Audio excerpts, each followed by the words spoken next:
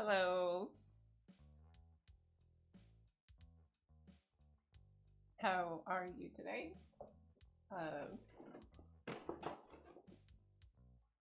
I just woke up, so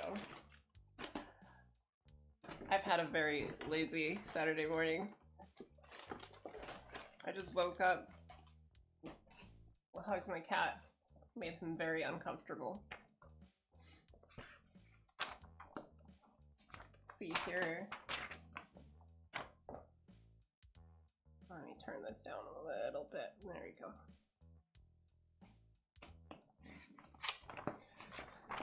So,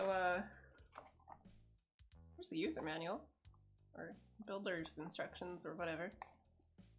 RX-93 Nu Gundam. That's okay. You don't really need to know much about anything. As long as you enjoy big robots that look cool. Let's see, because I actually don't know very much about the original Gundam timeline. So I have no idea about what Nu Gundam actually does.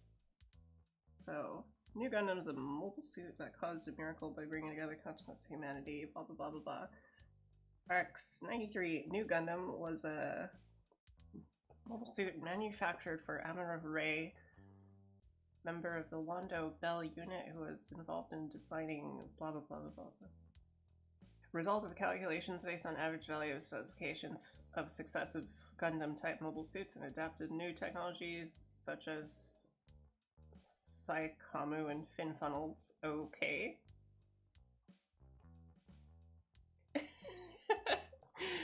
Antoine, go ahead.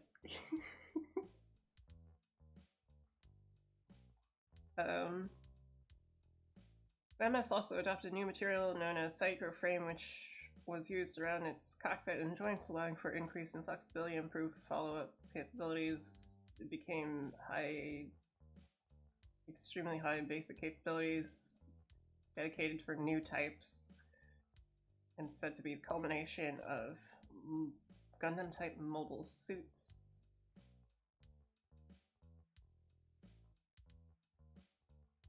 Okay, but isn't there like a high Nu Gundam? It looks like it's like blue and white and it's got like wings. I just like the designs, honestly. But get started. Okay, so I actually started panel lining this a little while ago. Where's my... Where is...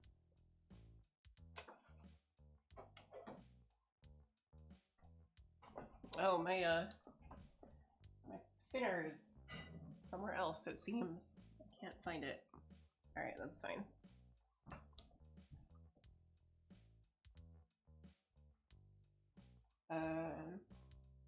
This is frame part C1. Okay, yeah.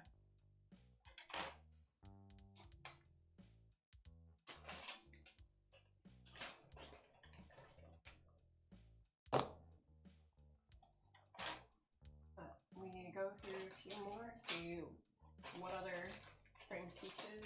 Let's see here. Frame piece. Oh, this is fin funnels. Frame piece E.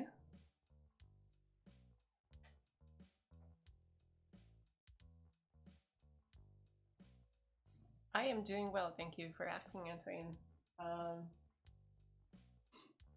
Yeah, it has been a while, but I'm glad to see you're back.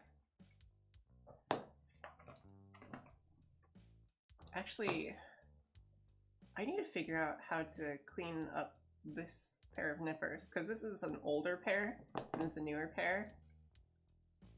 And you can kind of tell. Right.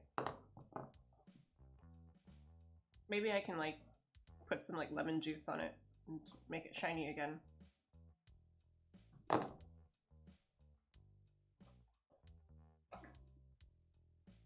Okay, so let's see here. Instructions tell me to start with the leg units. Part G. Where's G? This is B and then A. Okay, so not this one. Is it this one? This says H. And what is this other one? H and F. Okay, so not these. I think G is out here somewhere. Oh, here's G. Found it. Okay, I start with number 15, part 15. Where's 15?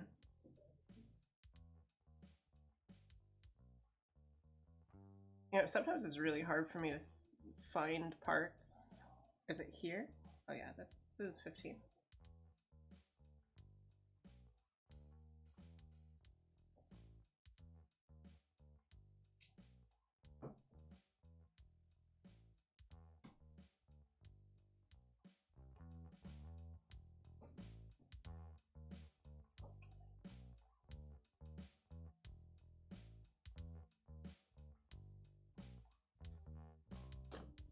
I'm not doing the cutting the most, how do you say, professional way, because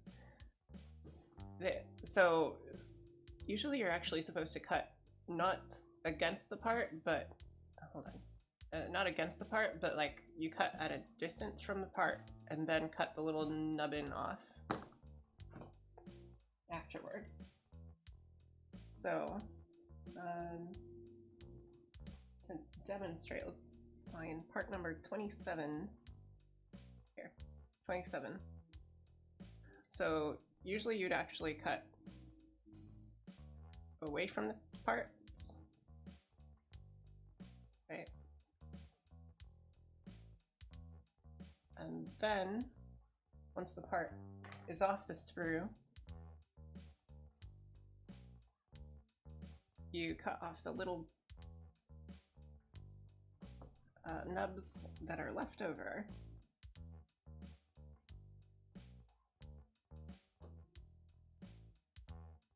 It is not my first gunpla.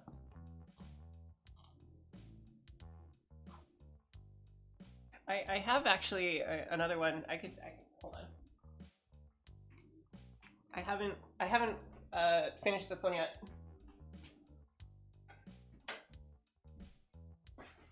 But it's a lot of work to do, because this one requires a lot of like custom putty work.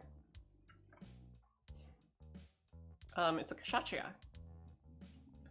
So this is a HD kshatriya, but I'm doing mods to it to basically make it more like dynamic detail.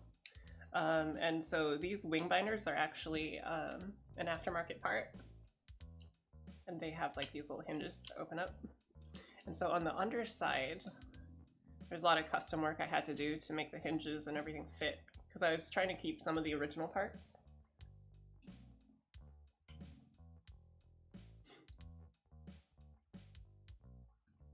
But yeah, so this whole frame is like kind of a pain.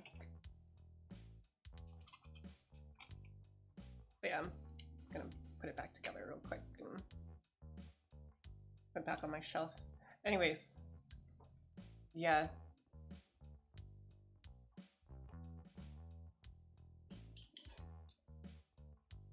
This side's also got it, but I don't have the rest of the putty work here, so yeah.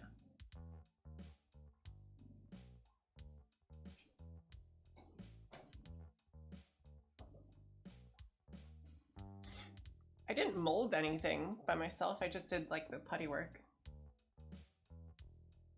Hey there, Sean. Christmas stuff. We're putting away Christmas stuff in January, February, March? Might as well leave it up the whole year. Let's see. Oh, it wants me to go to Frame Runner F. That's this one.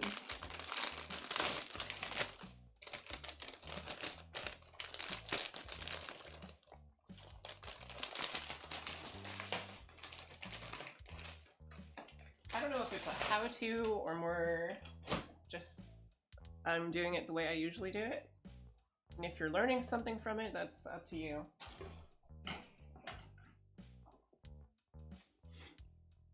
Fair enough. See, it tells me to grab F6. Where is it?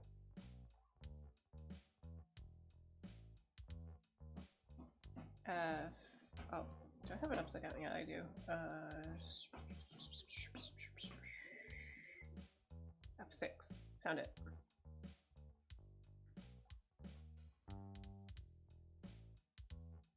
Yeah, I'm just gonna do it the quote-unquote improper way because I am a tiny bit impatient, usually. It's just kind of how I am.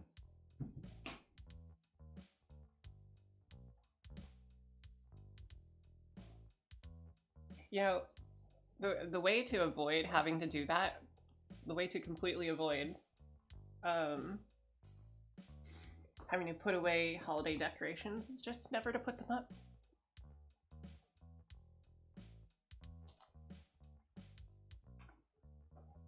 Just don't put them up, and you'll never have that issue ever again.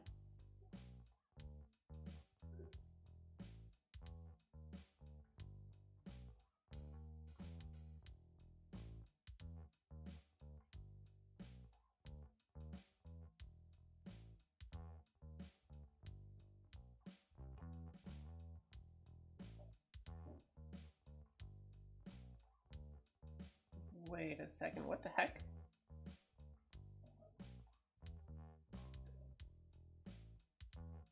Oh yeah, oh yeah. It's really pretty bad.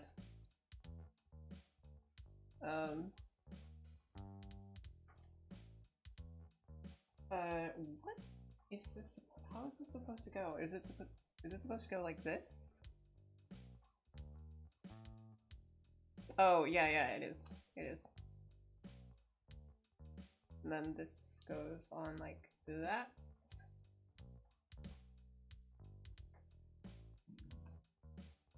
Okay. Alright, I see. It's the heel piece. It's the heel piece. Hey, Manelis.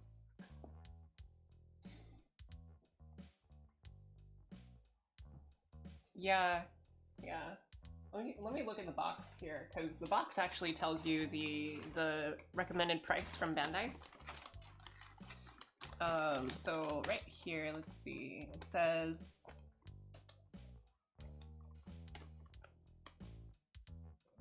oh shoot, where is it?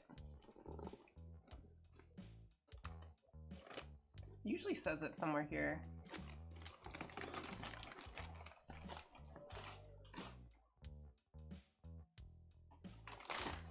Maybe it is. Yeah, so I don't know if it's the first. I don't know if it's the first set of numbers or the second set of numbers, but there's like the price in yen. Or the recommended price in yen. So yeah. Yeah, so I crushed my pinky earlier this week. Now I can like use my hand just fine now, but still hurts a little bit. And it definitely looks much worse than it is. Let's see. G. That one's H. Where's G? Is this one G? Oh yeah, this one's G. How could I forget? That was the first one that I picked up. G 32, 30, and 33. These.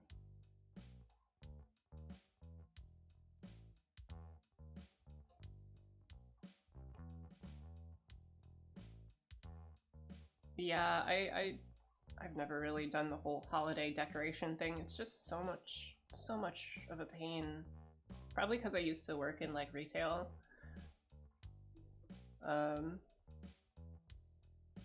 used to work in retail, so I'd be decorating every single holiday. I got so tired of it. it's like I never wanted to see like a Christmas tree or Easter bunny or any holiday item ever again, honestly.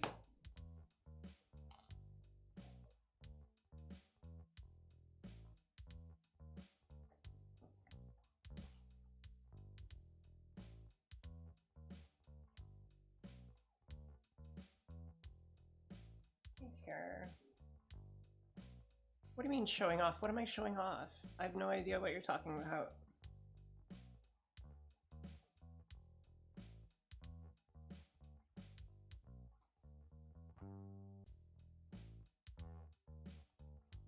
Okay, so let's see. Which part goes in?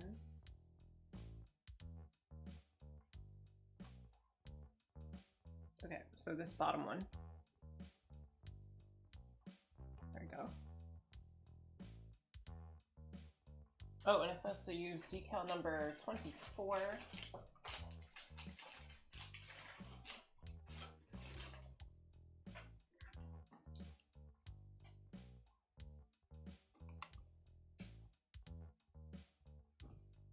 I think having like just a moderate amount of decorations is okay. Like, you don't go like overboard, but you do like have a little bit. Maybe like something in the window or like something on your front door. That's like kind of reasonable, easy to clean up. Number 24. Which one's number 24? 24. Found it. These. Come on.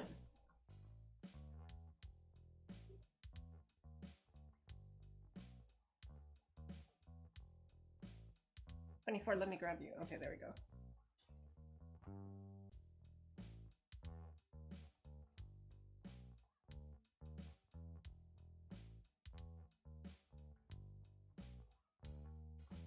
And then it says to put one on both sides.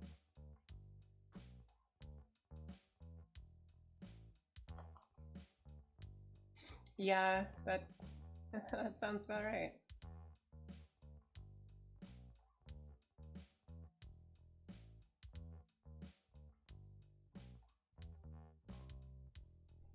And there you go.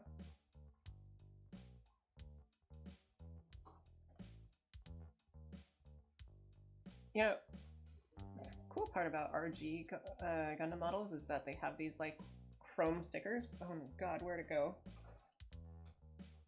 Where'd the sticker go? Oh no. Oh no. Oh no, no, no, no. Hey! Get down from there! Oh my god. Cat, stop it! You!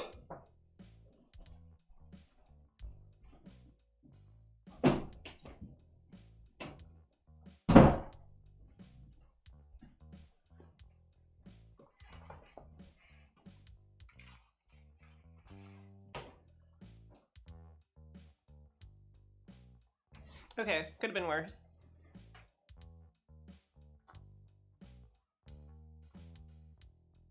Is this?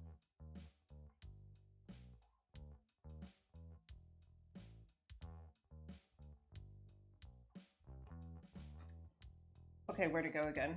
I thought I found it, and then it wasn't. There you are.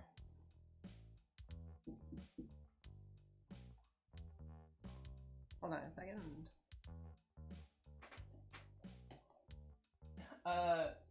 Rigger was messing around in here.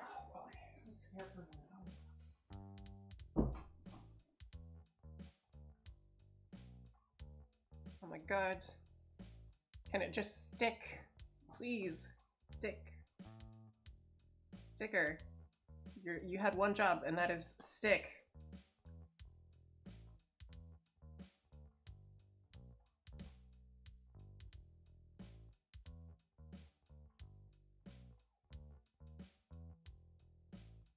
I'm gonna see if maybe the sticker had some backing still stuck to it.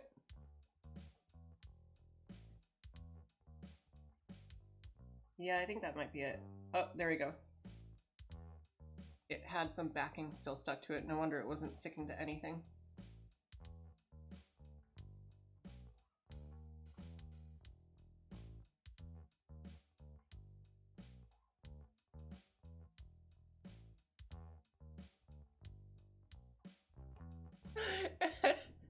I can hear him begging to come back in.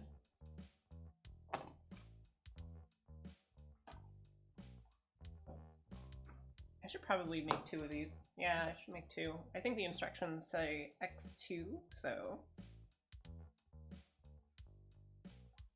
let's make 2.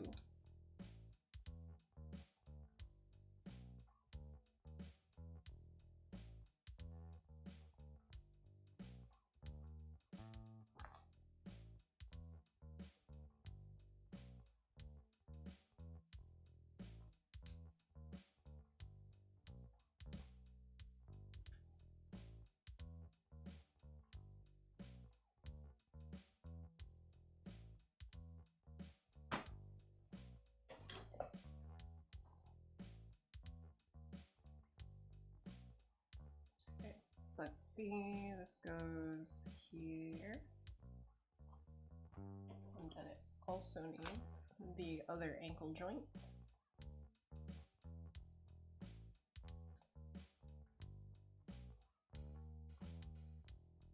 Yeah, my parents never really did the whole big holiday celebration thing. They did a little bit, but not like too much. So if it weren't for having to work retail before, I probably would actually be decorating stuff. But yeah, no. I really don't do the whole holiday decorations thing. It's such a pain to do, and then you have to pull it down, and it costs money.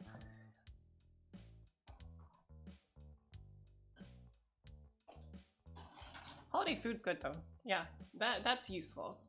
Food is useful. Very, very useful.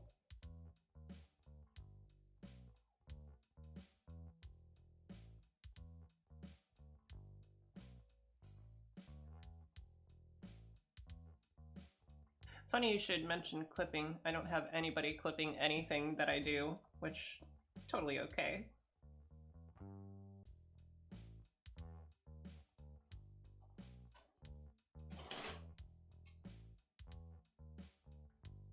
Yeah, honestly, it's kind of fine by me. Cotton potatoes?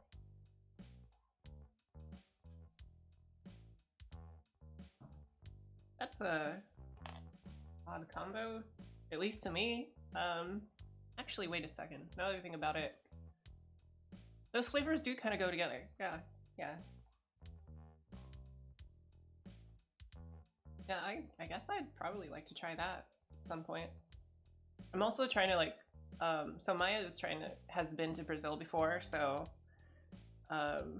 she has like a nostalgia for Brazilian food, and we're trying to figure out if there's any places that sell Brazilian food around here.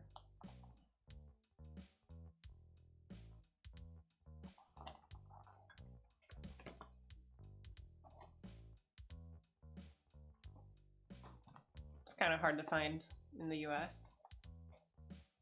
The US is so US centric, shall I say?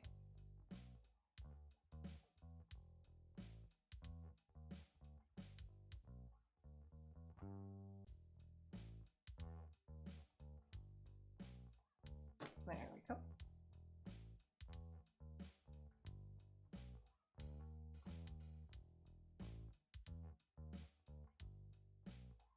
Okay, let me move a little bit, that'll be easier.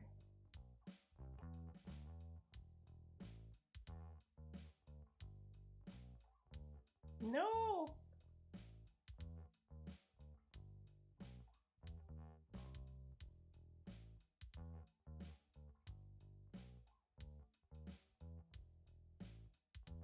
Okay, there you go.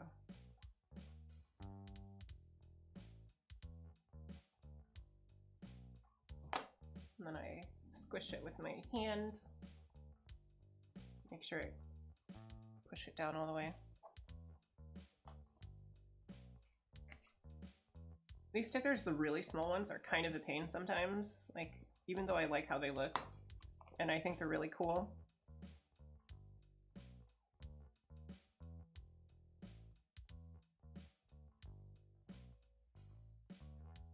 They definitely are a pain.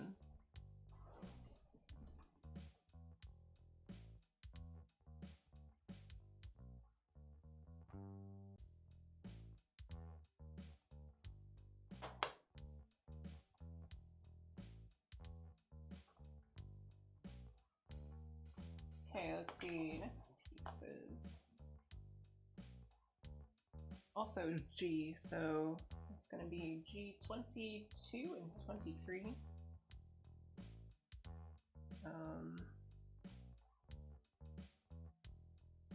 22, 23. Oh, okay, so the right, one side of them is 22 and 23, and the other side is 16 and 17, looks like.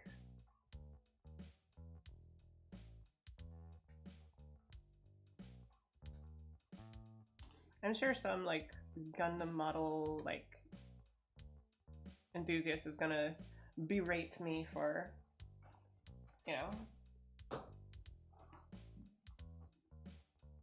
for improperness with assembly.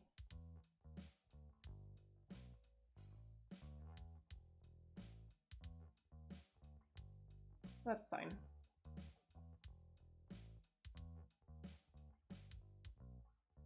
I tried to learn, well, I haven't really, but Maya's trying to get me to learn a little bit of Portuguese. Because she's got nostalgia and she wants to go back.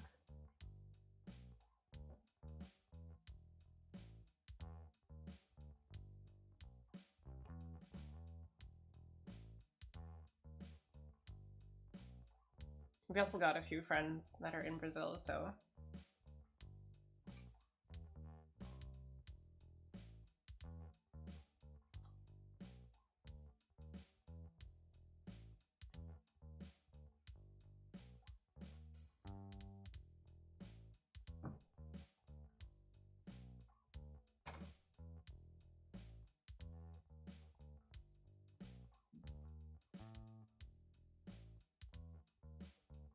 there we go. Yeah, it's starting to look like a foot.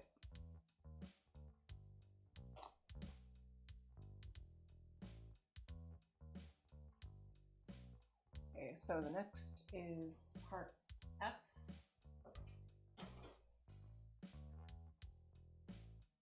Just the foot. It's the top and the bottom.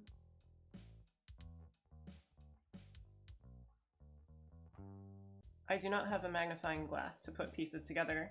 What I do have are my eyeballs. I'm very nearsighted. So actually, give you an idea of how nearsighted I am.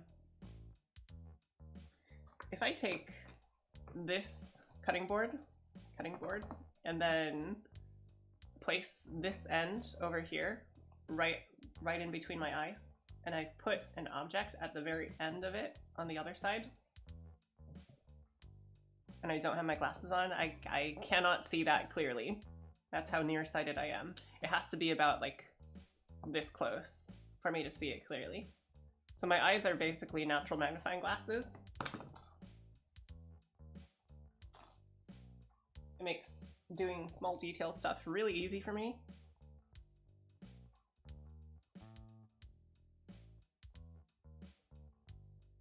But it does mean I have a huge handicap when it comes to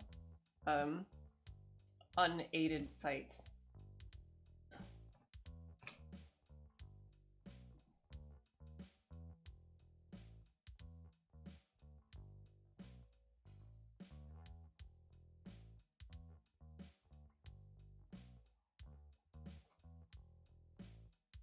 There we go.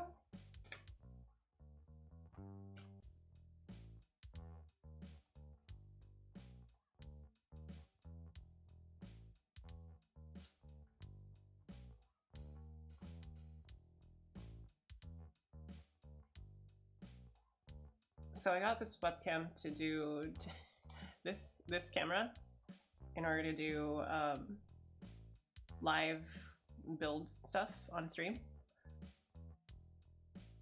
And it has like a little ring light, I think, but the light's not on.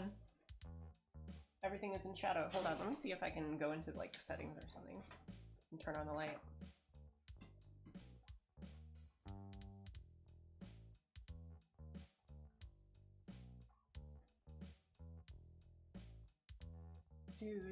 Do.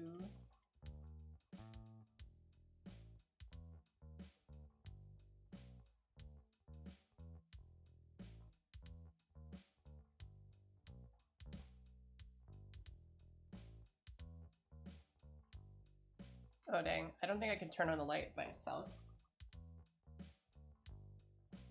Is there like a button to turn on the light? It's weird. And of all the things, you get something because it has a feature and then you don't know how to use it.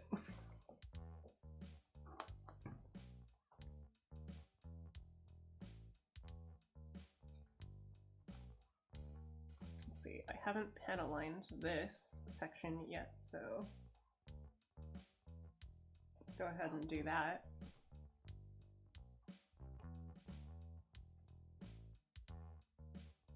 Or does it need it? It's so dark. Nah, I don't need it. But a little bit in each of the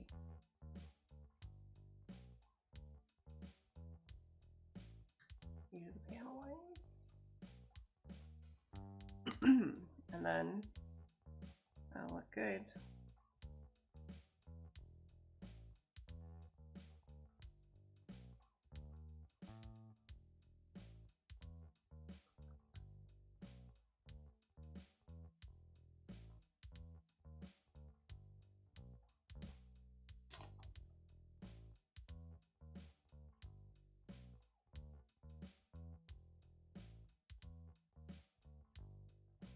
So basically, the way to do panel lining is you have like this really liquidy paint, and then you use the capillary action. So that's like when you have small spaces, liquid tends to like flow through the small space, like get pulled through by surface tension.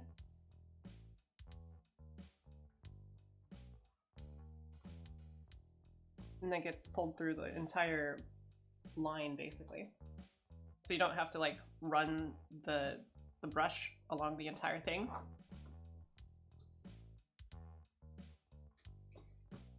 Just do a little bit. Okay, let's see. Art. Plate G, part 25. Okay, these little thruster thingies. Hey words, how you doing?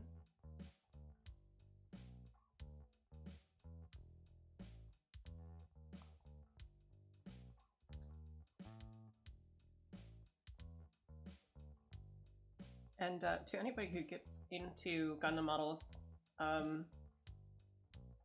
would recommend getting some decent nippers. Like the Tamiya beginner ones that are on like Amazon or whatever, they kind of suck. Honestly, they do. There's no getting around that. Like the blades are a little bit too thick. So they don't really cut cleanly and they can't get into tight spots. So that's my plug for these Mineshima ones. It tells me to go to plate I. Where's plate I? That's C1E. F. H. This one I. This D. B and J.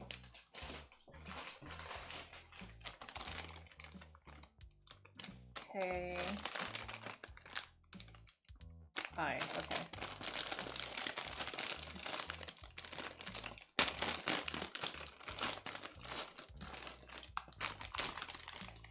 What do you mean figurine or prop?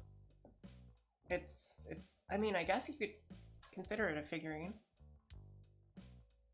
Yeah, I guess you would consider it a figurine. Let's see, I-17, these little ones.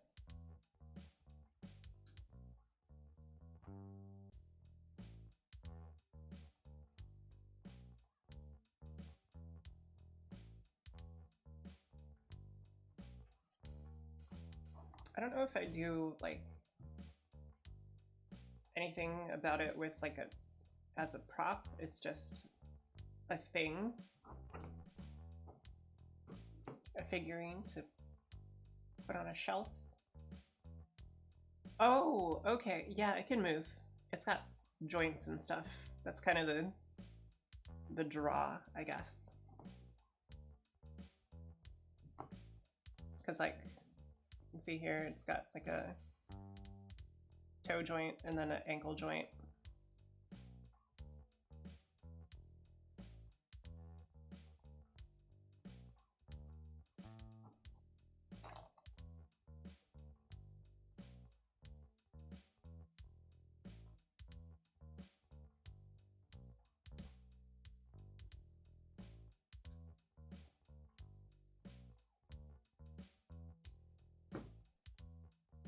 Yeah, I just have the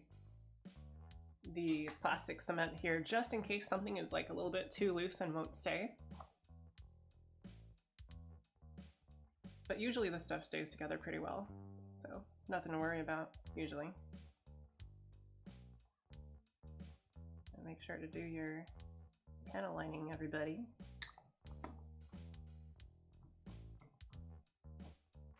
I gotta do C12, C112. This one? Yeah, here it is, C1. And then 12 is these up here.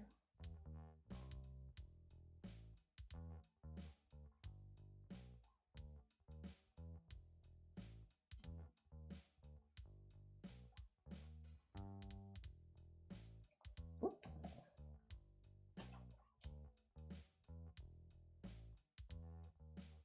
Yeah.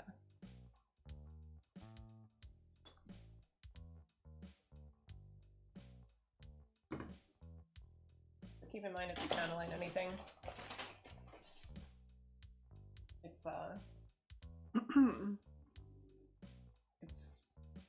it'll make the model look so much more premium, shall I say. Like it won't look as plasticky and, you know, toy-like when it's complete.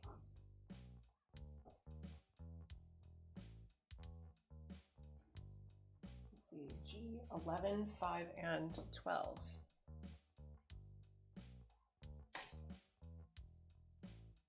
Where's H? Where's G? Gotcha. 11.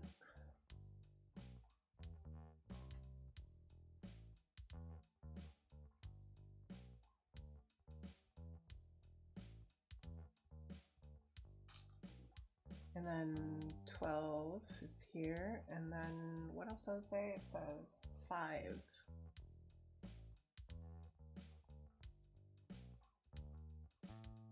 It's more like a universal joint. Cause like, so it looks like a ball, but actually it has a one joint that goes like this way, that lets it spin this way. And then it has the main ring here, and then this will go into a peg that'll let it go around like that.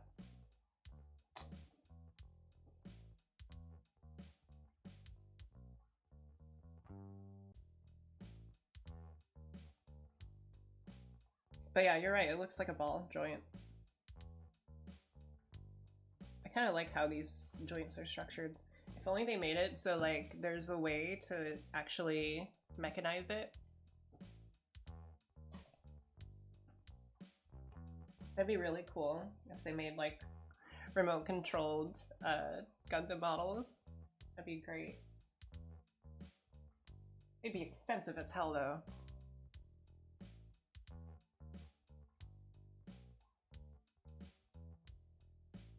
Let's see. Does this go here? Yeah, it does. Okay. And then this goes. Come on. Cooperate, please. Thank you.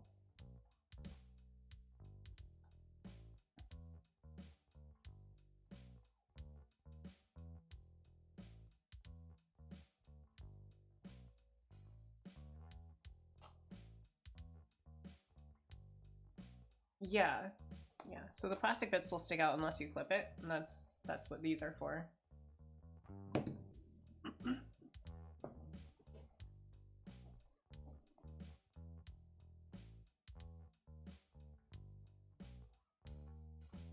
So these are really thin blade. They're Mineshima thin blade nippers. And so I get right up to the part because I'm impatient and I just clip it.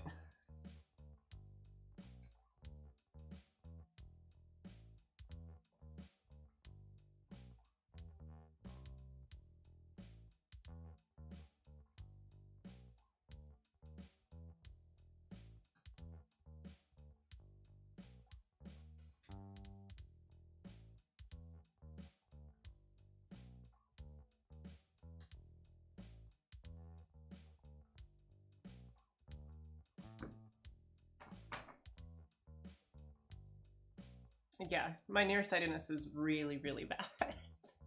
It's super, super bad.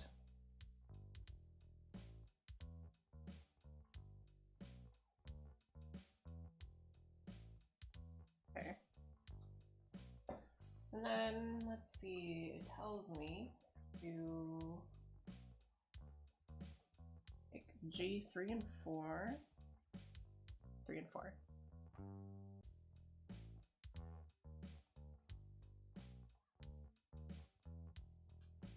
Oh, that's kind of cool. I am a little bit jealous of people who have 20/20 vision though. Maya has 20/20 vision, or close to it, and so zero correction to her eyes, and she can see everything. Except really small things. That's where I come in.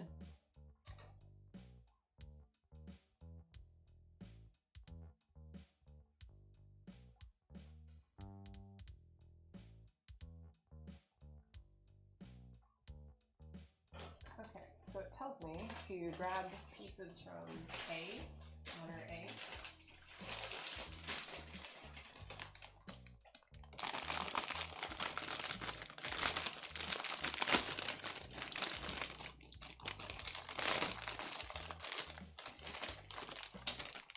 Oh yeah, I can see why.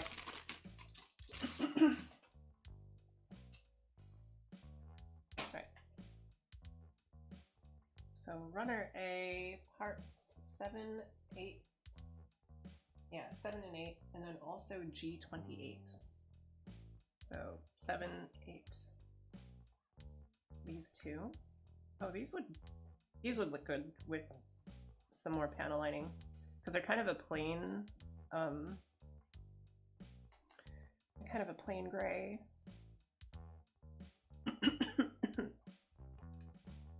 Morning times, really dry throat. It hurts sometimes. Okay, let's see here. And then it also wants me to get G28. 28, here it is.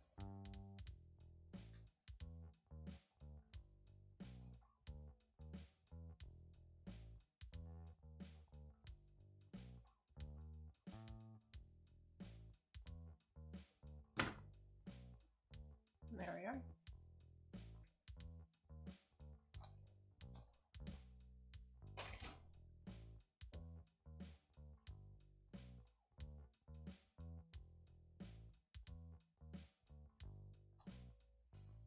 Yeah, but that sounds intense. Replacing corneas? That sounds really intense.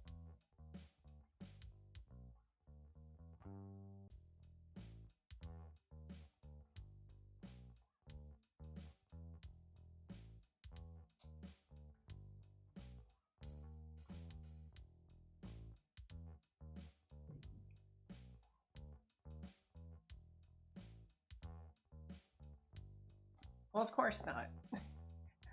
America, land of... Oh, you have insurance? Well, my insurance is not going to work for you anyways, whether or not you have it. It's just like, why have insurance? But then also when you don't have insurance, they charge you extra on taxes when you don't have insurance coverage for the entire year.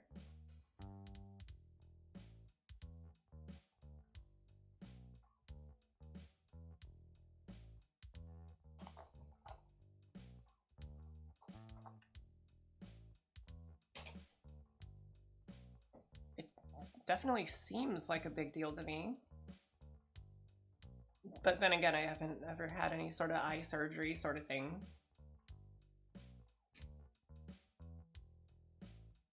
I don't even know what they would replace the cornea with.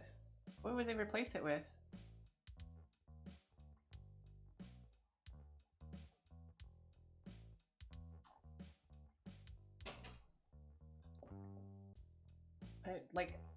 I have a feeling that they don't have like replacement corneas grown like fresh out of the lab or anything, so what do they use?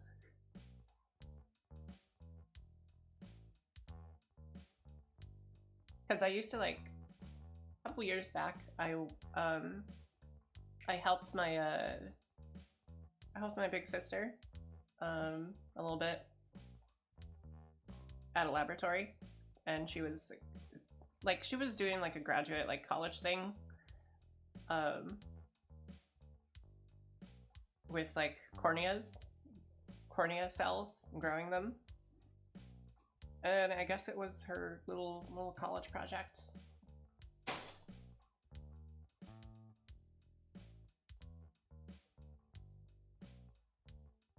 Transplant, okay. Yeah. My sister was trying to see about the viability of lab-grown corneas. Yeah.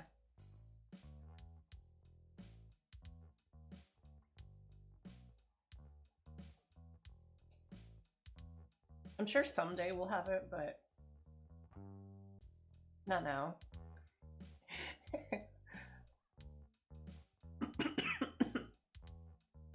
Yeah. I should probably have gotten a cup of water when I got up. Alright, let's panel line this. And we'll reveal all this detail that's in here.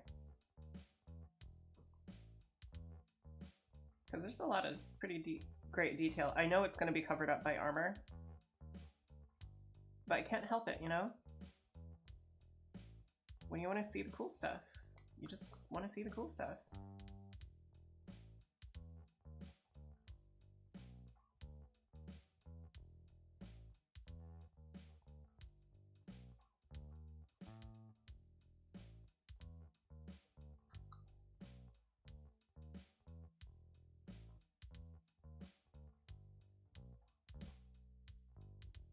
Look how it flows. Look at that. Then compare it to the unlined one.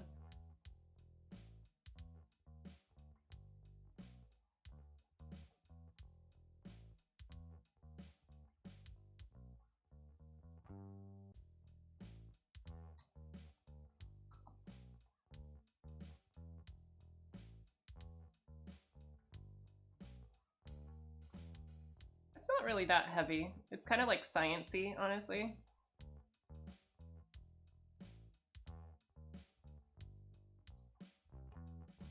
And science is something that I find kind of fun to talk about.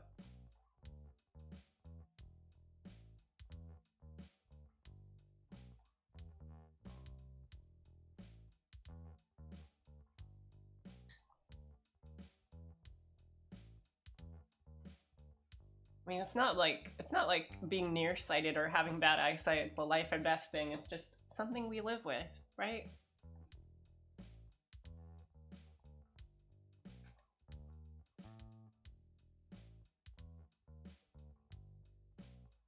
All right, let's see. G21 and 20.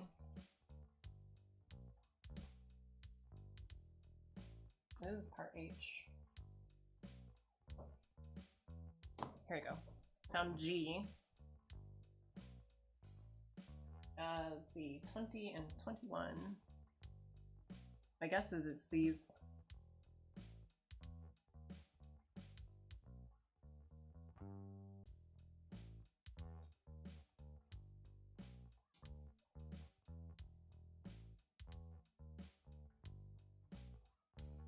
The thing about panel lining is you gotta wait for everything to dry before you start doing the cleanup step. And the cleanup step kind of sucks because sometimes you accidentally get into the part that you just panel line and you have to panel line it again.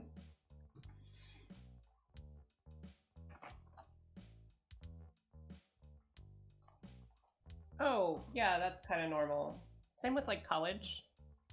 As soon as the US Gov was like, oh yeah, let's make it easier for people to go to college. You know, let's give students, you know, good intentions, right?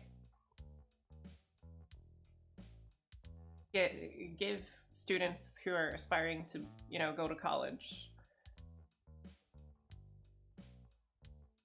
like the financial aid and stuff so that they don't have to be like, oh, I could qualify for college but I don't have enough money to try to fix that, right? And then they enacted stuff like that, and then the colleges said, oh yeah, we'll just raise our prices by the amount that the government's willing to subsidize, so we can just get all that money ourselves.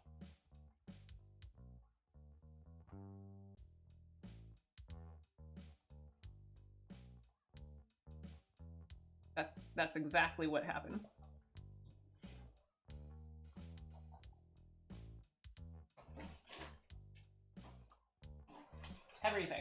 Everything that went like that. Everything that's like a mixture of like, oh yeah, government's trying to make it better, and then private companies.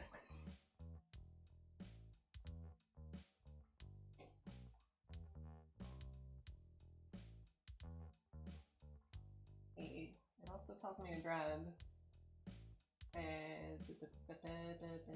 G14 and 13 and 6. 14, 13, and 6.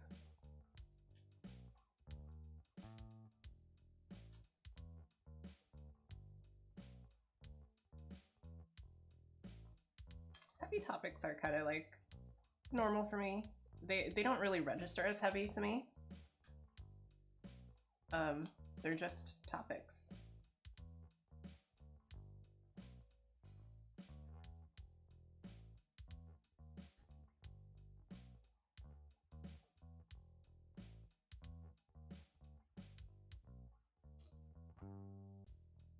Man, like, despite Japan having like some pretty bad stuff about it, about like the culture and stuff, they at least have some good healthcare. You want good healthcare, or you want decent-ish healthcare, you just go to the hospital. You don't hem and haw and think, oh, am I gonna be able to afford it or anything. You just go to the hospital.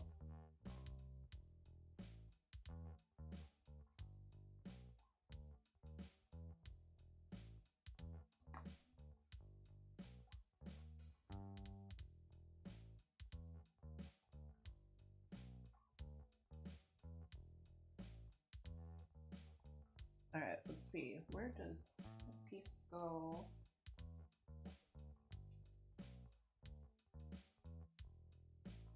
I think it goes here. Yeah, I think it goes there. There.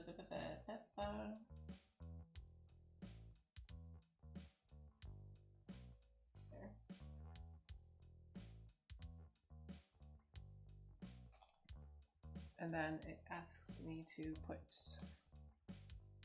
this piece in here somehow. Okay, I see. That's a weird ass joint. Look at this. Look at this. What the heck is going on with this joint? Why does the shin bend like 4 different ways?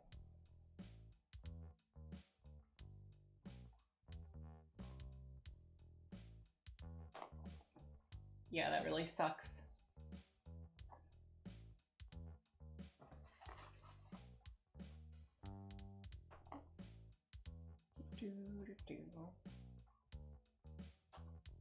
I know, right?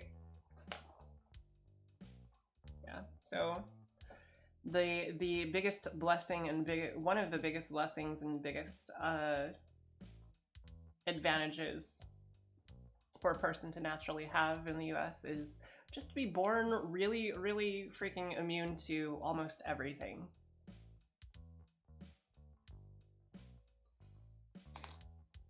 Because if you're like that durable and impervious, then it doesn't even matter. And then also, the less you go to the hospital and the less you use medical services, the less expensive your medical stuff tends to be. By, I don't know, $1 million? I'm kidding. Not 1 million, but it's still a lot.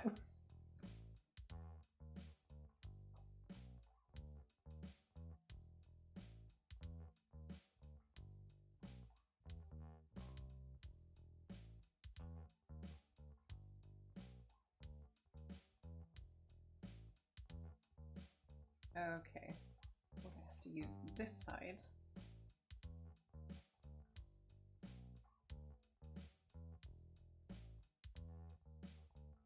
There you go. Looks pretty decent. Where? Oh, I forgot to grab part number 6.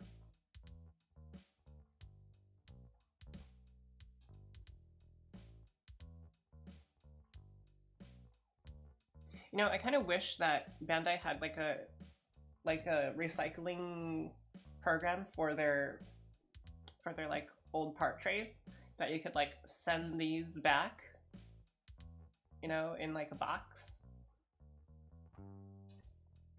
and then they would like, you know, process them down to make them back into material for model kits. Because like, you think about how much plastic is in this part of the model kit, and then think about how much plastic is not used as part of the model kit. It's pretty significant. My dream collab. That's a hard one. So I'm a big fan of Pikami. She's what got me into VTubers. So that would be one. Keisan, probably, yeah. Because she likes memes, and I like memes. Probably gamers from like Nizi Shanji. I like the big, yeah.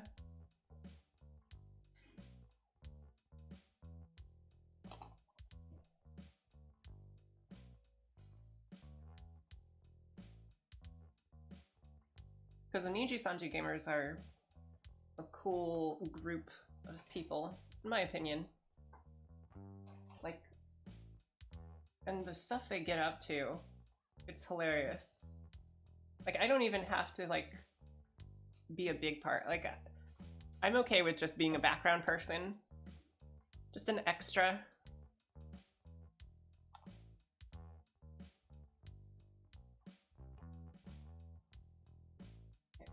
A, 3, and 4. There's 3, there's 4. Okay.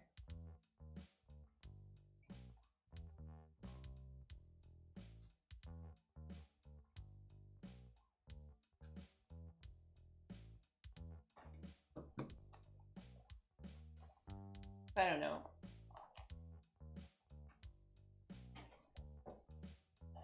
It would probably not ever happen, in my opinion, because I just don't have a following, really. I'm just a hobbyist. I just do this because I'm just, you know, bullshit on the internet.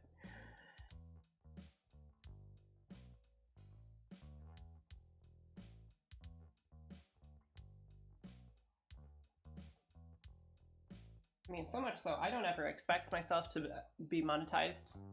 Because, like, too many things that I like just cannot be monetized.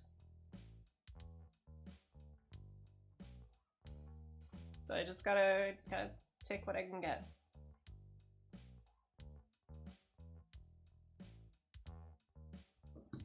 And I definitely don't have the resources to make something into something that I can monetize.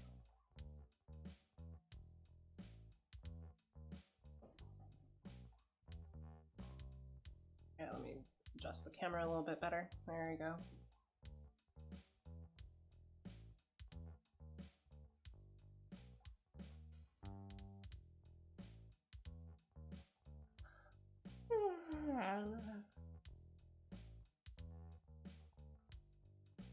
Okay. There's that. And then where does this go? Here? This goes here.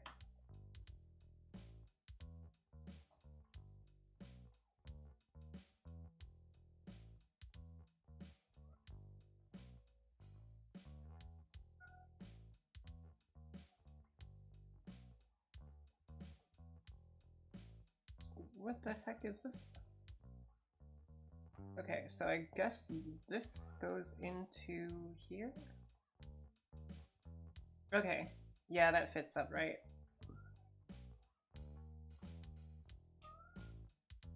So it's some additional joints to make the... Oh, I see what it does. Look at that.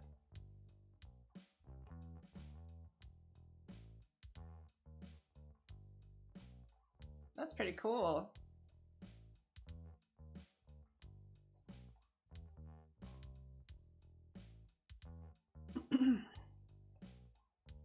Gotta remember to panel line it, even though nobody's gonna see it.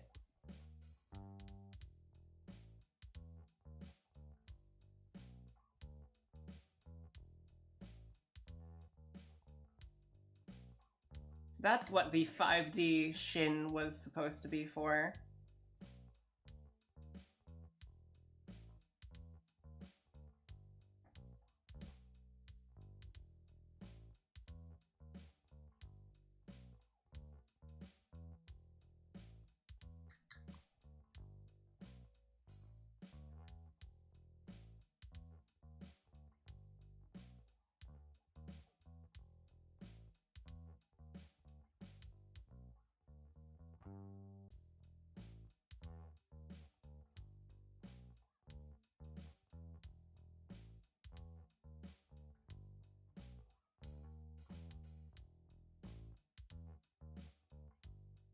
There we go.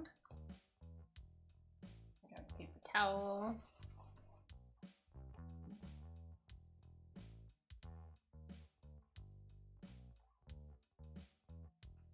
There we go. Now there's some stickers, it says. That's number 21 and 18.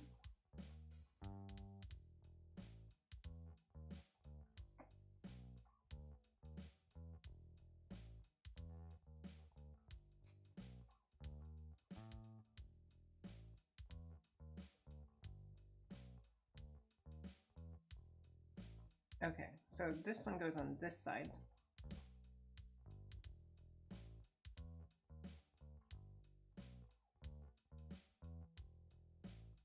Well, that looks real cool. Look at that.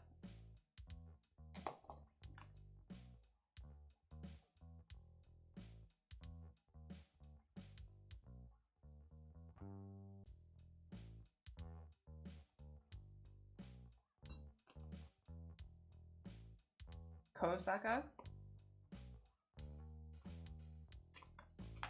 Yeah, I've not seen that many different VTubers because I honestly am not that adventurous. But yeah, like, I don't actually know who Kosaka is. But I can definitely feel that sort of like, you know, excitement of somebody that you are just a really big fan of, you know?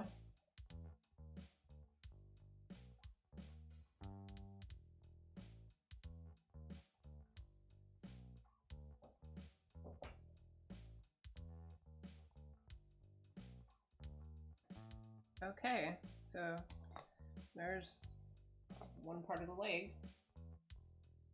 I need to do the next bits. So those are these.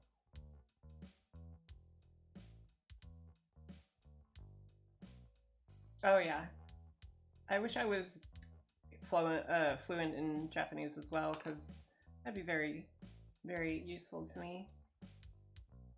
Because I could read and watch like manga, anime, and stuff, and not have to like worry about, oh, is the subtitles out yet, or is the translation out? No, I don't need to think about that. Like, that'd be so good. And then I could like read Japanese car magazines, because like that's another thing I'm really interested in.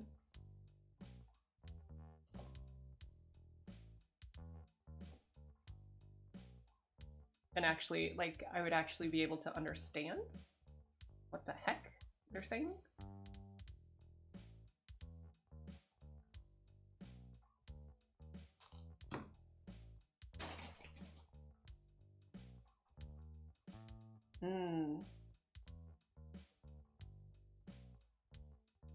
Okay.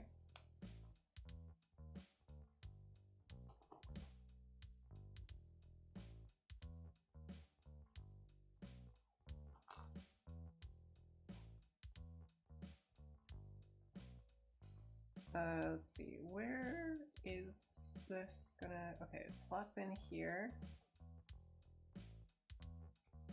Okay. There we go. And then I put this one in.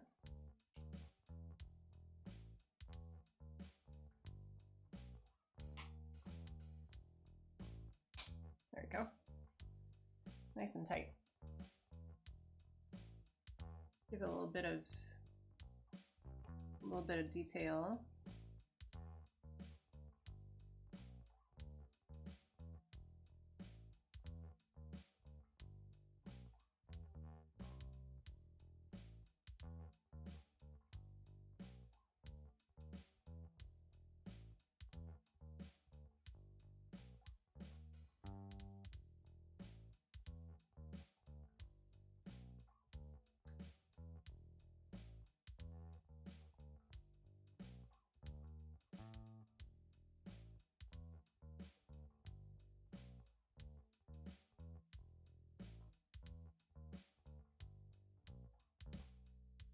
Panel lining just really brings out all these little details that they put in here. Like, they could have just made the inside of here just completely no details, because it's getting covered with armor. But they knew that people like the details. I'm just gonna pat it a little bit, pick up some excess. Oh, that looks pretty good.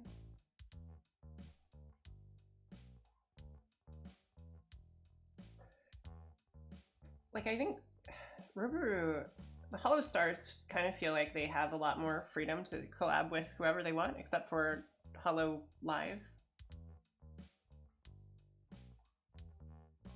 But like, Pikami, Voms, and them, they definitely collabed with Hollow Stars. That's pretty cool to watch.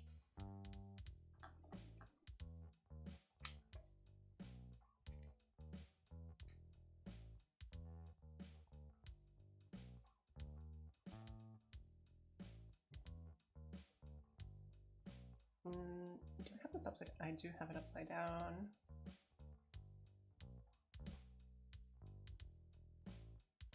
Yeah, I wish I had like musician chops, like really good musician chops, like some of the Hololive and the New Sanji girls were like, because like I don't know how to write a song. I'm really bad at musical instruments too. My opinion, not necessarily something that other people would think, but it's just my own opinion of myself, you know? You know how it is. Okay, so now it wants me to start putting the armor pieces on. Any pieces from K? Yes. K5 and 6. No. 7. K7.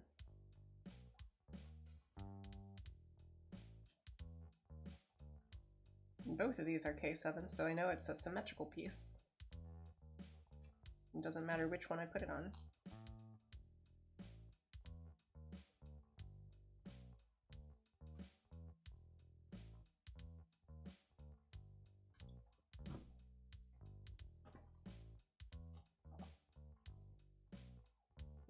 Let's see. Wants me to put it here in the back, right?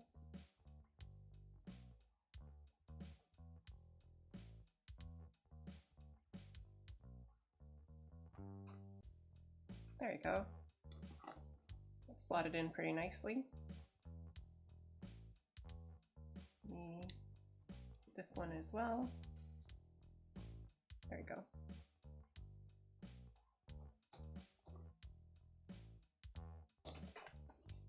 And then it says C1 and also J. So where's C1?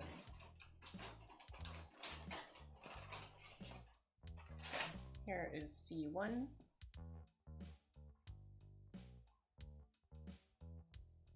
$14 and $15, right? Yeah, 14 and 15.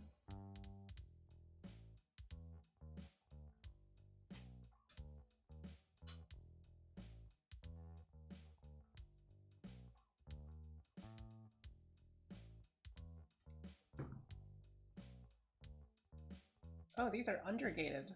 So, okay, so I cut these off, right? I cut these off of the runner, but also they have these extra little pegs here on the bottom. I don't know if you can see that very well.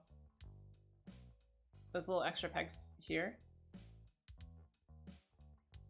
Those are undergated. So you slice them off.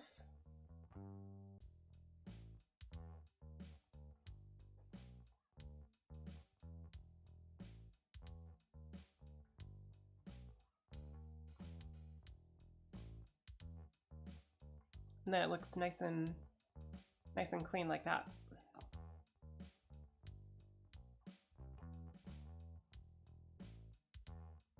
They're not supposed to plug into anything. You can kind of tell. Because otherwise they would be like interfering here. Okay, here. So there we go.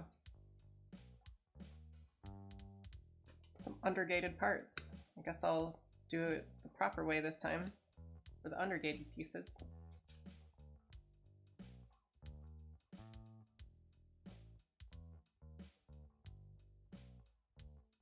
Oh yeah, this is so different.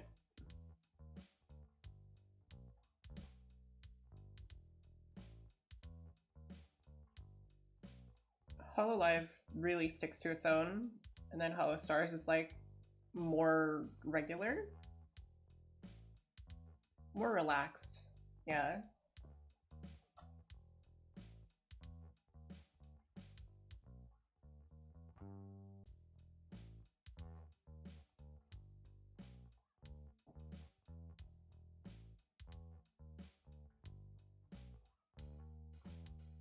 Oh, right.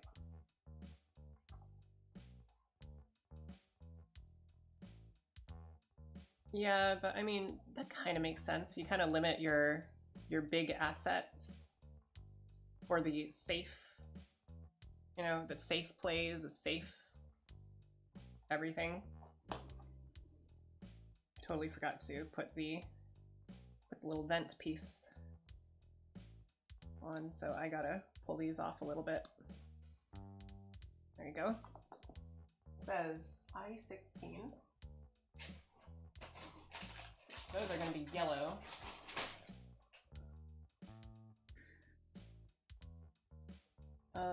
16, where are you?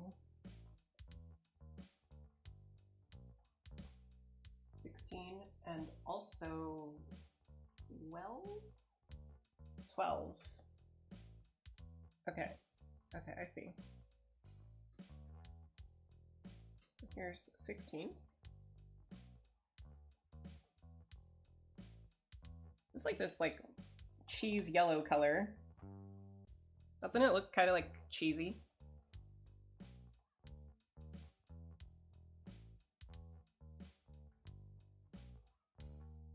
Definitely seems like cheese color to me.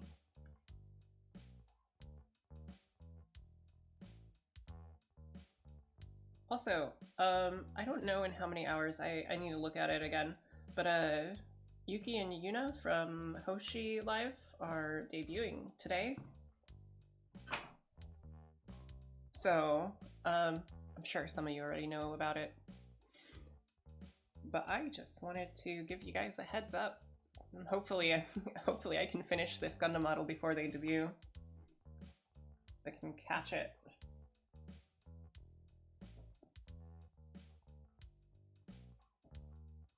Let's see. There we go. Yeah, that looks about right. 3 hours? Okay. Gundam model speedrun, I'll go. I'm just kidding. I still want to take my time and make this nice, you know?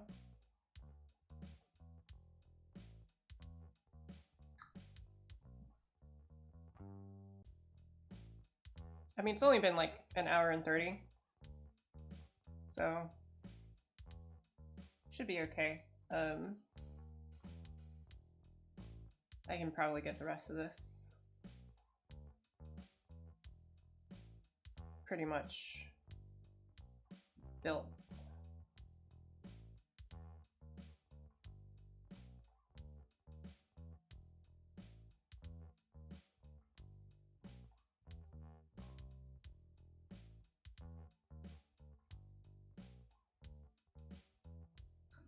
There you go.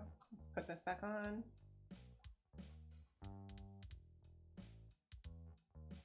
There we go. First leg is coming together.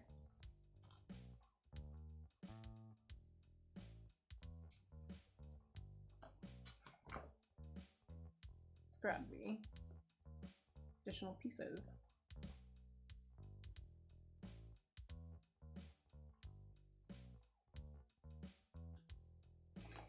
Yeah, Yuki and Yuna have a really big following.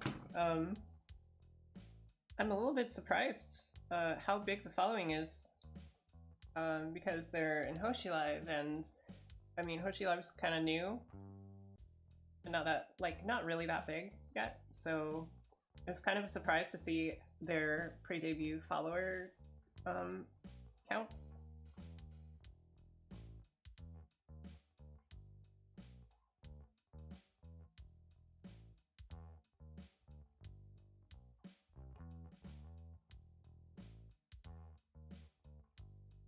I was like, damn, they're doing work.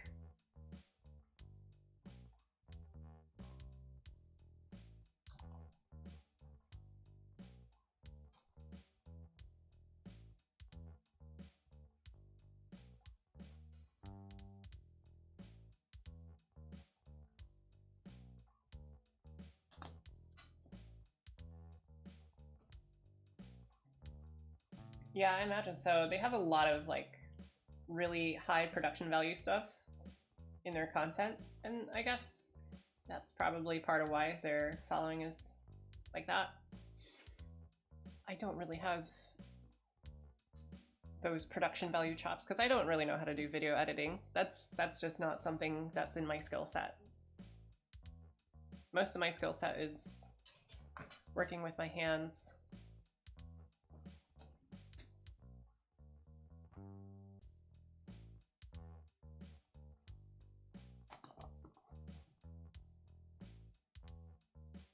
I don't really have much else.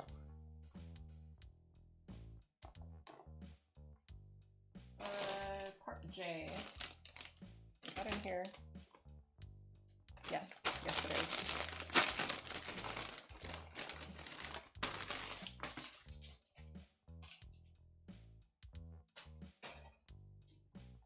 All right, our part J says to grab part 11. All right. These are symmetrical, they're identical. I don't have to worry about which one goes on which leg, which is nice. And these are also undergated.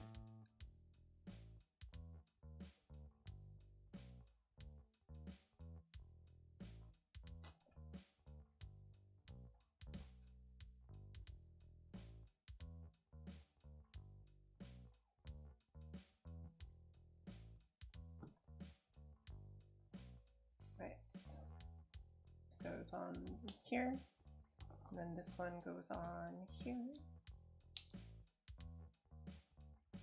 There's a little bit of panel lining opportunity here. Give me a second.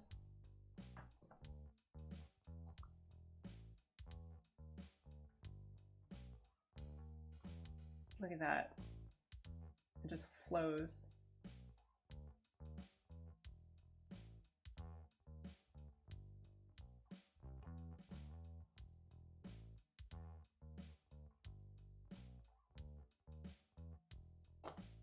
So it's going from this, add the panel lining, and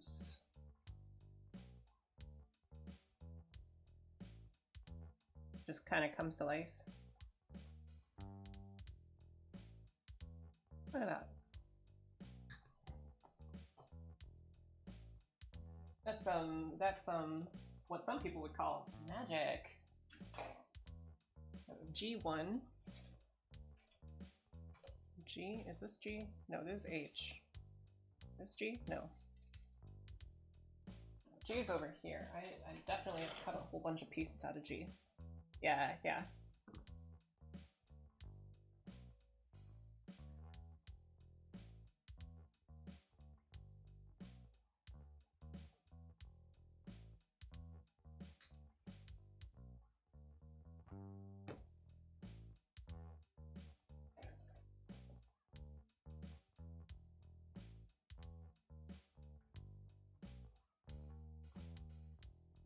Oh, this seems kind of loose. I should probably, like, glue it.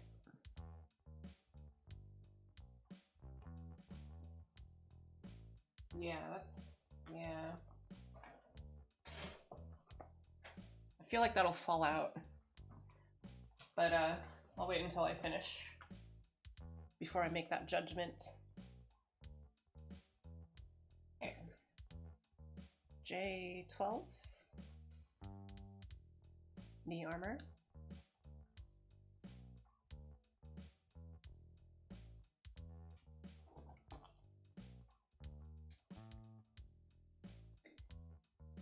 Yeah, one thing about agency VTubers is they have so many resources to like get something hyped up. I just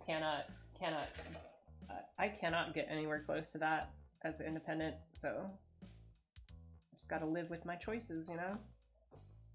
Actually, it's not really my choice, was it? If I audition for something and they don't choose me, then that's their choice.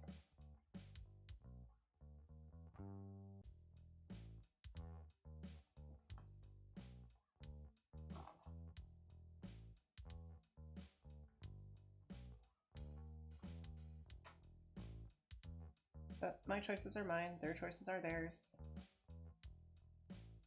And I can't fault anybody for choosing the way they do. Unless they're trying to destroy the world or something like that.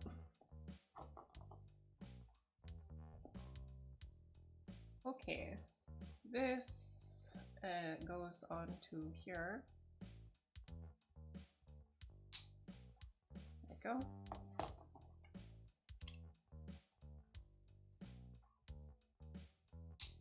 There we go. And then continues on with asking me to put on J13 and C13 as well as K6.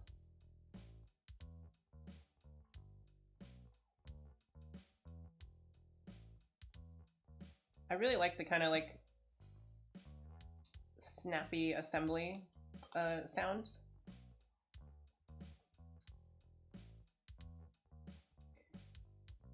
The only thing about these model kits is that you think about how much plastic is just for the support pieces and not like for the actual pieces you use, and then you kind of get sad, you know?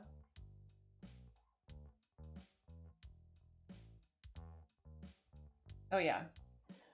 But I feel like if I can't organically get there myself, do I really deserve to even get that sort of boost in the first place?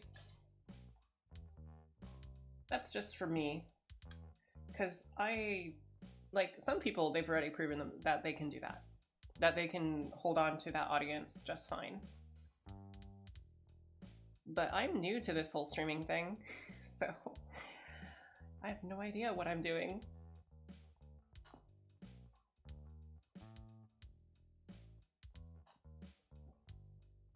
So that's A pieces and then the C pieces.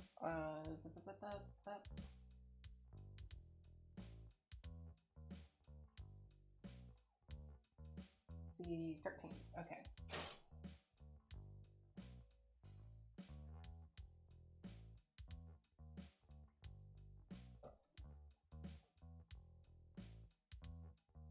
Man, I would have loved to be that lucky.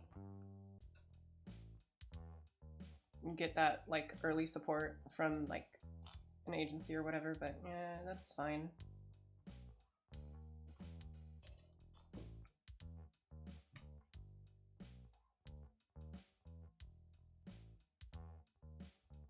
I probably wouldn't have met the requirements anyways.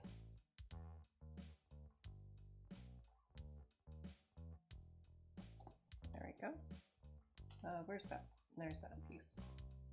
One goes over here. This goes on the back.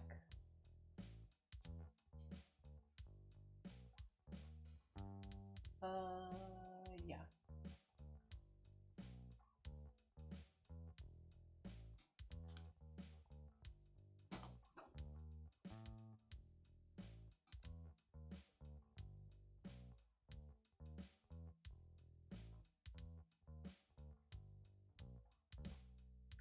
I'm gonna put this on a little bit off. Hold on.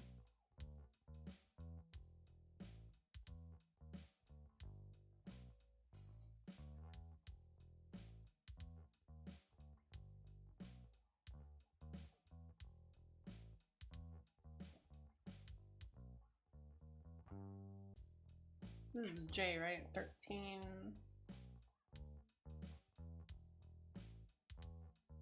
Yeah, both of them are identical. Why don't they seem identical?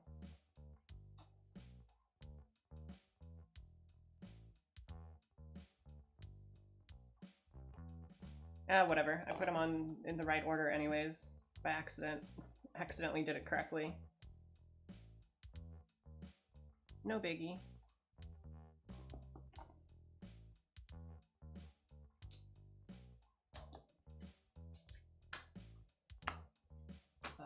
Let's see, next piece is F. Which one's F? K, D.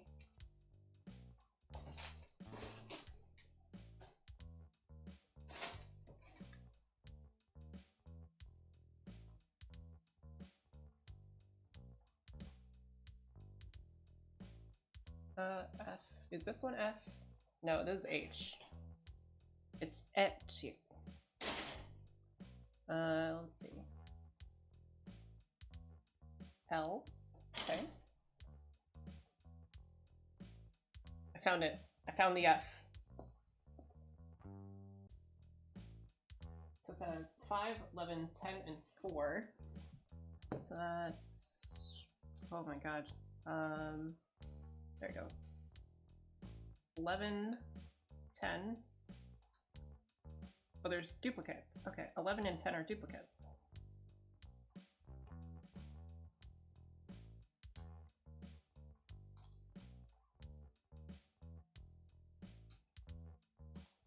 And then 4 is 5 and 4 is over here. It's asking me to get. Yeah, it's asking me to get 4 and 5.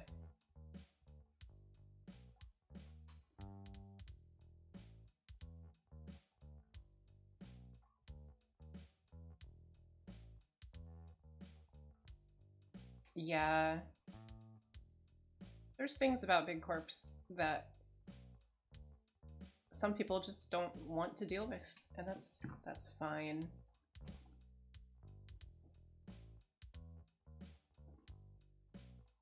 I probably wouldn't want to deal with Cover Corp, to be completely honest, even though I did put in an audition like long time ago. Yeah, it wasn't gonna turn out, it wasn't gonna pan out.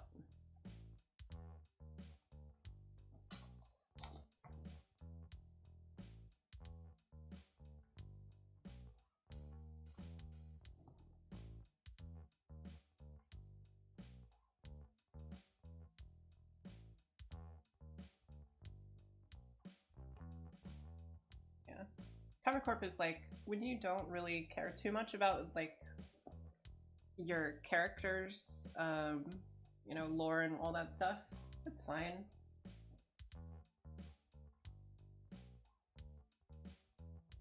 But if you do care about your character's lore and all that, you're probably gonna want to choose somebody else.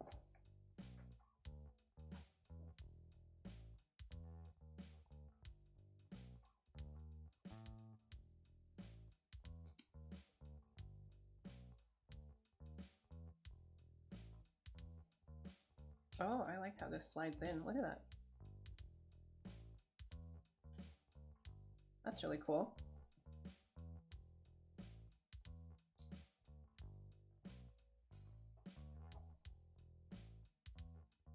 Oh, you know what? I think I know why they do this whole like detailed inner frame stuff.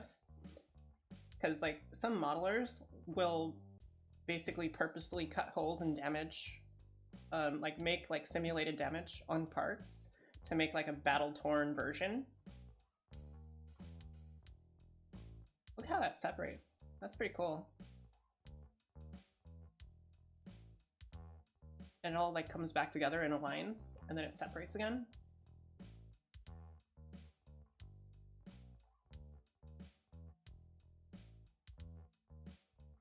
Ooh. Oh, that's interesting.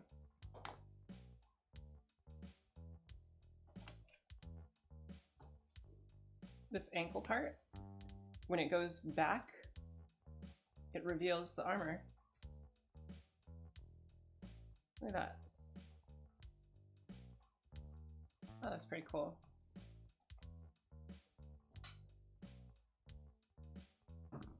Let me just attach this here. Finish off the rest of F. There we go.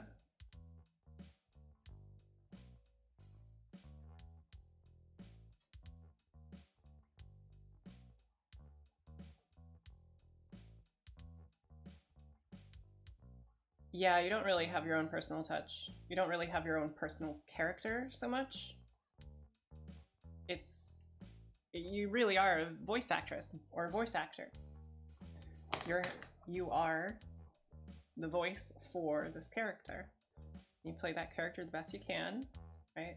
You inject some of yourself into it, but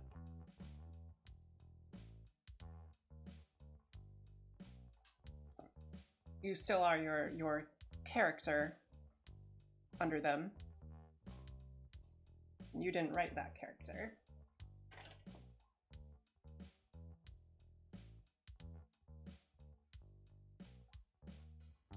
So it works for some people, doesn't work for others. I think really like artistic people will probably tend to want to have their own character.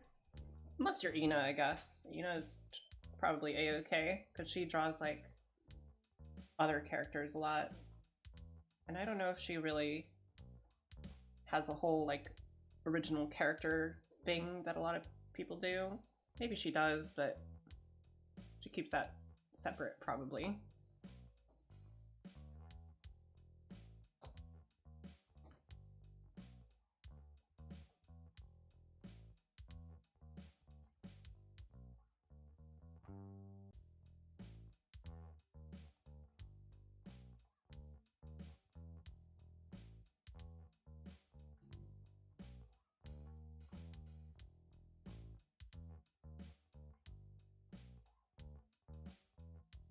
Alright, I think these are ready to put back together. This is ready, okay.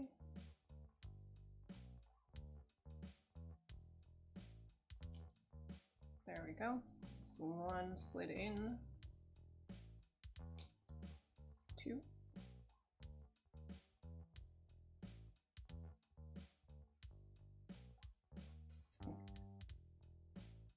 This goes here, yeah.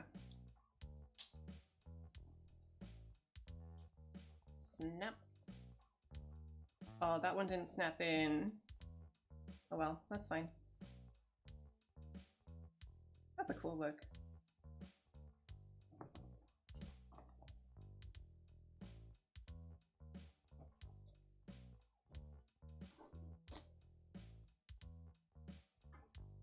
Alright, next up.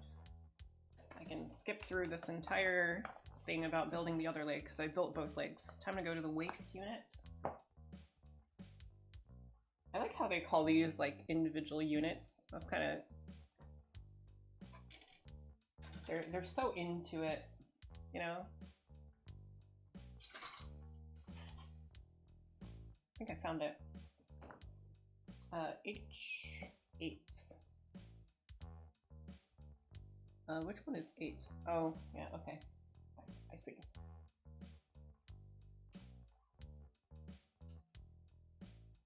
Yeah, I was thinking of pulling everything out of the bags and then panel lining everything before doing this stream, but you know what? That's fine.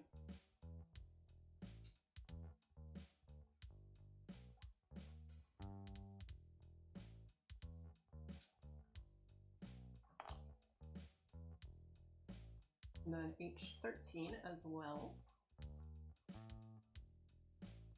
Which one's 13? 13? Here.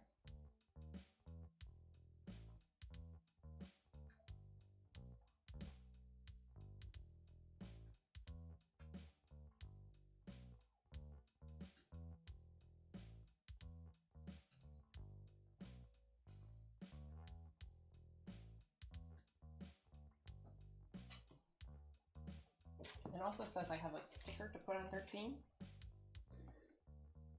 Which ones are those? 11 and 12, I think. Yeah, 11 and 12.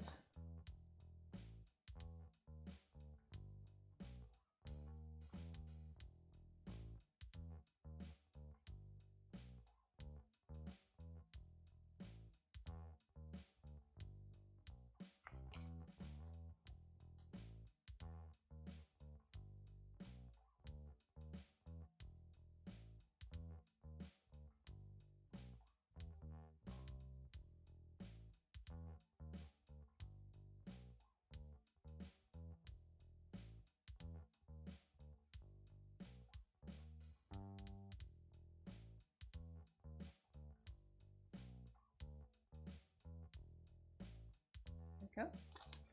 Let's grab the 11.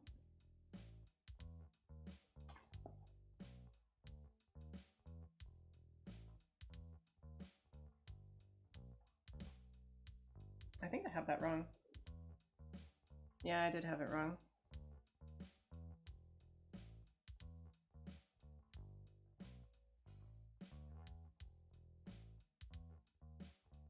So 12 is actually supposed to go on the other side. Now I gotta peel this. Nyeh. Come on. Come on.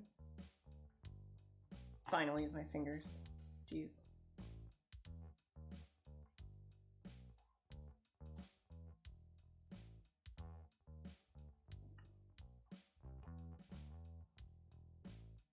That's something that you'll learn about building stuff. You like start with some like mild persuasions, like, oh, you know, come on, do the thing I want you to do, and you escalate, and then soon you have a hammer saying, I wasn't asking.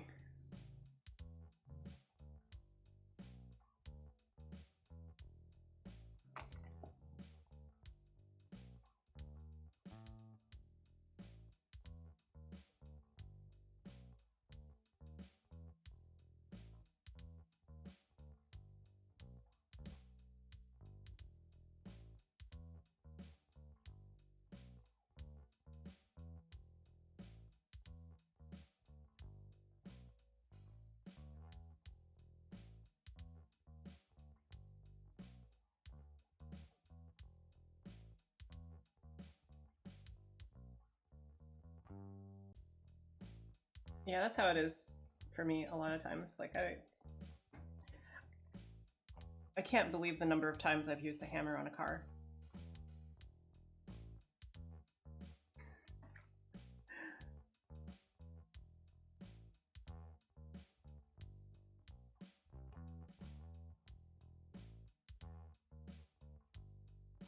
And yep, I've also used a blowtorch on a car.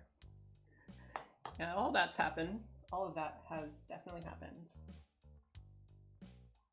Alright, so this wants me to put together on this piece.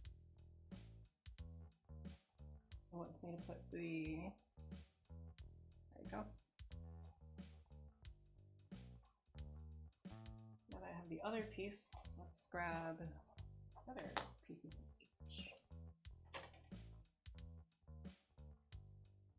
H12 is here somewhere.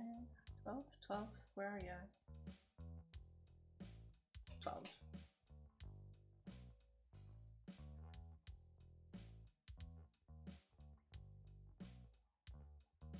Oh yeah, for sure.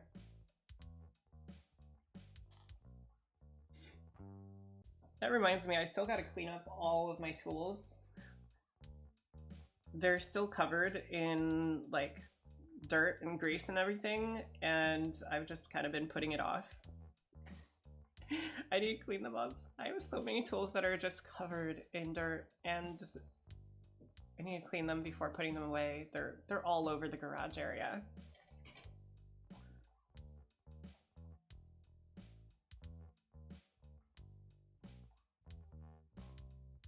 And it is kind of my fault.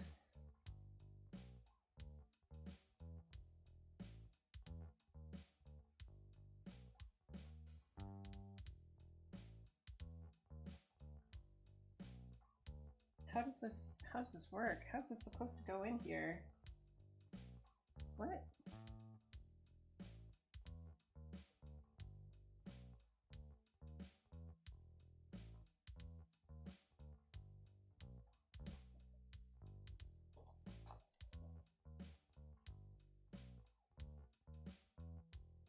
Okay.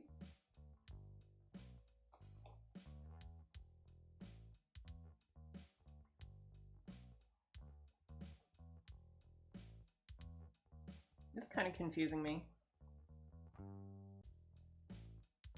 Oh, okay, I see.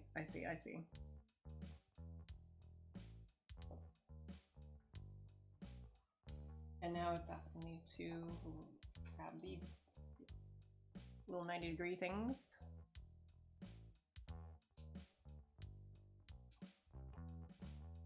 I should probably go and grab some stuff to some cleaning spray after the stream.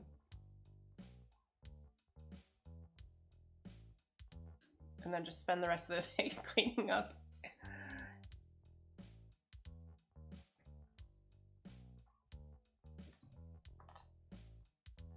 Yeah, the other day I made some, actually it was yesterday.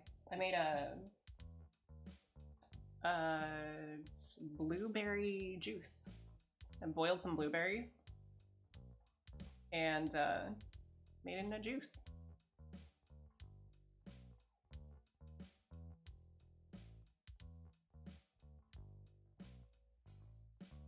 You know, you boil it and then you like squeeze the berries down so that like all the juice comes out of them, and you strain out all of like the leftover berries, and then you put a little bit of sugar in it.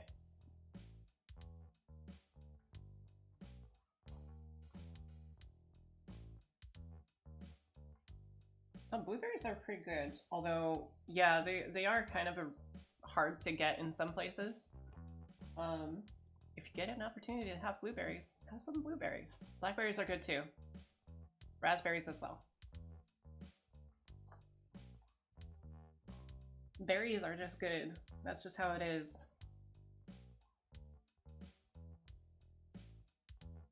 You know, if Mume is to be believed, berries are love, berries are life.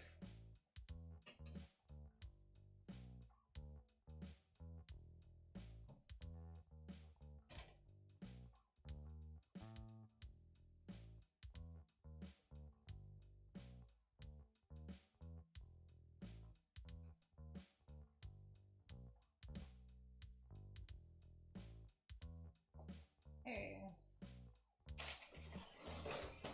I grab parts A32. Where's 32? Oh, 32 is red. No wonder. I was looking in the wrong places.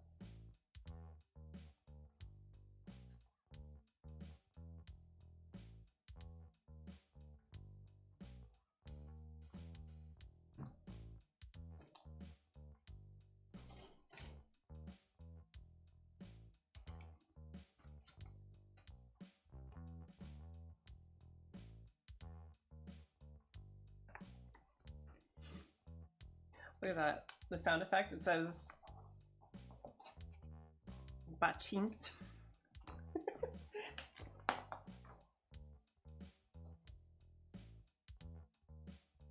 Alright, so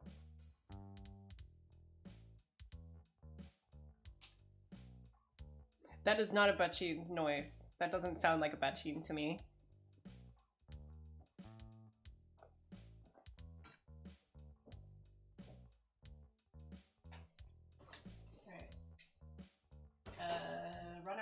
C.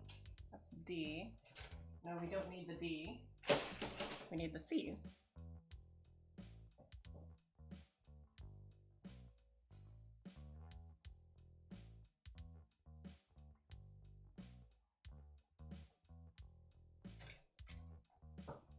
Yeah, so I think I know why people don't make blueberry juice very often. It's because it doesn't lend itself very well to becoming a juice.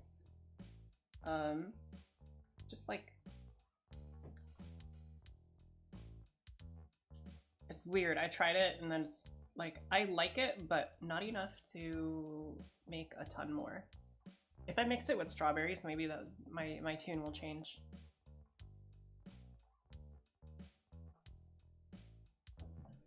Okay, next is C 3. Where's 3? This one? This one.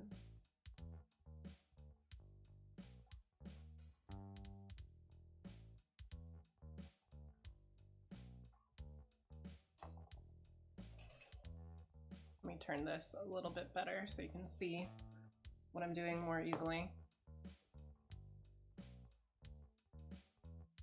Okay, so C goes into the back here, I think. Oh, I gotta make sure to cut the undergating off. There's a little bit of undergating on this side too.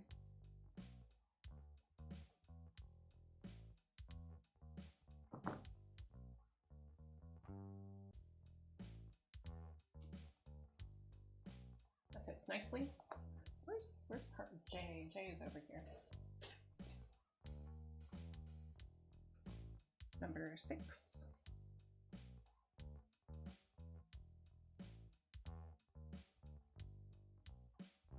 Yeah, I don't have mangoes all year round. Actually, I'm growing, well, not me, my mom gave me some, well, left behind some dragon fruit plants. And they don't produce fruit for another couple years. And then I tried dragon fruit from the supermarket and didn't like it very much. It was a little bit disappointing. It was just water.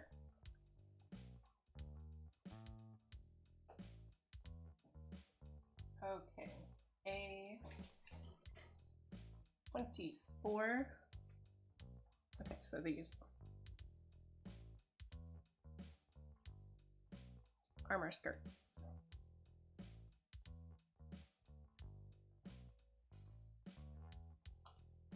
No, I'm gonna panel line this after I build it.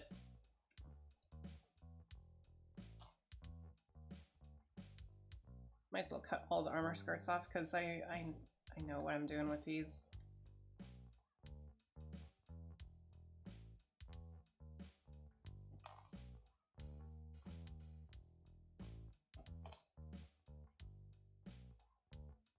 Need to, is this the right one? Yeah.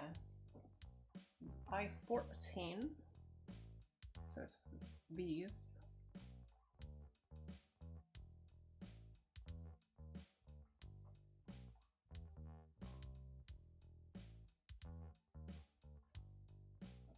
You know what I'm suddenly reminded of? I don't know why, but I was suddenly reminded of Bionicle. Anybody remember that? Anybody remember those?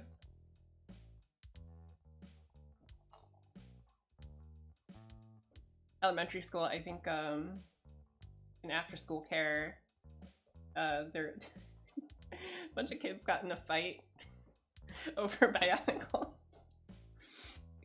And then the after-school care person, like the care supervisor, made Bionicles banned after school, so you couldn't bring them.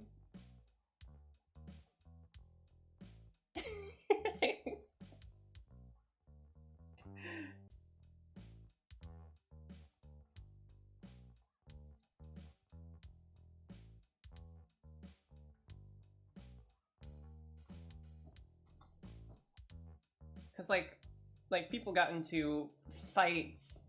Somebody got pushed into like a folded up lunch table, and they started bleeding from their heads. It was like elementary school. It was really violent.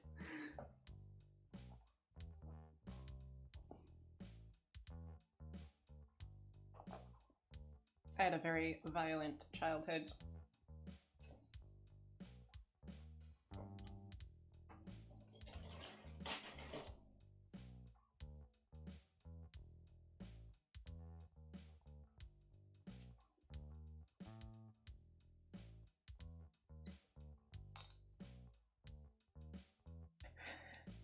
Whenever anybody says children are so pure or whatever, don't believe it. Don't believe it. It's not true.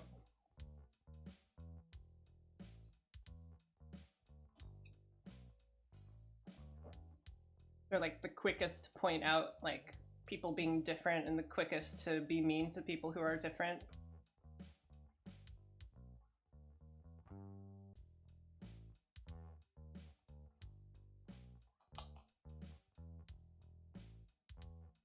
The quickest to get mad at being disagreed with.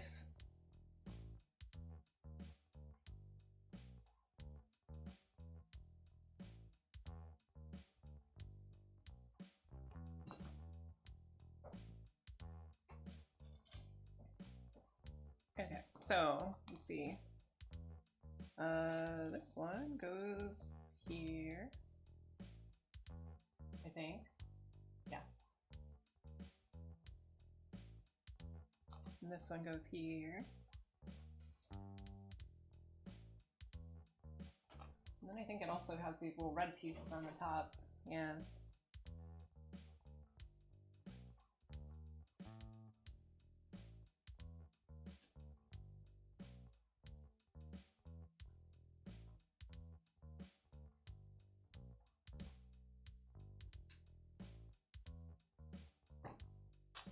When it comes to cutting parts off of the sprues like I do, you really need a good pair of nippers, otherwise you're gonna like cause like strain marks all over the plastic.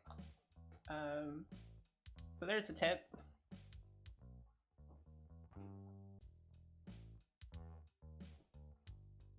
Okay. Oh, these are the back. These are part of the back pieces. Okay. Alright. Fair enough. Let's put together the front pieces then. Okay, so that's A25. I also need to grab J9.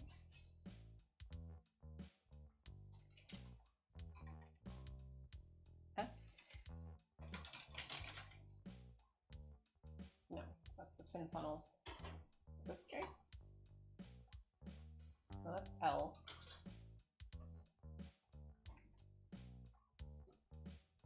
A, oh, J. Found it.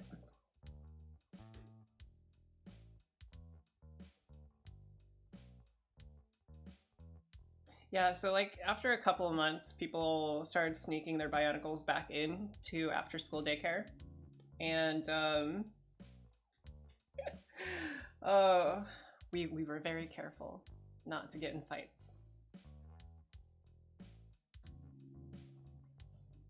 To avoid getting them banned again. Because that was not fun. And there was also a Beyblade a Beyblade point in time phase. Yeah, Beyblade phase. And we had like Beyblade arenas and people would play with those. That was pretty fun. We didn't get to the point of fighting that time, but we did yell a lot.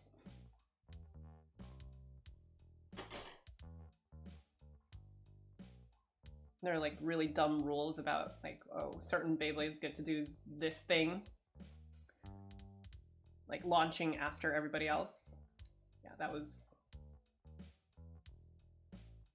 so many made up rules.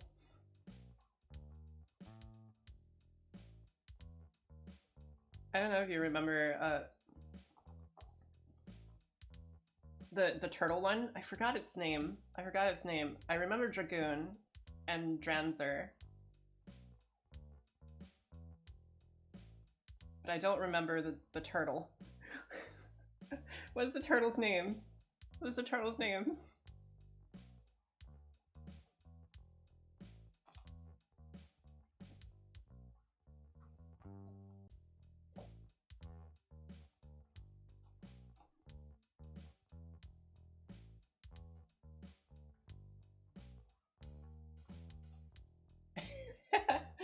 Okay, fair enough. Yeah, I don't remember anything either.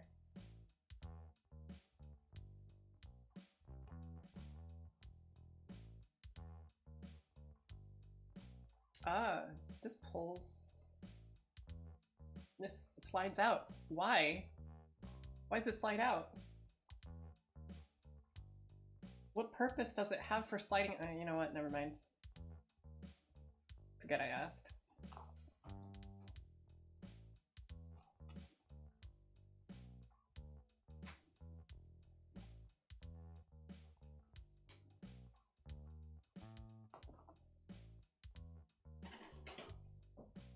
Alright, so C and I, it's these two.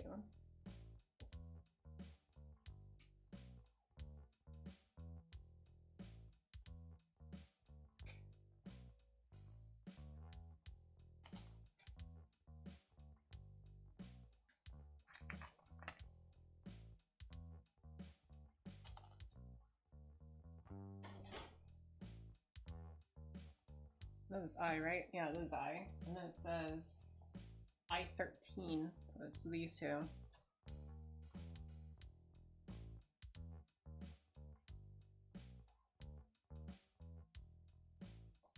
Always make sure that you can see the model part clearly when you're cutting them out. Otherwise, you might accidentally cut a piece of the model instead.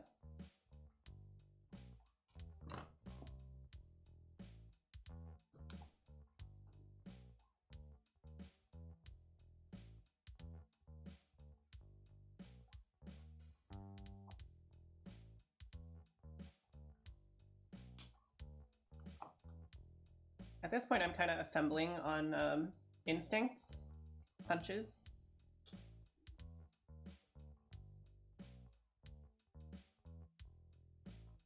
All right, I think that's it. I think that completes it. Yeah. Just attach the legs in. Whoa, shoot.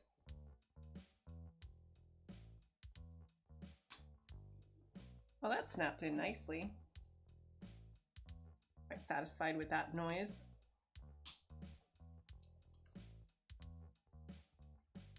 There you go. I think the next is the torso. Yeah, it's the torso. Tells me to use parts from H. Okay. So H27 is this one.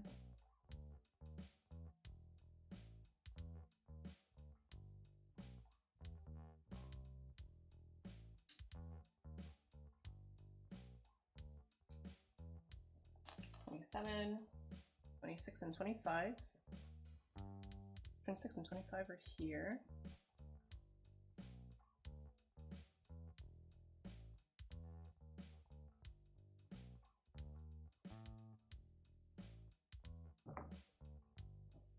Okay, which side does 26 go on to?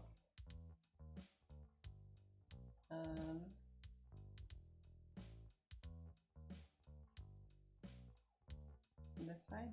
Yeah, this side. And also 17 as well.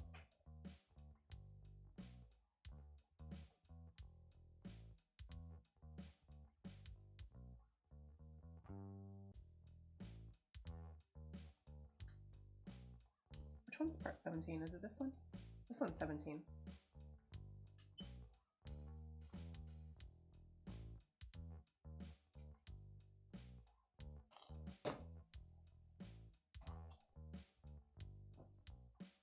Together. Let's see here.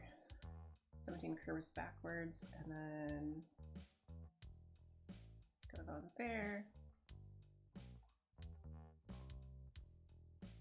Just gotta make sure to squeeze it nice and tight so everything is nice and solid. All right, part D. Where's part D? Here? Yeah, there's part D.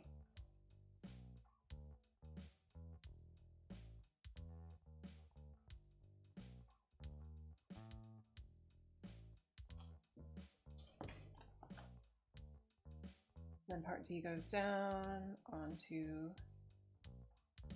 this area.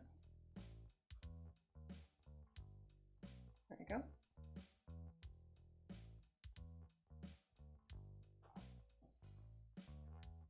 And then it needs me to make parts using A, runner A. 18, this one, and 19, this one.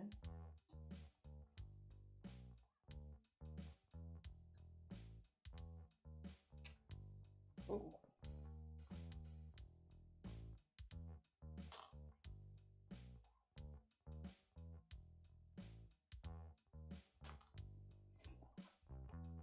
And it needs more pieces from D and from H. So from D it needs part number 10, this one.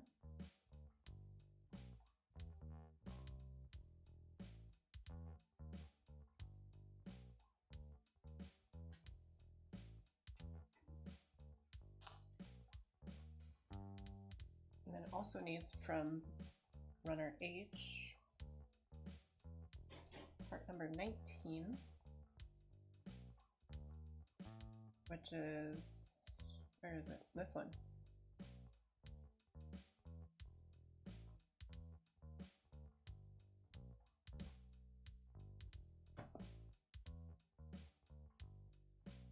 Okay, so let's see here. 18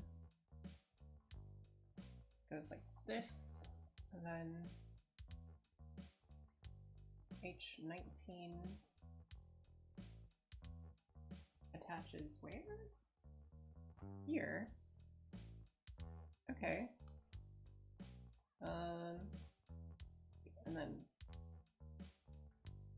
D10 goes there. The next piece of A19 goes here.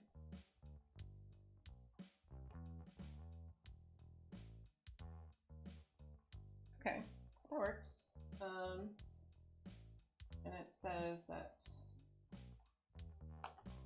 A17 and A20 sandwich it.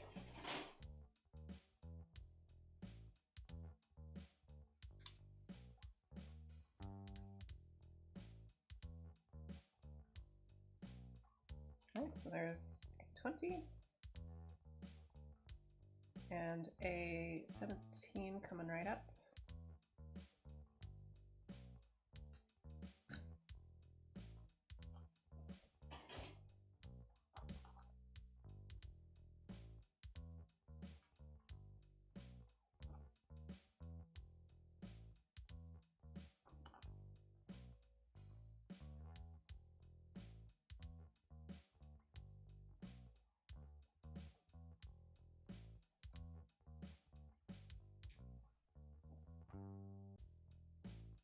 Alright, there we go.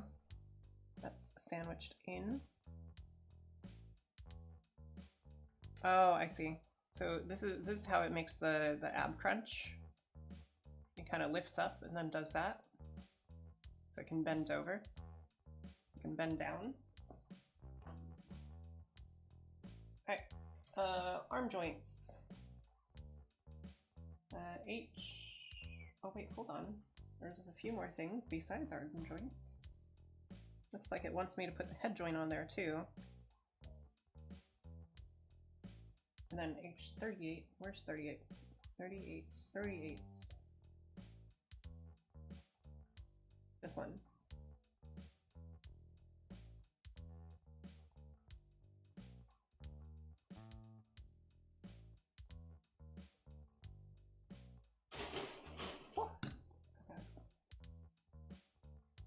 So there's a little alignment peg, I think.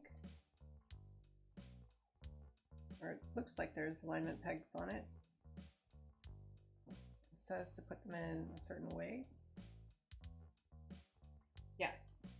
Yeah, that's right. And then this goes on top of there.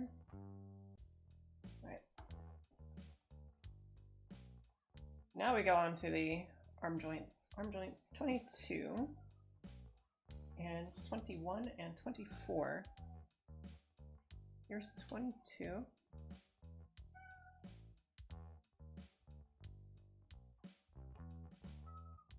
I don't know if you can hear my cat. He's very insistent.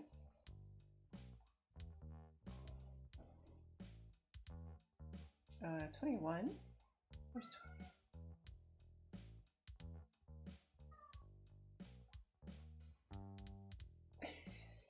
20? He wants to get inside this room.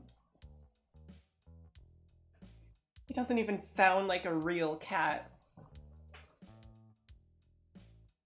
Come back when you sound like a real cat.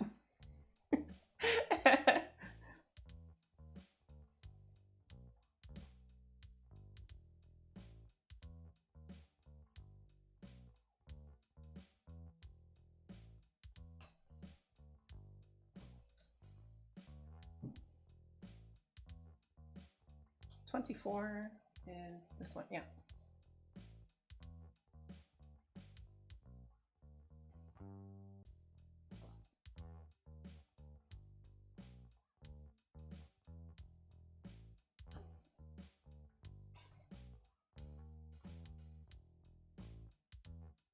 All right, so that's one arm joint.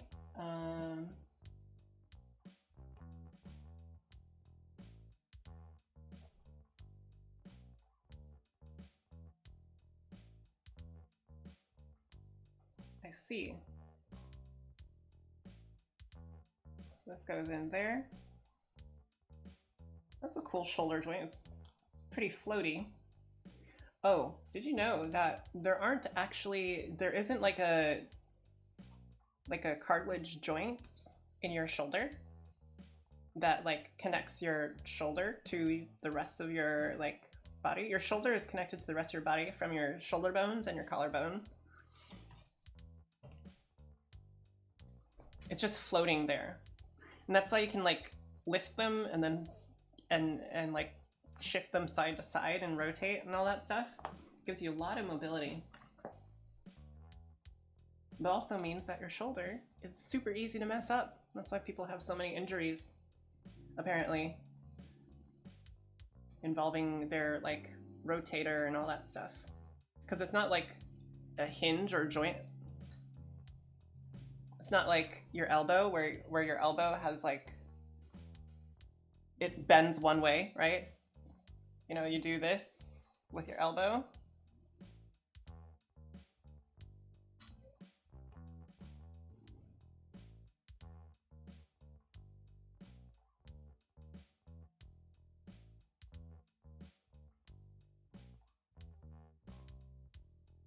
Yeah, shoulder doesn't have that sort of like strict,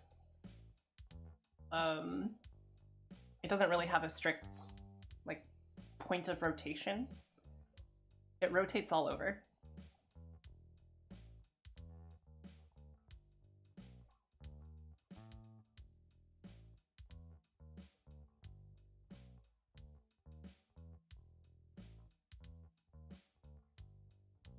Come on. Snap in. There you go.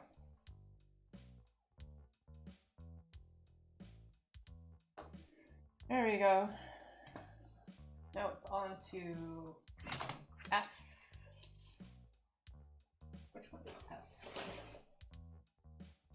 Oh, this is J. Is this one F?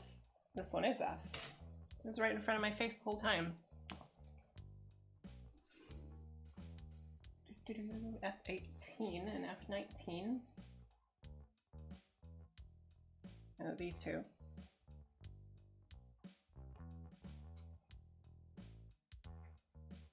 I like the instructions on these Gundam kits. They're really easy to follow.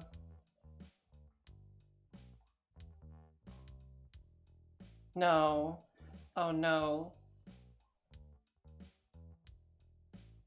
There's no feet going on. Leave feet out of this. Leave the feet alone.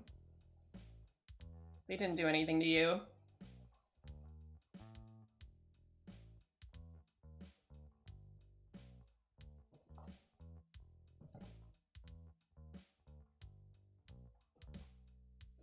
Okay, so 19, does this one go here? Yeah, this one looks like it goes here. And then this one looks like it goes here.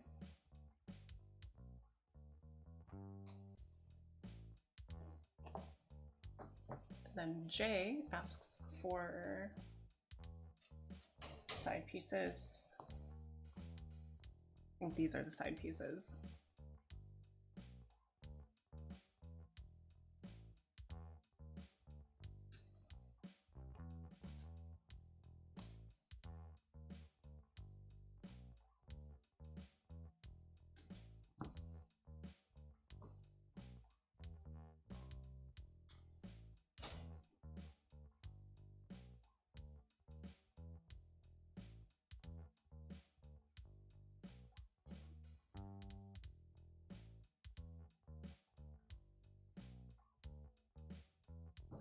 Okay, there you go. Then I need, oh, I gotta make this taller so I can put these in here.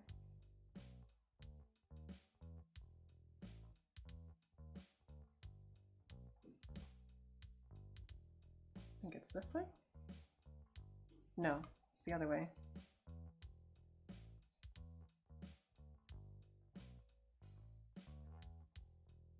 There we are, yeah. That's right.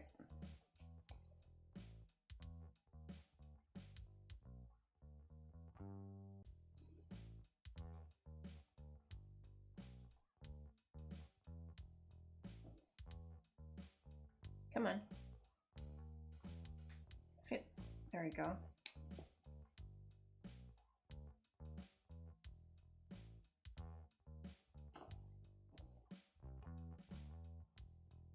And then it also asks for further pieces out of the F runner. 16 and 17. I think those are these two.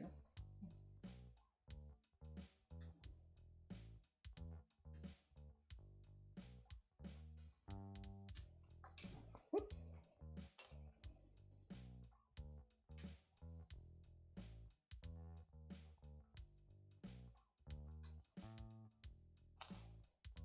And 17, and then also 20 and 21, which are these two.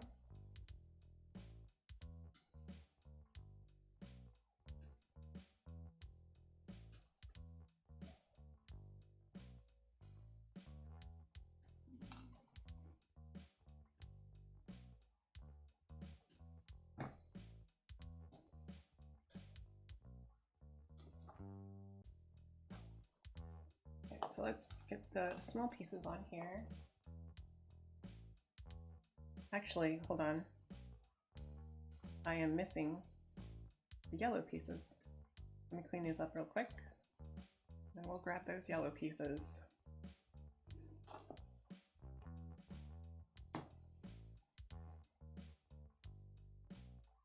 Yellow piece 3 and 4, I think.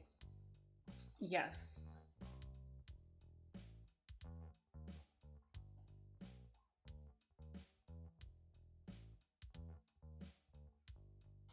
There they are. Let's pop them in there. One. Okay. And this should fit on the side here.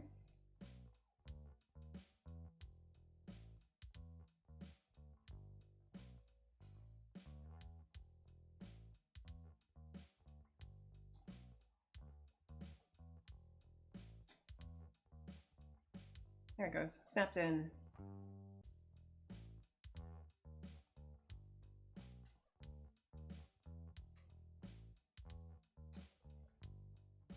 There we are. And then F16 and 17 go up on top like this.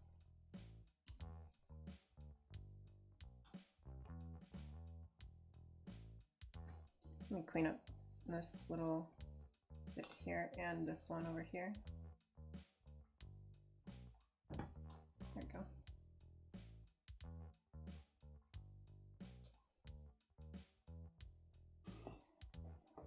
What else is it missing? I feel like it's missing something.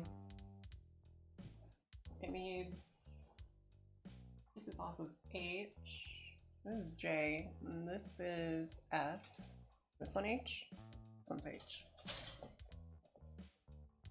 Needs H18. This little fin here.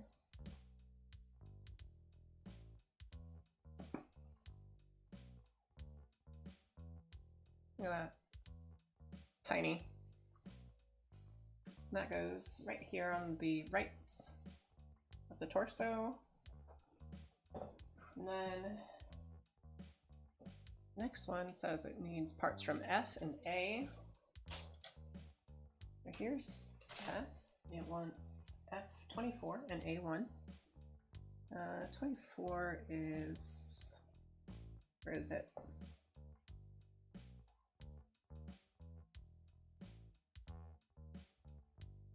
Oh, there it is. Found it. 24.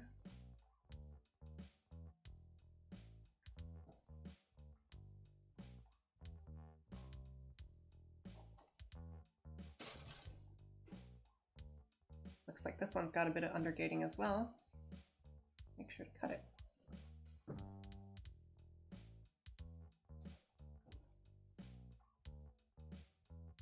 And then A1. Oh, A1's a clear piece.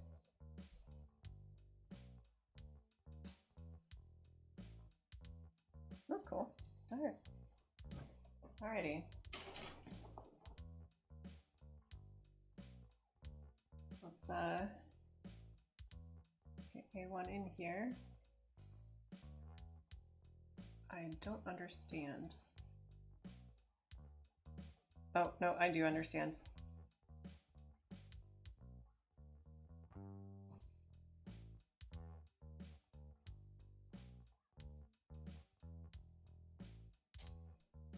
There you go. This little scope camera thingy.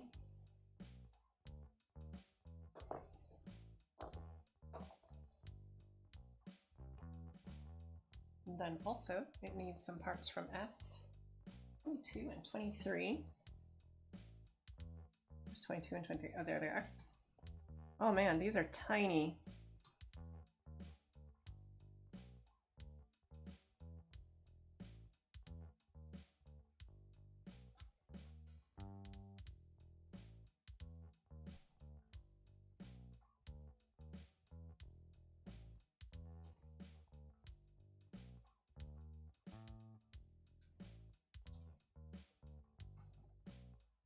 Those are tiny, and I have to fit them on the underside, I think, here. Yeah.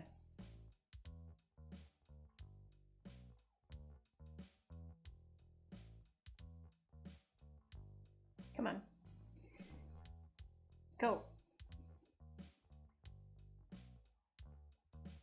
I forgot to cut off some undergating, that's why.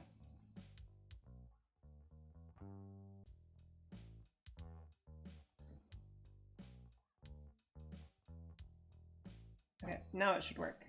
Now it should work.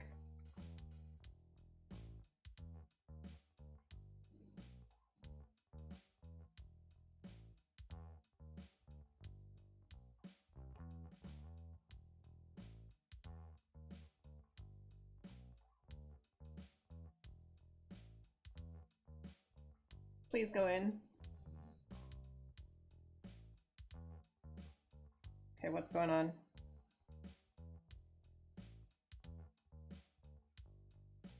Oh, it's got an issue with me.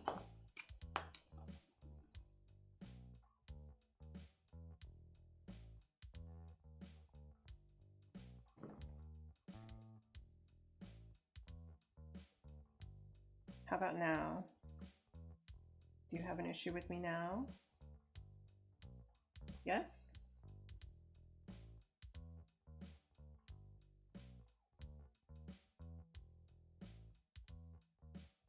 No. No, you don't.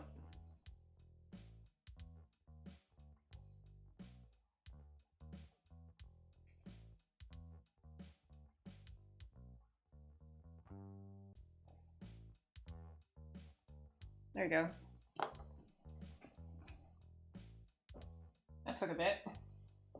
Right, F29. I found it. It's this piece. Probably the little front cockpit area.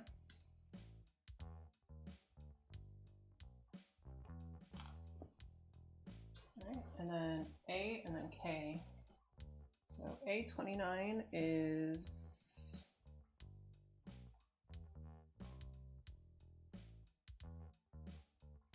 this one.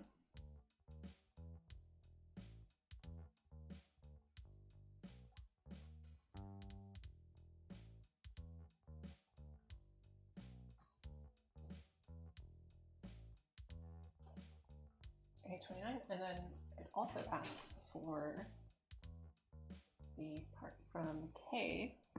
Which one was K? I forgot. I found it. So it asks for K9. Haha, get it? K9. It's stupid.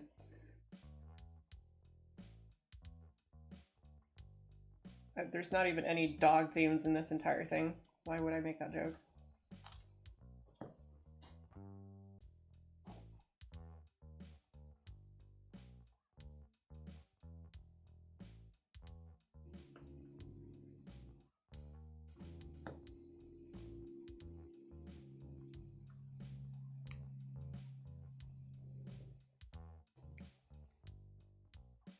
Oh, that's a sliding door. Look at that.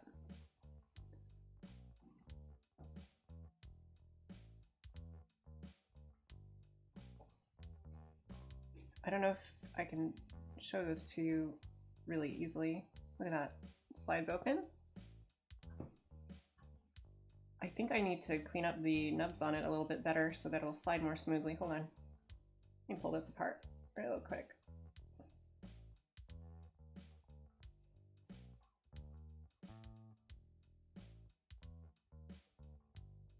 There we are. Let's grab this off of here.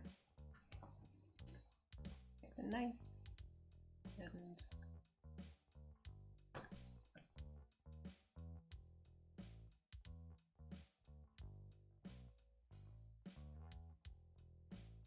there, that should be a little bit better.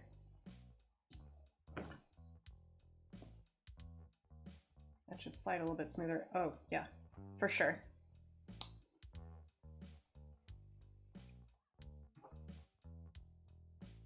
And this goes on top here, I think. Yep. Oh, it even has like a little extra like joint here that comes out. That comes out and it goes up. That's pretty cool.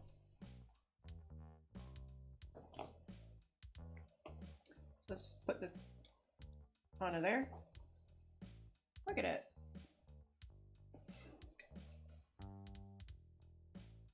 It's looking pretty good.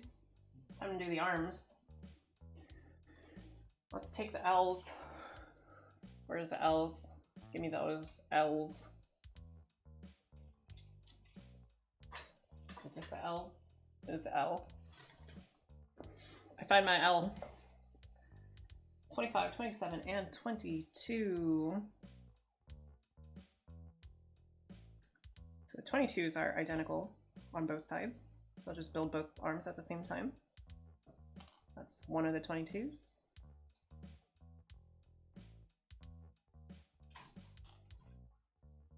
And then 28 and 27. Are those it? No, 25 and 27 it says. 25, 27. So these are different numbers, so they are left and right.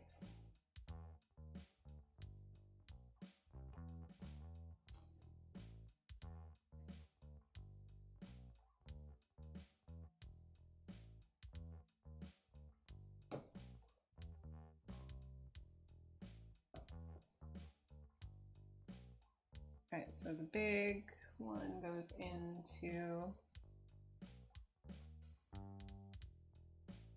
so this curves like this, and then the curve of, okay, opposite curve. There. Then it takes parts from A, 13 and 14. 13 and 14 founded.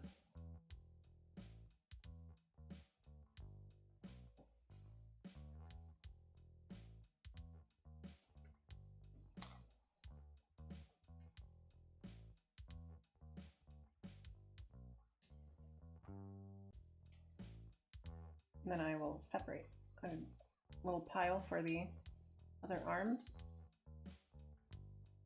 to build immediately afterwards.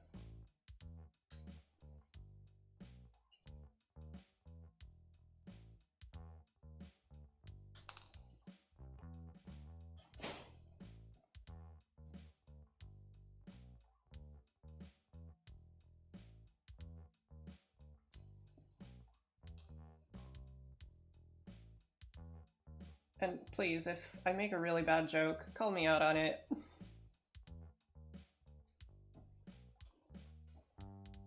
It's totally fine. You don't need to preserve my pride at all. It is not that important.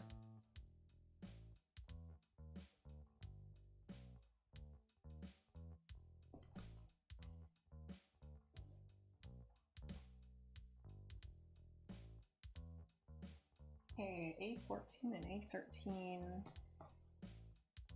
Probably this one, yeah? Yeah. How does it want me to do this?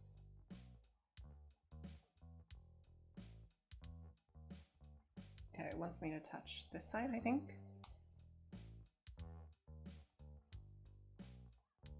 Oh wait, hold on, I forgot. There's one more piece. H, no, not L. This one. H, okay. So it wants me to grab H41. Where is that? Oh, found it.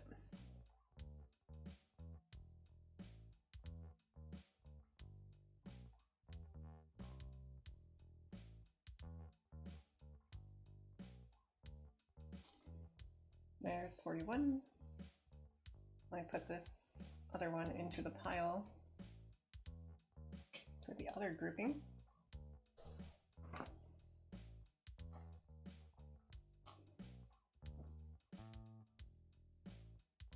And then this goes here, I think.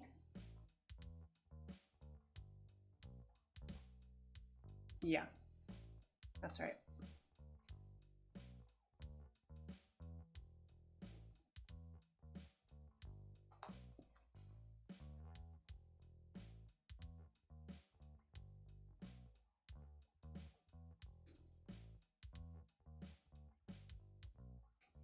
And there we go.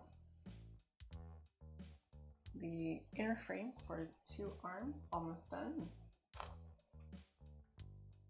So next up, C11 and J2. This K, and this one is F. Found J, okay. J2. They're symmetrical, they're exactly identical across the 2 arms. I can just pop both of them out.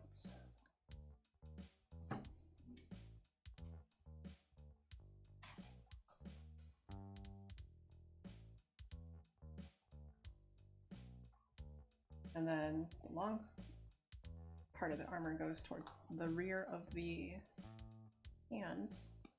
Okay. And then C1, 11. Whoops.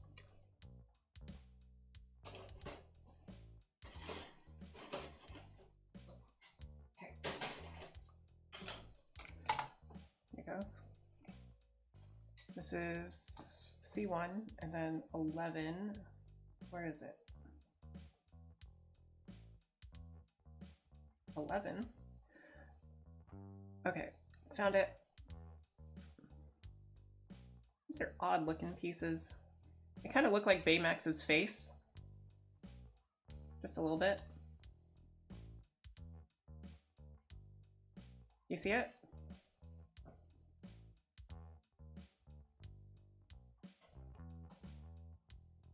Oh my god, Why are you laughing at the word rear?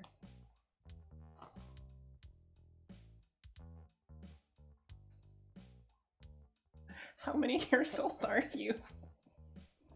It's just a word.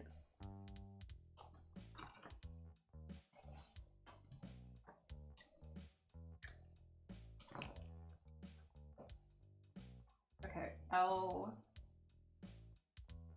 Where are the L pieces? No? Found it. So next it wants me to put together the shoulder part, the L6, 5, and 9. 6, 9, and then 5. Okay, 5s are identical between the two.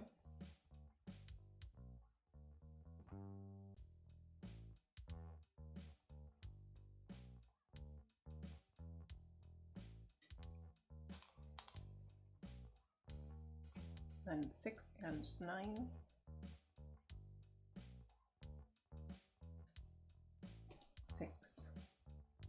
Goes with 9.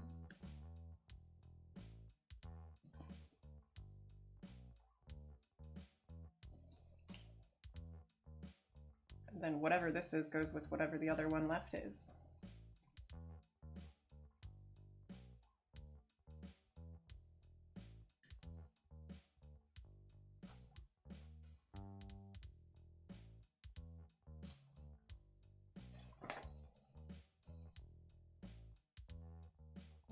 So we get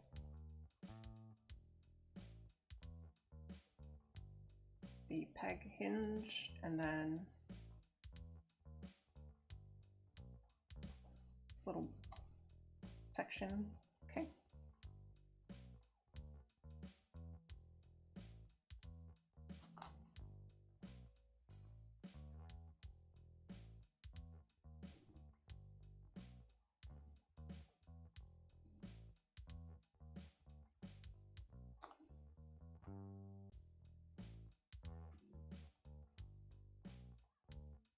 Did I put this together backwards? I sure hope I didn't put it together backwards.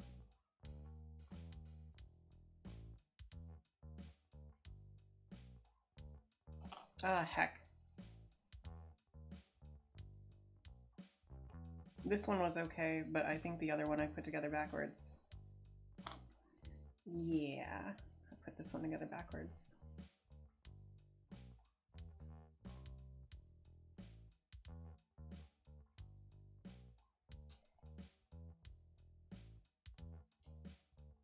Oh, that's better.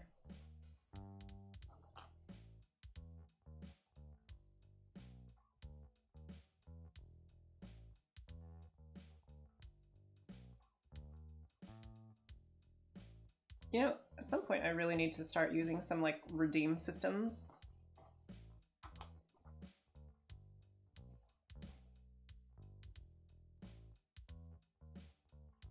This would be kind of fun, I think.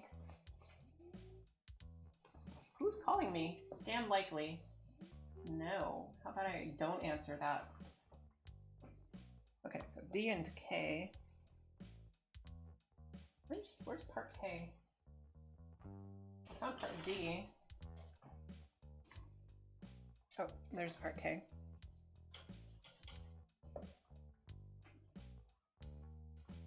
And that says part 12, and they're identical for both, I think. Yes, yes they are.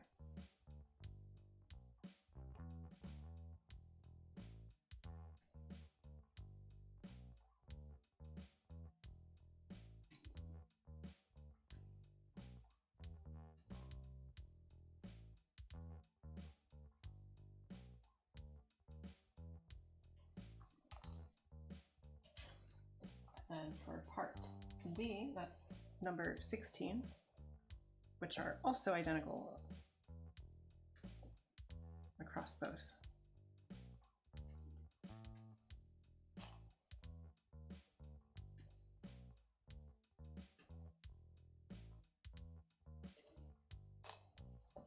It's not that yabe. It's a quick fix as long as I can get it apart without breaking any pegs.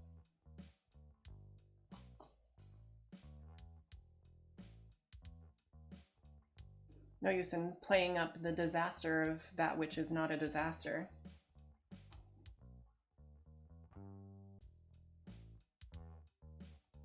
Are these supposed to have these little? Yeah, I think they are. Alright, this goes on the back side. This goes on the front side. That looks right.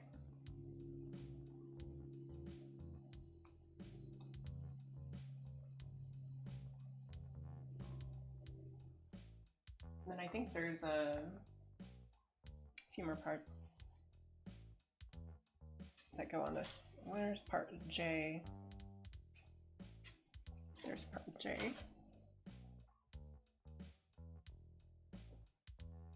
Part 3 goes on one of them. So it looks like here's where we get some asymmetry going.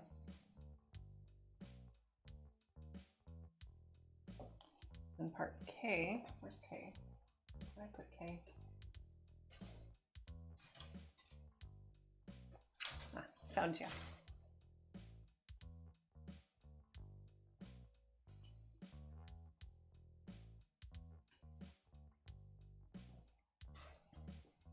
Is there anything undergated? This one's probably undergated, yep. Knew it.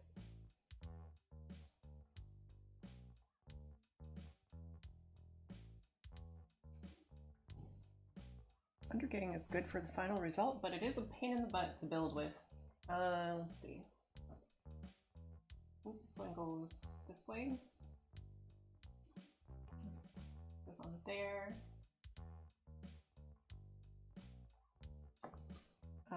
My guess is this is going to be one of the arms, the left arm probably.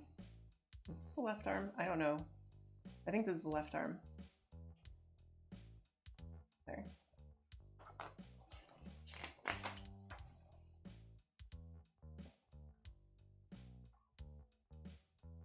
No, wait, nope. It goes on the right arm. This bit goes on the right arm. I was wrong.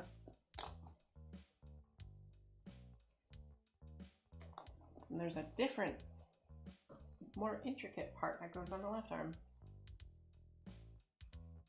Where is tray F? Is it this one? No, that's L. Let's see, one F.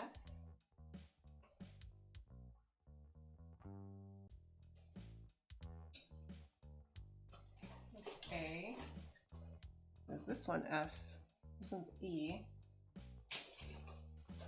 This one? No, this one's G, and it's mostly done for. Where's tray number F?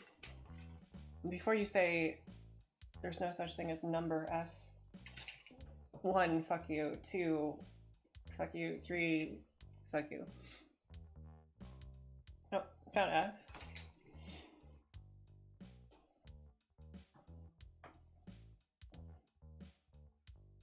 Okay, so this one wants me to grab number 26 off of here. Okay. 26 and 25. 26 goes on the right arm.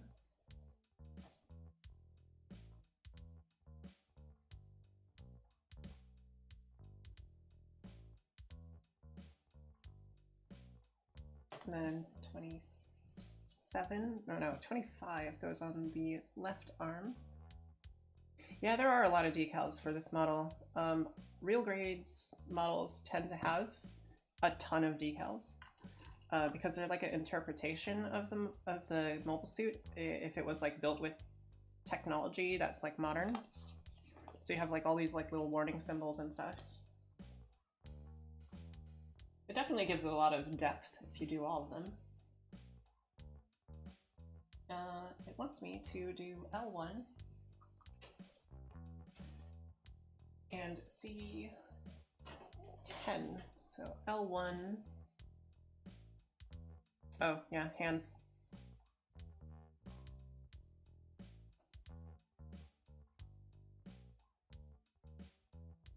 What's a humanoid robot without hands? Not a humanoid robot, probably.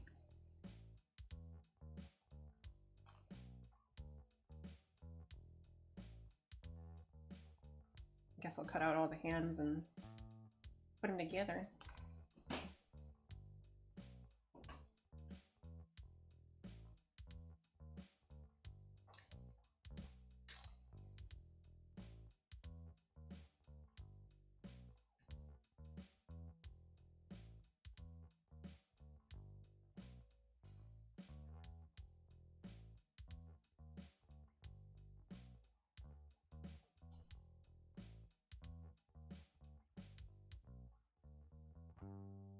Ahsoka? Like Star Wars Ahsoka? Yeah, that'd be pretty cool. I don't know if Bandai is ever gonna do that. I know they made like a Darth Vader model kit and an Iron Man model kit. It's kind of like this. There's like little pieces.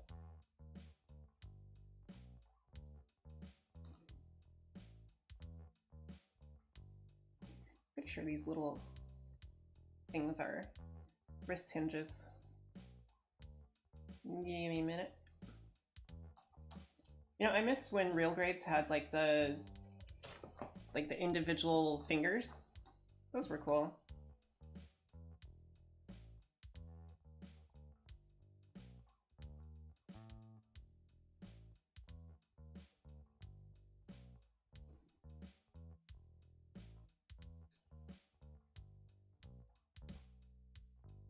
It was like pre-molded ABS and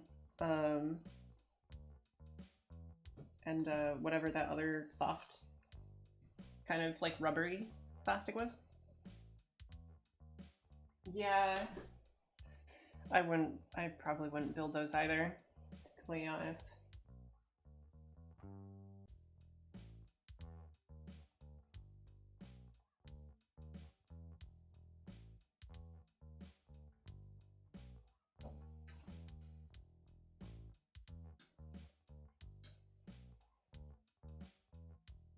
I think these go with the fists.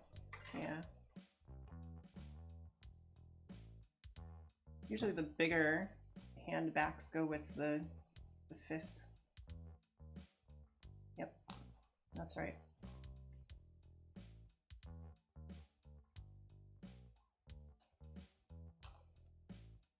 And the smaller, thinner hand backs go with everything else.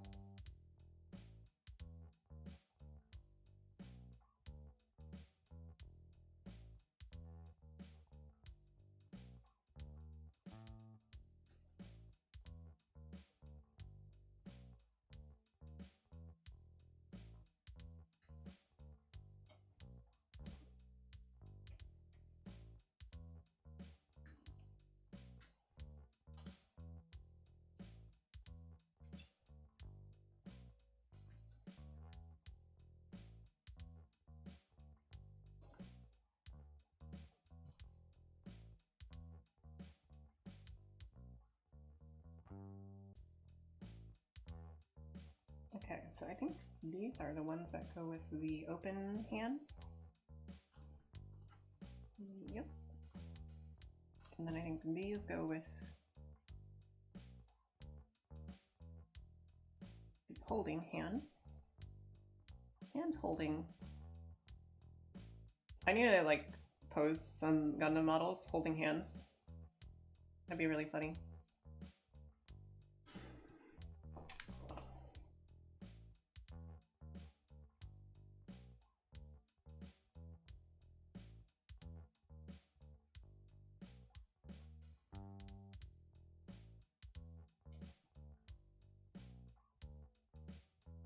There we go.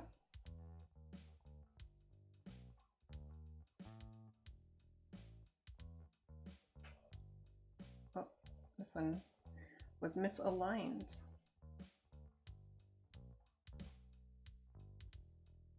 There, that should do it. Let's put the holdy hands in there. Right hand, left hand. And then it wants me also to grab a few other parts. Let's see, H and D3. H29 and D3. This D. 3? 3. Oh, it's the saber handle.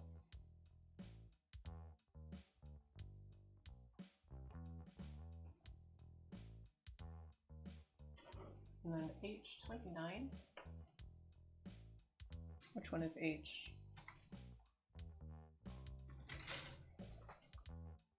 No, not this one, not this one. That's K. A. I think H is this one. Found it. Found it. H29 is this one. Oh my god, it's tiny. Look at it.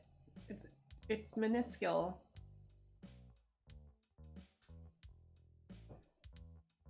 Smaller than Smalame.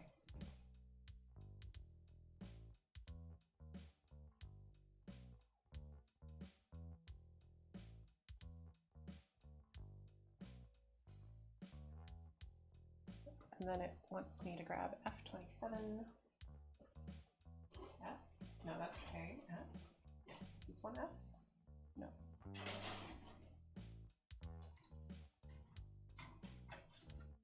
Oh. F is dark blue. F27.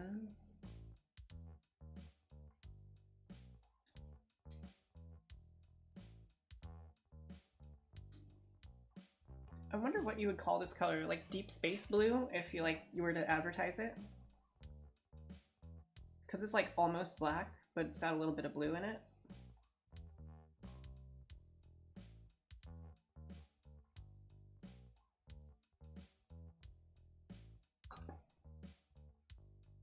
Okay, so I need to take this and thread it through. And then it goes into here, I think.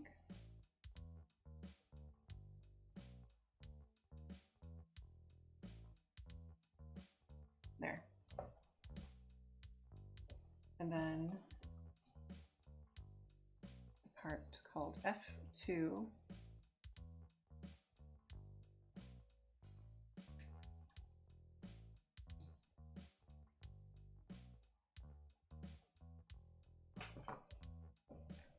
Yeah, someday I really want to get a bunch of people together and do like a collab sort of thing, because it's more fun with more people. Hold on. I think I dropped a piece. I don't know where I dropped it. I found it. I found it.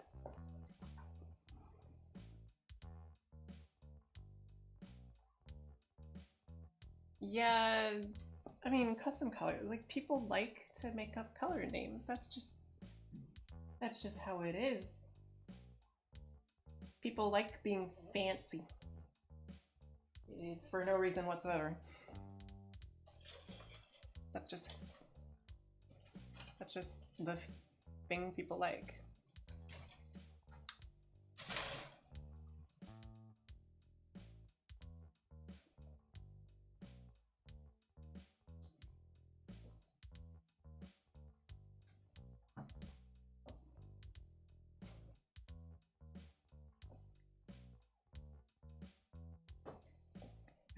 Okay, and then this piece goes in like this, I think. Or, wait, hold on. Did I do that right? Yeah, I did that right.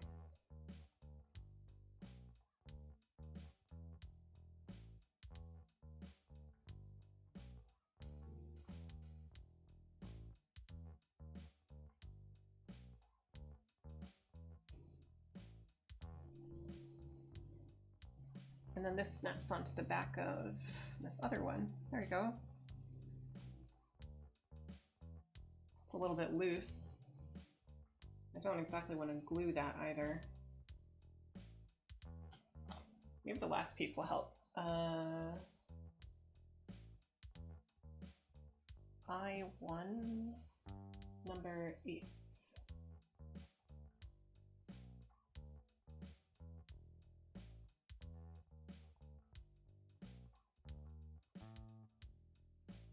Hey Damage 6, how you doing? And yes, the kit is just for show. Amara is it has some misunderstandings.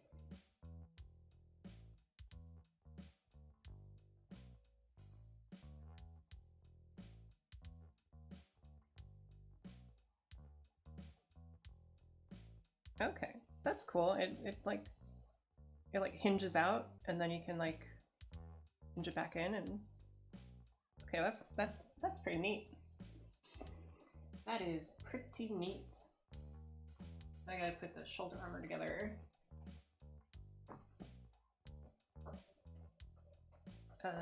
H and J. So it says H39 and 16. 39 is identical across both.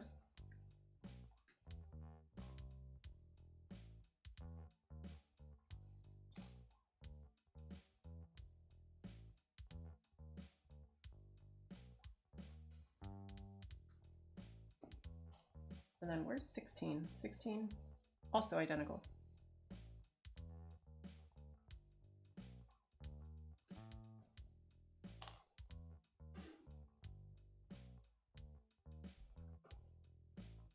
Oh yeah.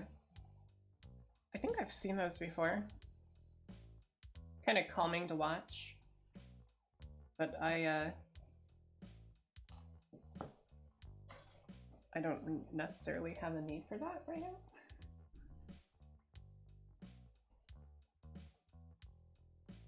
Because my entire identity is dexterity. Okay, not really, but a lot of my identity is about my dexterity. Where's part number J?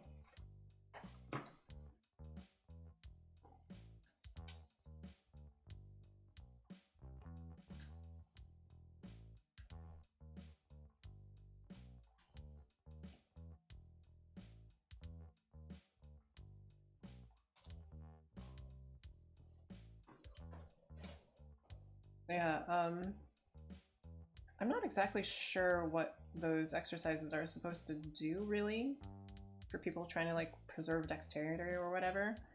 Like, what does it exercise in the hand that does it? Is it just, like opening and closing hands and, like, doing stuff like that?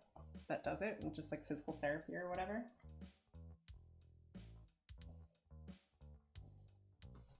Or is it, like, a little bit more complicated than that?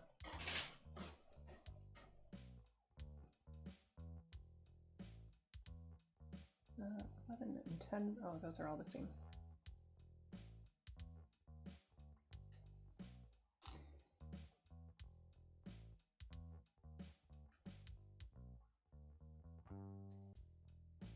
One of these days I gotta, like, solder some circuit boards and stuff on stream.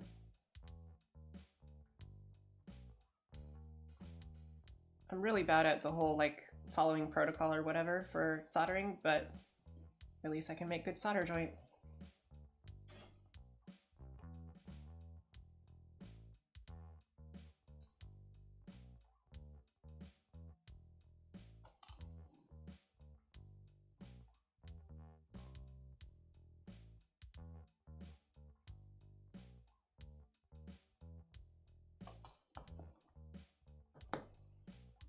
So much undergating to cut away. So damage 6, do you also build model kits? Gunpla?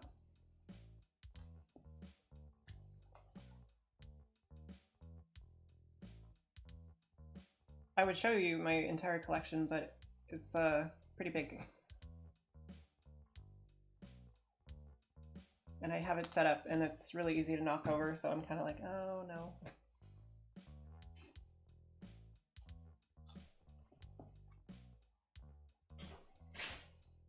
Okay. So needs these parts from A.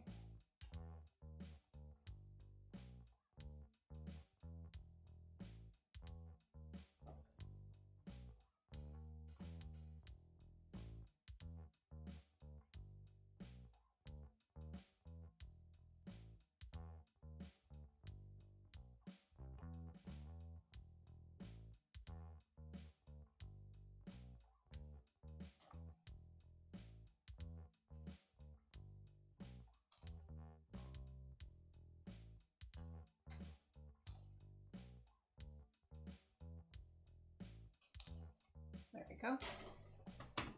Now I just gotta assemble these.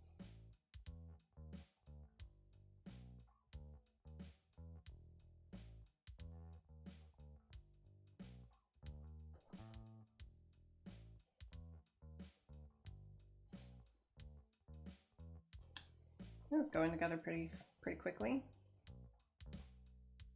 As long as I'm getting the right pieces together. 3 out of 3, 4 out of 4. Correct guesses on all of them.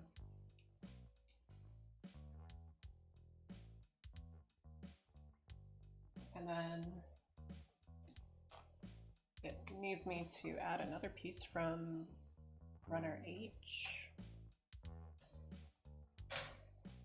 Oh, these.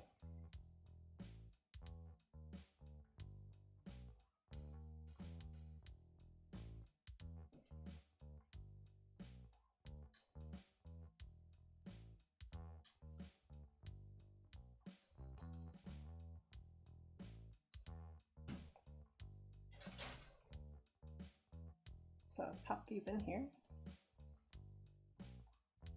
I think they're symmetrical.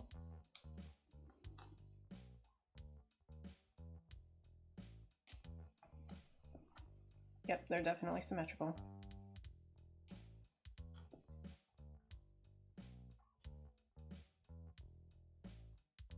You know, sometimes things look really symmetrical and then they aren't, and it kind of throws you off.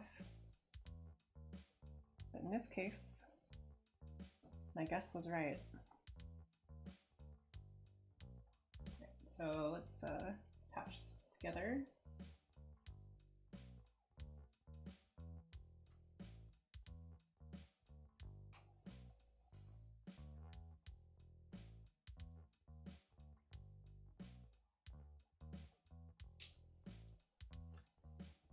Oh, that's looking pretty good.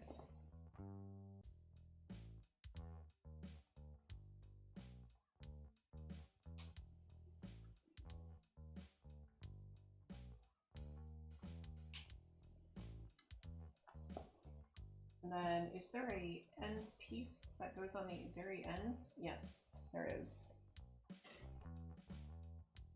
I1 and then C1. Number 9.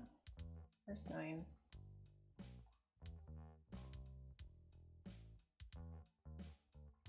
Oh, there's 9. Found him.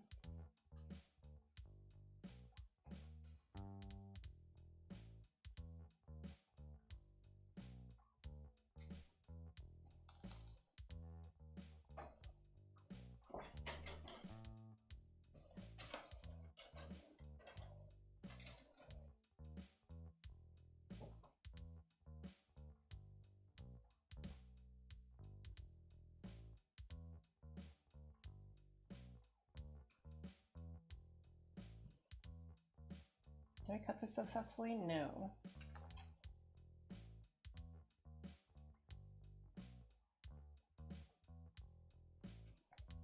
I need to get some, I need to find my paint thinner again because I need to clean off the panel lining.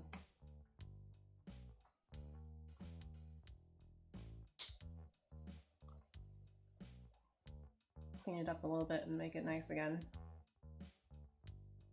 I think it's this way.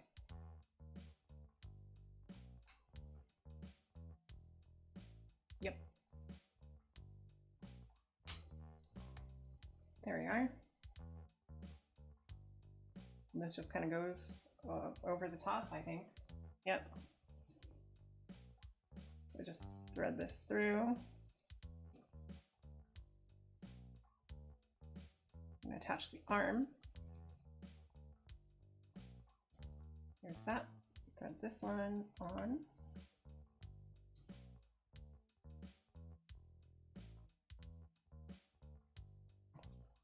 Then attach the arm. There we go.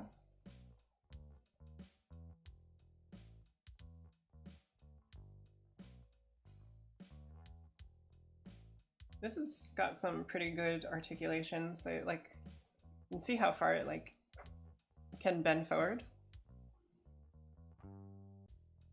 It's got like some interesting telescoping shoulder, like look how far that comes out.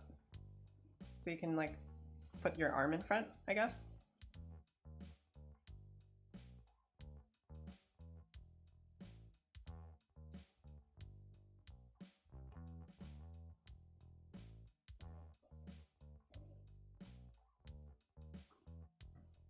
Alright, I think the next piece is gonna be the head. Yeah, that's gonna be the head. So it wants me to use this part from the A, so A2, clear green piece.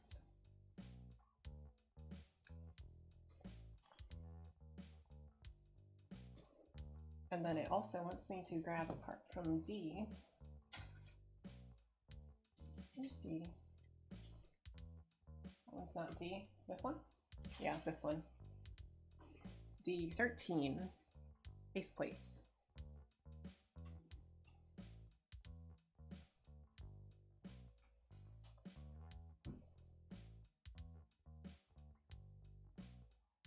Yeah, I guess I'll just cut all of the head pieces out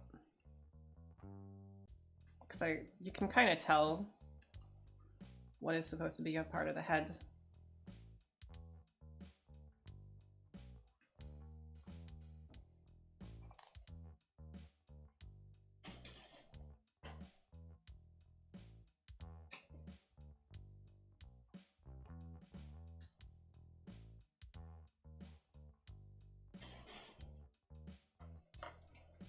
All right.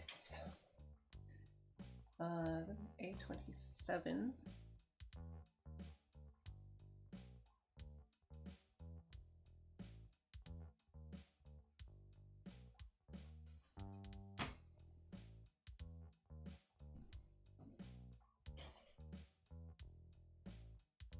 So put A27 through the face plates.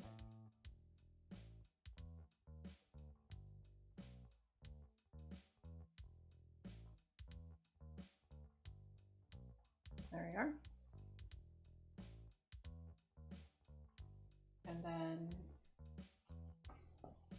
oh, I was not aware that it wanted a piece from L1. I guess that kind of makes sense. L1, which piece? No, this is I1. What am I thinking? L. No, that's D, this is C, this is J, this one is H, this one is L, okay. L1, part number 3.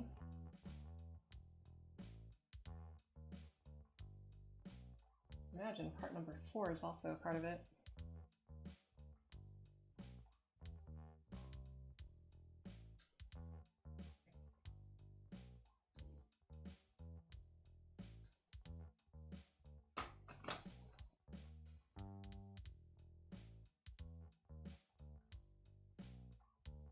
Part number 3, and then the face attaches to it.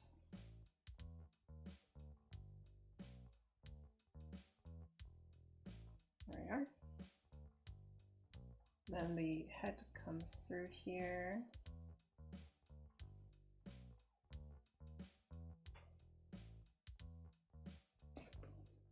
And then I'm just going to use a sticker.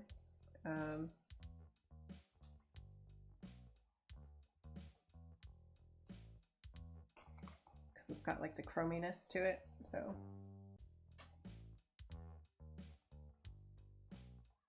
the color correction definitely helps a lot. There you go. Yeah, I know the head's tiny. Look how big the rest of him is.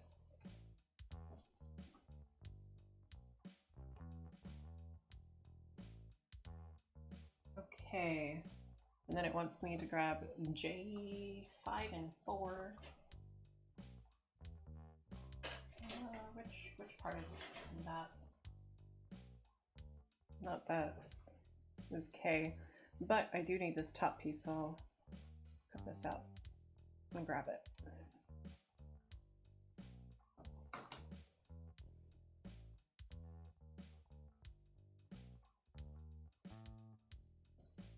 There we go.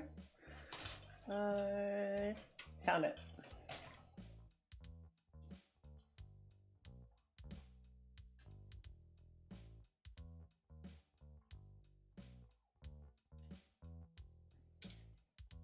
there's one half of the head. Grab the other half.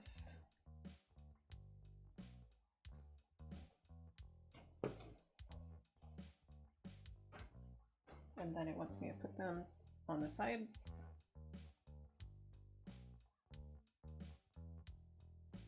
I guess.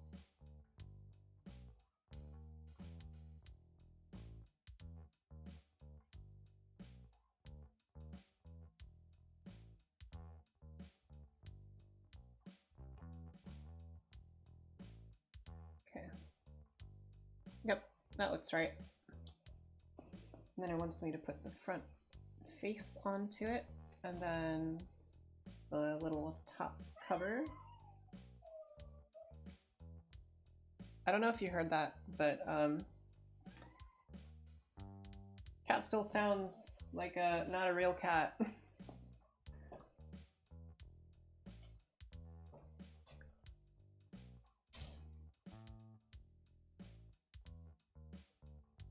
Okay, F1. This little tiny piece goes on the head.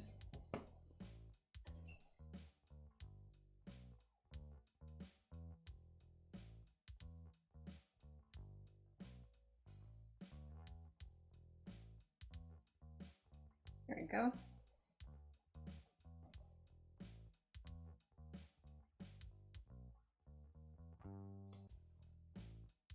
There we are. That's torso right there. His whole body. Now I gotta build his backpack. H, and then it wants me to do H37 a couple times. I think it wants me to do 2 of them.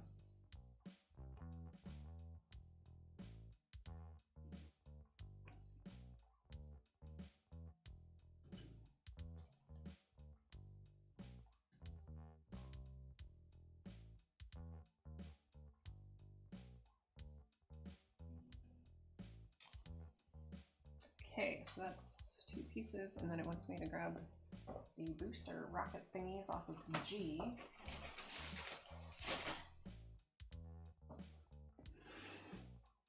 There they are.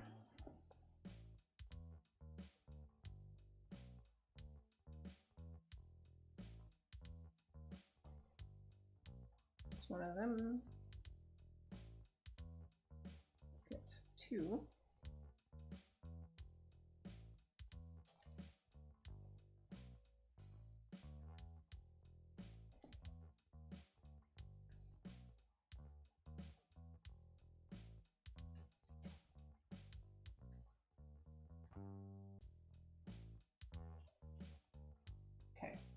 I think that's all of... Yeah, that's all of the H-frame done. Don't need that.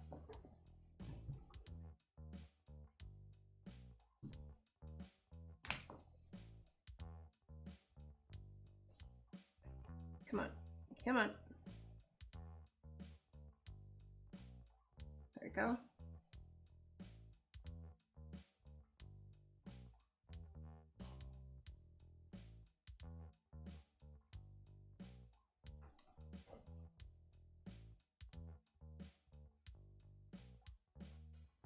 And there we go.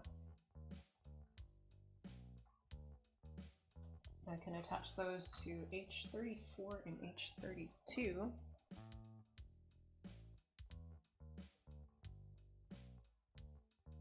And 32, okay.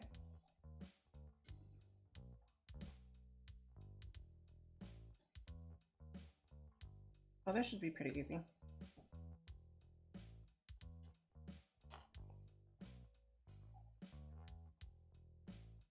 Just gonna cut them all out and snap them together.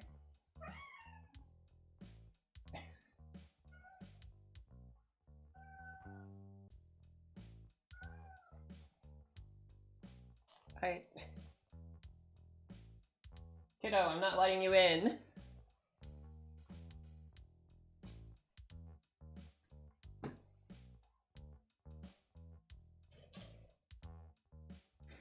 The cat is very insistent.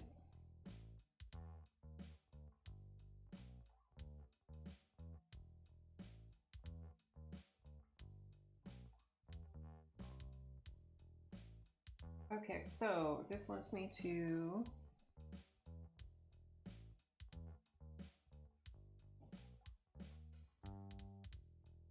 attach this here, okay, and then attach this one on the opposite side. Right, that looks right.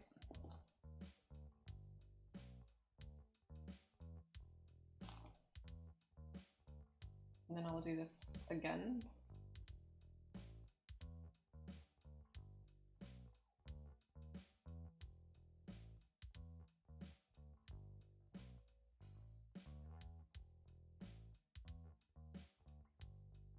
Which way does this go?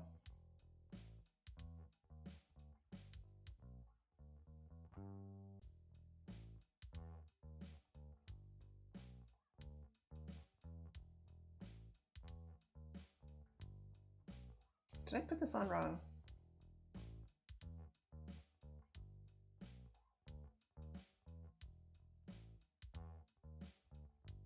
No, no. I did okay. Yeah, that's fine. Hey Jay, welcome here. Glad to see you here. It's coming along pretty nicely, if you can see. I'm building the backpack right now, and yeah. It's been pretty good. I've made some pretty good takes. This is an RG, so they kind of take a while to do, but I've been kind of rushing a little bit to get it done, because I still want to catch Yuki and Yuna's debut.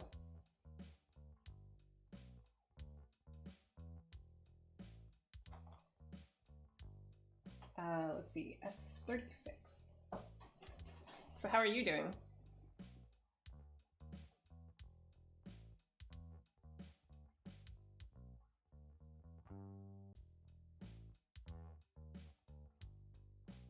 Yeah.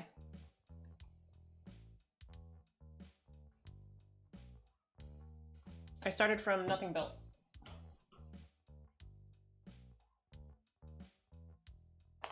That's just how I do it.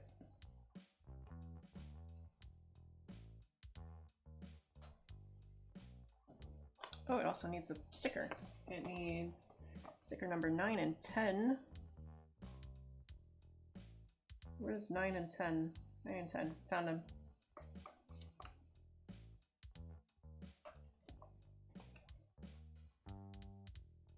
Ah, okay. Cool. Glad you decided to vibe here with me. Or is this just kind of like a diversion from your normal vibe? Don't be shy. You can say.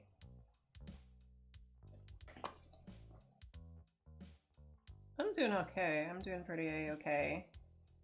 My pinky still kind of like feels weird because I smashed it and it's still got really, really bad bruising on the fingernail, so it's kind of like swollen and it looks kind of bad. I couldn't, you know, I was like, I'm gonna do a Gundam stream, and then I smashed my finger and I was like, oh damn, that's gonna look bad on camera. And I was like, you know what? Screw it. If people don't like it, if people are that, you know, upset by seeing that, it's fine. I don't need to keep people who find injuries, you know, something worthy of never watching this VTuber ever again, you know?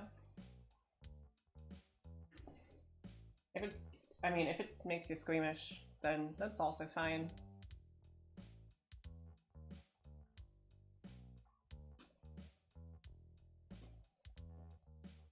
But I figure if anybody is gonna stop watching me over some bruises that they see on my hands, then they probably weren't gonna stick around that long anyways. I was working on my car on Monday, and I dropped a wheel on my hand.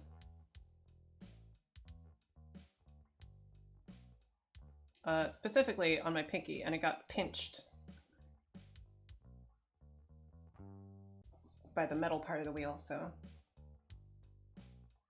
Yeah, I mean, you don't see it that often, but like you occasionally do see it when I'm working on stuff. It is a little bit hard to bend my pinky finger on my right hand because of the swelling. Okay, let's see. Right, I think this goes here. Yeah. This one goes here.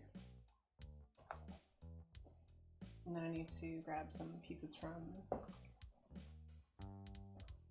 Wow, almost the entirety of this is just runner F. 738.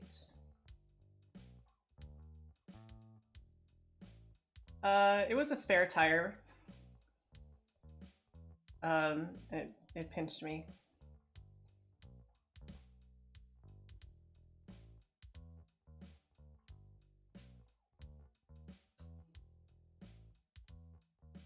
I found while I was taking the spare tire out that water had been building up in the trunk of my car, and I had to like take a rag into the rusty water and just like try to soak up the water and then squeeze it out on the grass and then like put it back in. And like do that over and over until I got all the water out, because like that I saw that and I was like, oh god, this is awful. How could this happen? And I was like, oh yeah, I left the trunk on, you know, incompletely latched during a rainy day.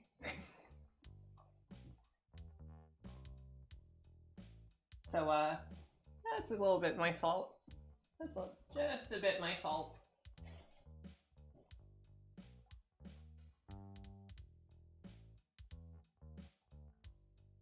7 is one of these. Oh, both of these are 7, so I can probably cut both of them out. Yeah.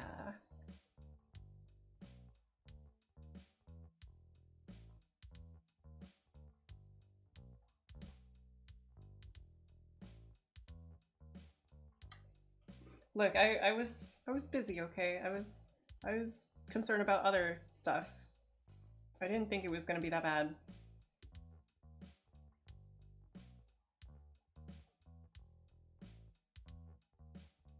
Like, I was fixing the brakes and stuff, so I was like in and out throughout the day,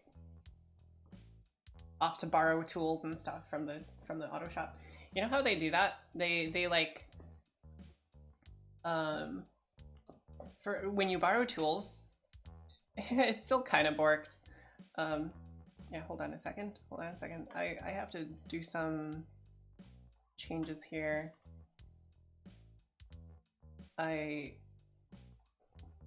Hold on. My calibration is a little bit off, and it's bugging me.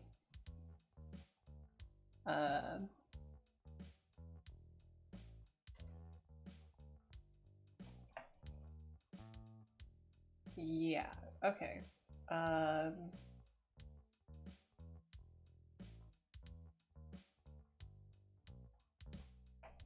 That should be better. I had to play with some of my settings on my capture. Otherwise my mouth wouldn't really be moving.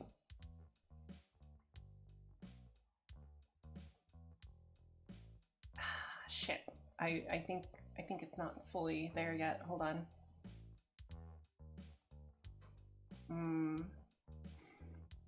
Let's see. Mouth open. Let's set that to 0.05. There you go.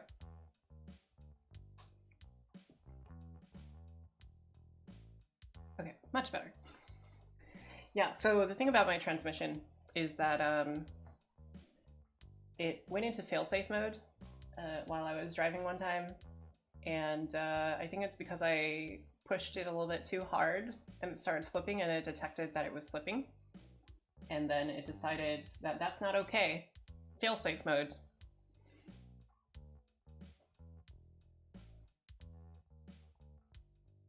And so I was stuck in failsafe mode. But as long as I drive it gently, it should be okay until I have enough money to actually replace or like get it rebuilt. Because it's pretty expensive to fix that entirely. And I definitely don't have the money for that. Oh, I did cut out the wrong piece. This is 36.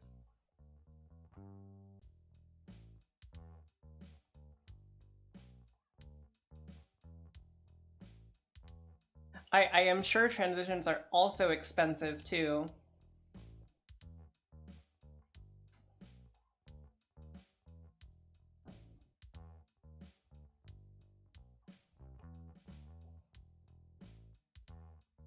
Whether it's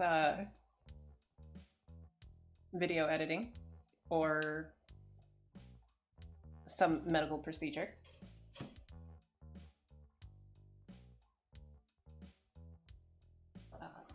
Part from runner F. Runner F 32. It's these two round ones. It's okay. English happens. English is just like a crap ton of languages that people decided to throw together and then modify a little bit so it sounded like the same language, but none of it makes any sort of like consistent sense. Like there's certain parts that do make sense, but then like part of it is just like eh.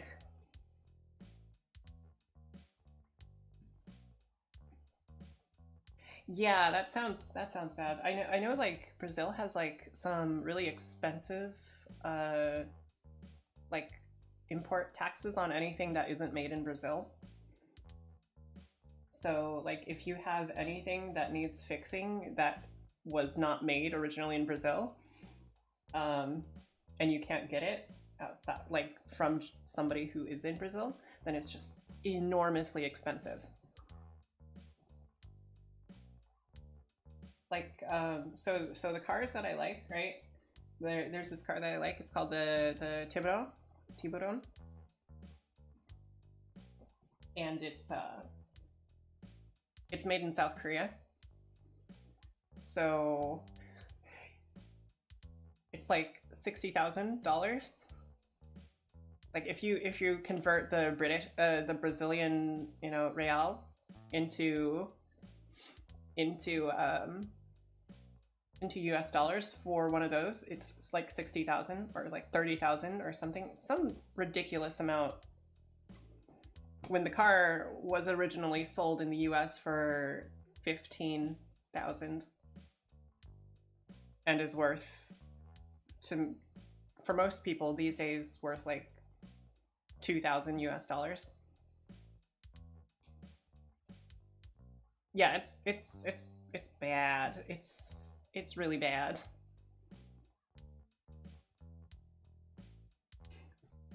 Anything that's just not made there is just go suck a big one, essentially. Oh no, not in the US. In the US it's like $2,000 for one of them. But I think I saw somewhere that somebody had like bought their quote unquote dream car and they're from Brazil, and it was a Tiburon, right? And they said it was like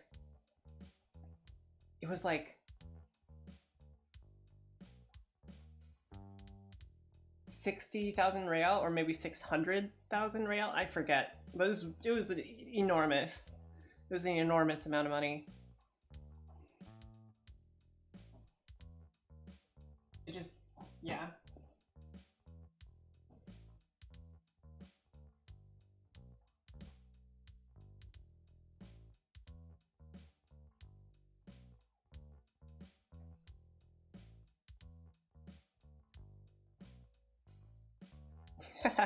Dream car.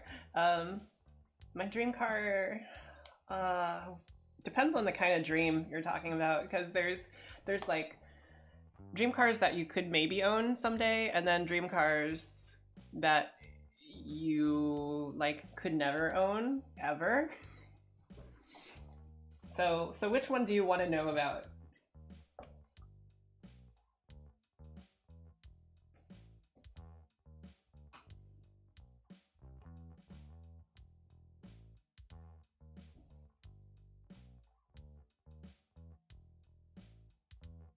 Your dream car is a Ford F-150? Really? So the unattainable dream car. Okay. That's gotta be the Koenigsegg Chimera.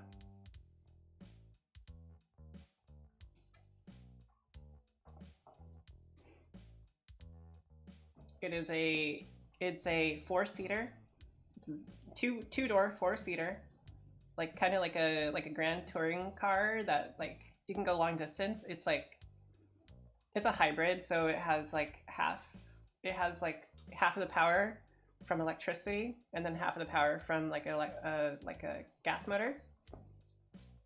But it's like the maximum pinnacle technology that Koenigsegg has come up with for that sort of stuff.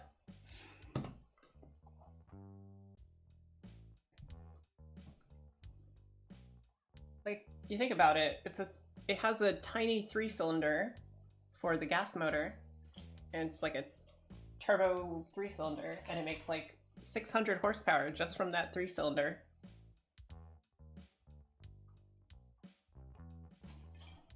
That's pretty major.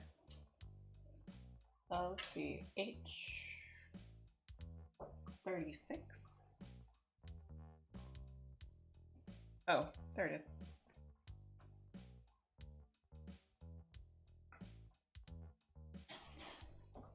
And then it wants me to grab I1 and 5.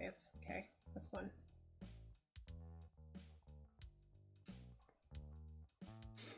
I mean, the thing is like way too expensive. It's definitely unattainable in pretty much every sense of the word.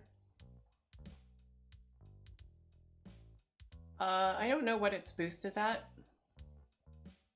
but it's pretty crazy. I think it's because it has like a whole bunch of like techno wizardry going on, because it uses free valve, Koenigsegg's free valve tech, and that tech basically makes it so that you don't have to have camshafts at all. So it can, I don't know exactly how it makes that much power, but it just flows super good. Yeah, Gemera, Gemera, or Genera, which however you want to pronounce it, that's fine.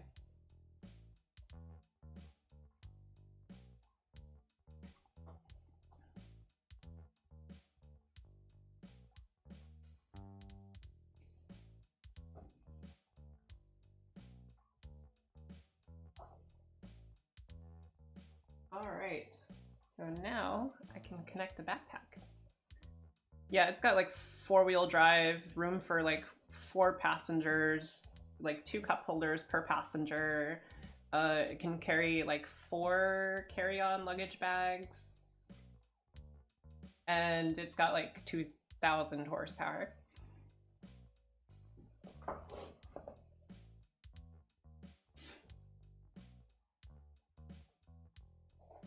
It is absolutely bonkers, that car. Now, if we're talking about attainable dream cars, there's a whole lot more. There's a whole lot more that is sort of attainable. Not necessarily as we are, because the market is crazy. But like a Supra is not attainable anymore. Forget a Supra. That's just out of the cards completely.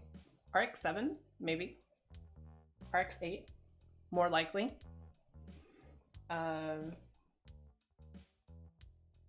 What What else? What other dream cars for me? The Hyundai Genesis Coupe with the V6.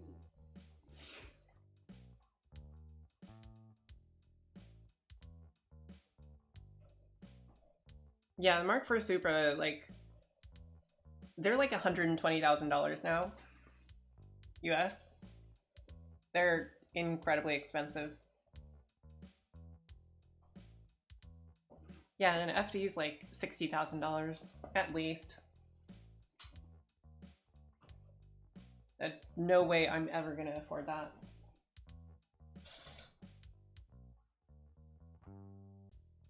Let's see here. H2.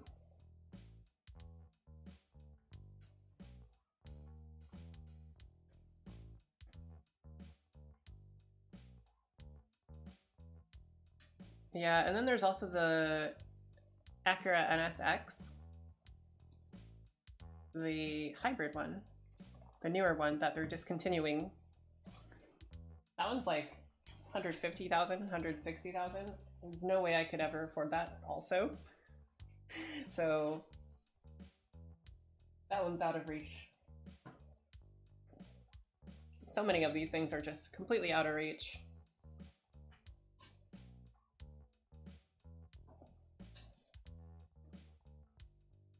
That kind of sucks. Because, you know, you're like, oh man, I wish I could, and then you can't.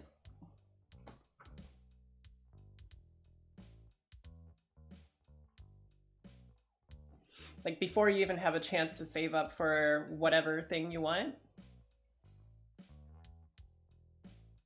the prices just rise faster than you can save up. So it's just like, yeah, it's not happening. That's just not happening.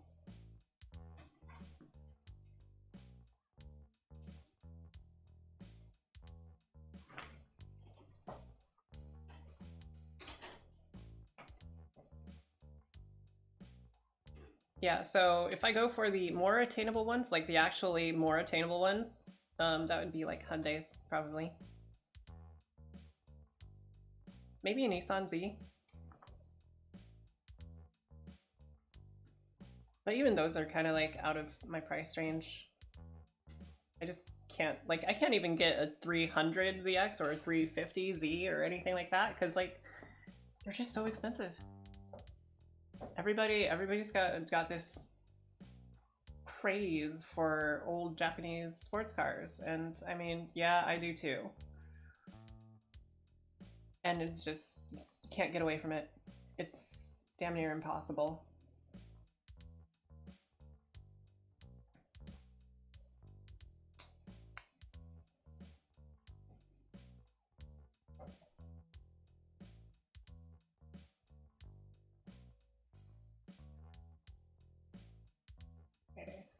That on here, and then hold on. This is stuck. Wait a second.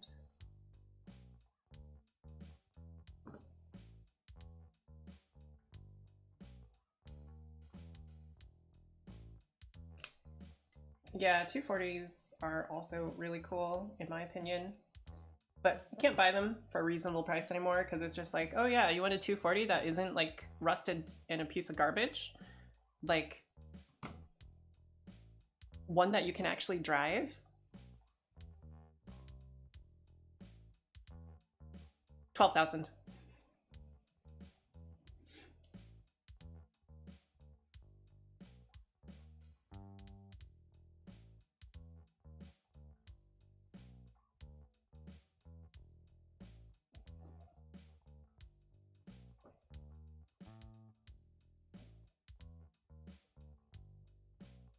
Yeah, it's really discouraging.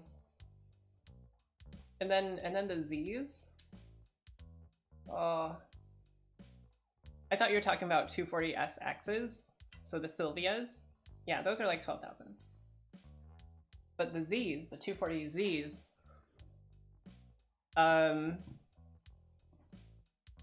That's you're talking somewhere along the lines of like 60,000 again.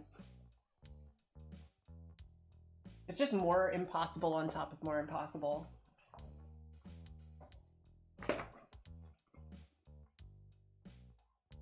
Like, people can say all they want, that, oh no, you know, shoot for your dreams, all this stuff, and it's just like, yeah, sure.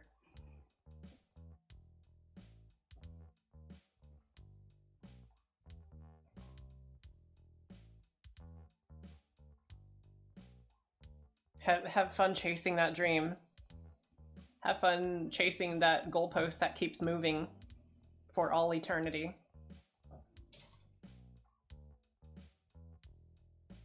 How many gunpla have I built? Oh, that's a hard question to answer.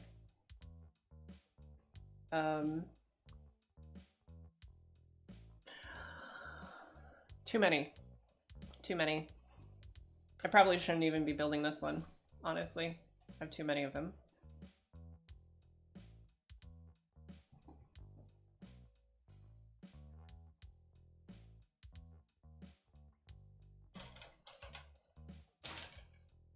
Because I've built like a couple wings, a couple wing custom zeros, and then some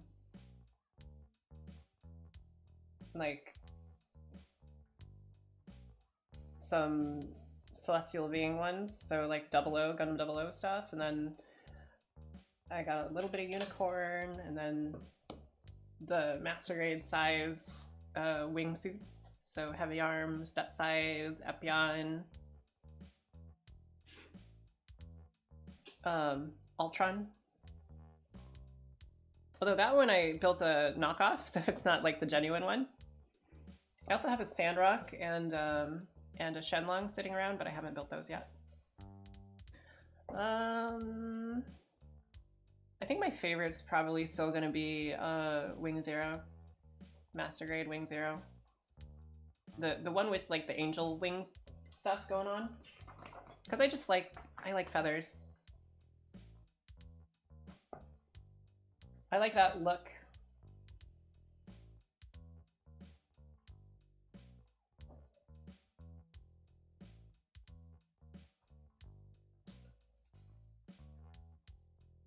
The feathers just, you know, they remind me of freedom or whatever, because, you know, America.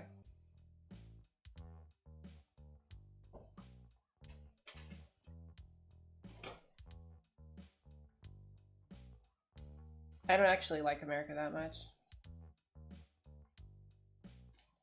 It's just a place that you live in.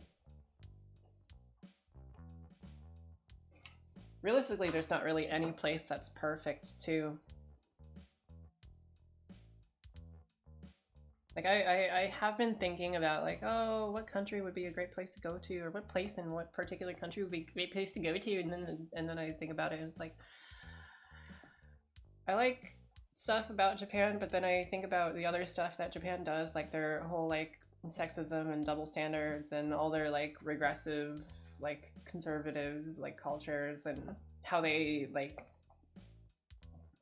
basically try to sandpaper everybody who doesn't, like, lay flat with the rest of society out of existence. It's just kind of like, no.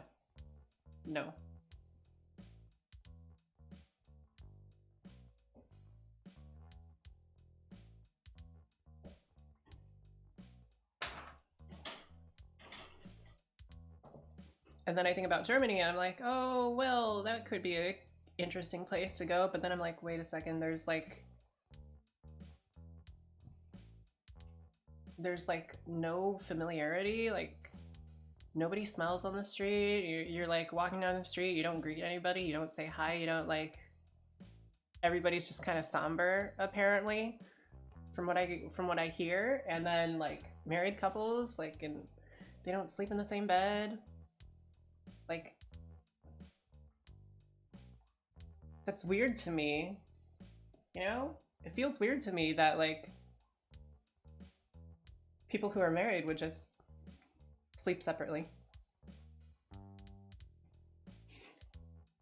And then there's Brazil. I think about Brazil and I'm like, oh yeah, there's like a lot of stuff about it is great. And then I'm like, oh, but then I can't have the cars that I like. And I can't modify them the way that I like because laws. And so that keeps me from wanting to, like, there are modified cars there. There's like lowriders and all that stuff, and like VW's pretty big there, but I don't have like, I don't like VW very much. You know, I don't really like VWs and European cars that much. They're not my cup of tea, and so I don't really want to play around with those either. So I mean, yeah, I guess.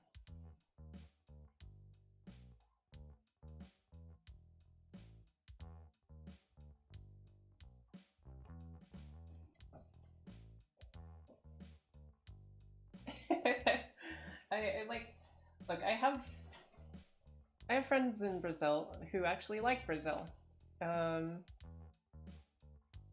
They were born there, you know, like there's good stuff about pretty much most countries, I would say. But then there's always a deal breaker for everything.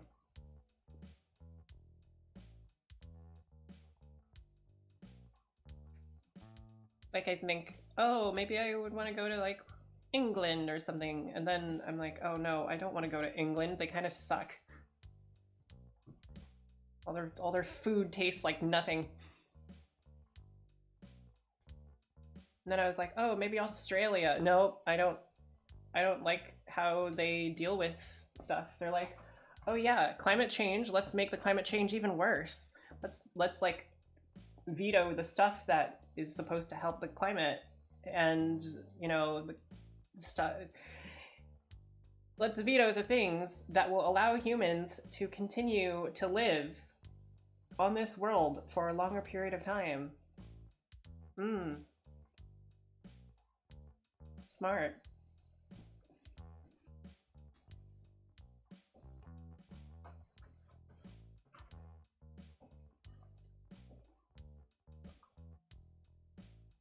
Yeah, so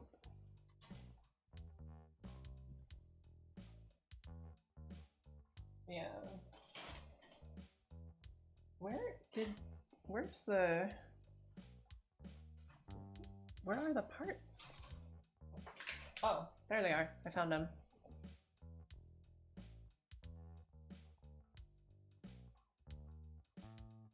Yeah, the other part of that I don't really like about Brazil is that it's humid. I don't like humidity very much. Humidity is not my place. I don't want to go to Canada. Canada is just America light, and the entirety of their identity is just, we're slightly better than America, and then it's just like, yeah, but America's a really low bar.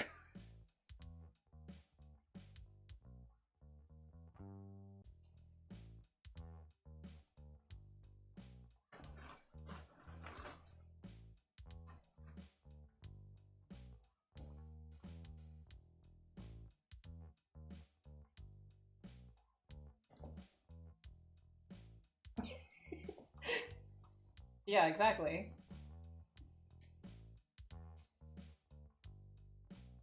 I know what you guys deal with.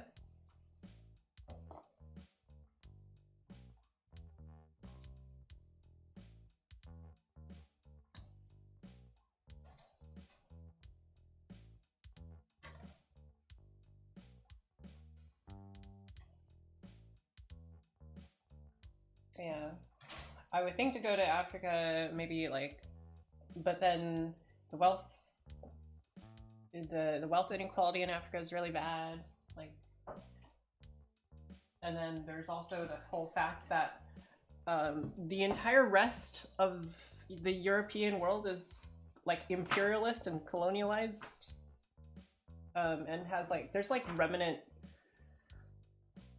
residual effects of that, just all throughout Africa. And so like they could have been they could have been prosperous and all that stuff, but all their resources are like, this is trick everybody to give up their resources, basically. You know how they do it? They say like, oh, we're gonna loan you a bunch of money to like, you know, make this thing in your country for your infrastructure, for, you know, everybody. And then afterwards, it's like they know you can't pay it back, so they just basically make your entire nation in debt forever. So your entire nation is a debt slave to another country. And that's just not okay. But then again, like, I also don't want to live in a place like that, you know? I don't want to live in a nation that is the debt slave. And also, I hate the idea that my nation is the one that is making debt slaves, but it's just the facts. I think China is making debt slaves more rapidly than any other country right now.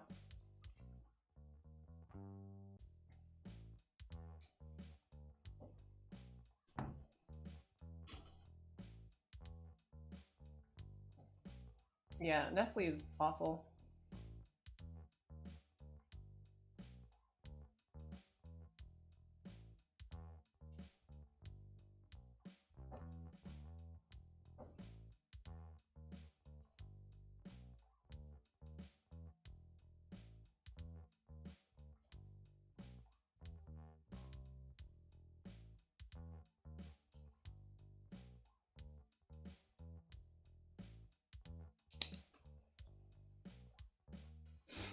Yes, exactly. We literally live in a society.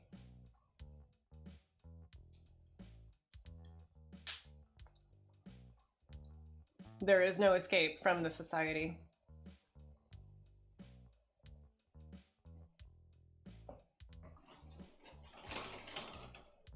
It's been around way too long. There's no way to reboot it.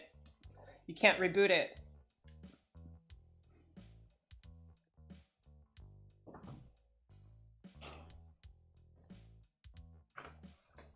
Yeah, it kind of sucks.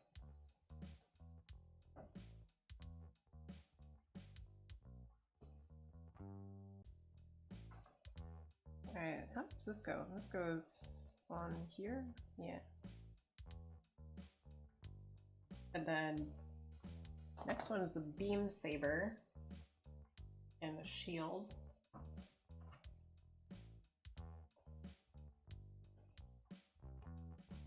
D15.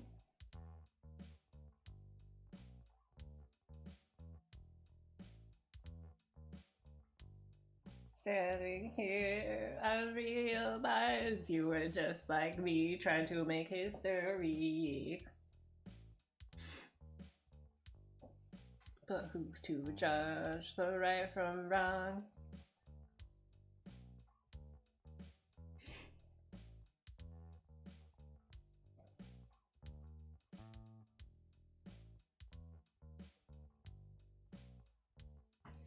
You know, I kind of want to make some like meme covers of these songs.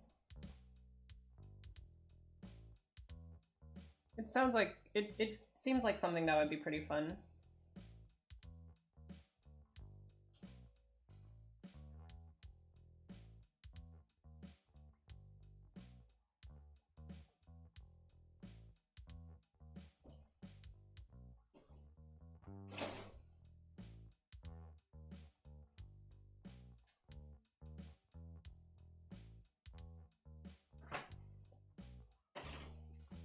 Can everybody update me on how soon Yuki and Yuna's debut is gonna be?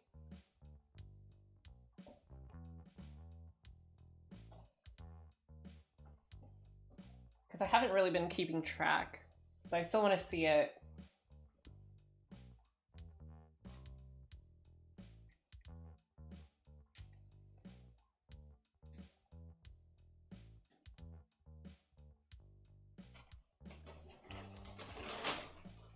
45 minutes? All right, 45 minutes to finish this up, and that will be that.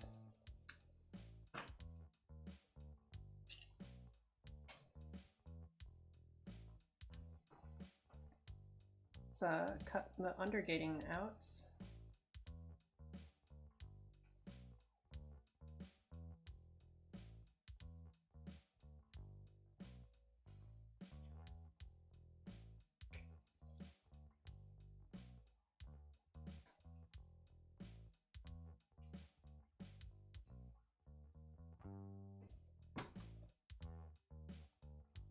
Okay, so I need another of these pieces here.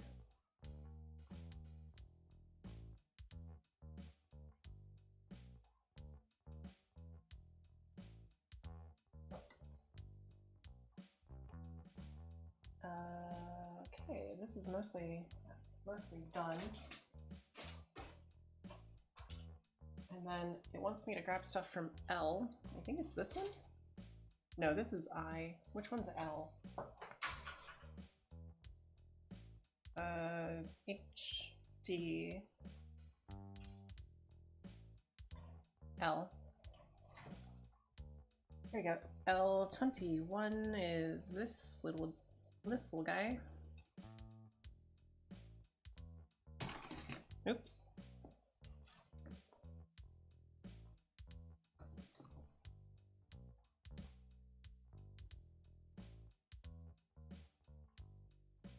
There we are. And then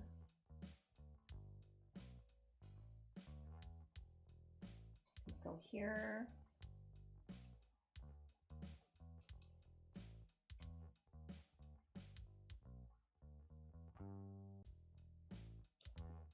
Okay, I see this is a gun shield. Okay, number 16, and then L1 and 4. Which one's 4?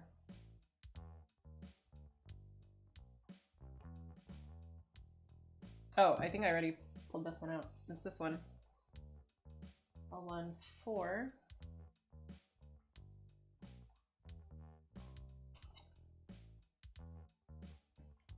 There we are. Shield's done. And then there's, I think, one more hand here. Yeah, it's a gun hand. Gun holder hand.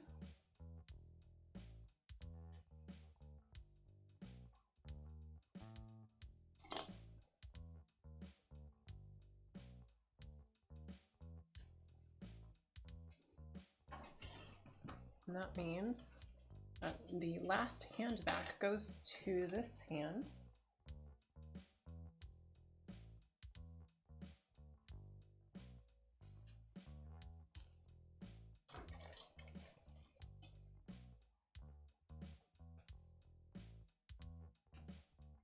Let me put this together here.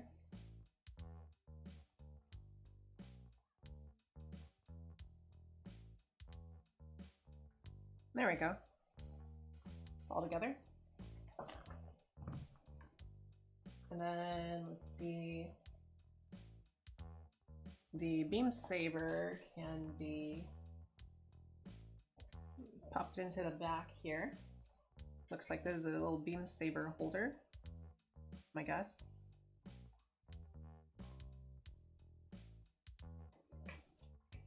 First things first though, I gotta get rid of these undergates because I totally forgot.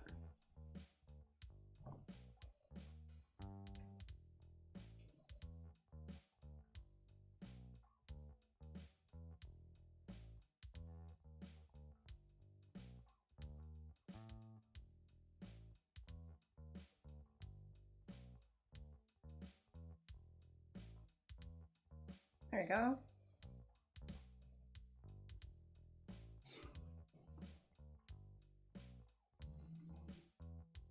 Do all gunpla enthusiasts make pew pew noises? Pew pew, pew pew. Yeah, I guess they do. Alright, I have one more big part to do, and that's the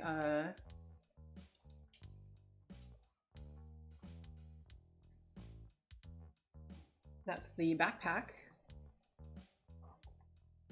Hold on a second, let me give him the gun. Okay, backpack time. Oh, these are pre-molded. These are some good pre-molds. I'm glad they didn't completely stop doing this pre-molded, like, pre-hinged stuff. Because that would suck. And it would stop feeling like RG to me.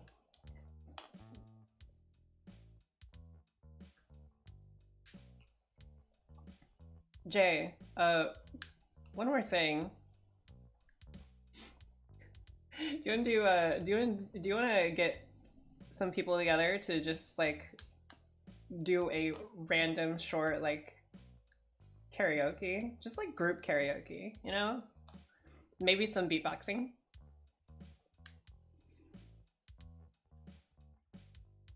I've been trying to push the beatboxing thing for a little bit because it's one of those things that I tried to teach myself when I was in high school.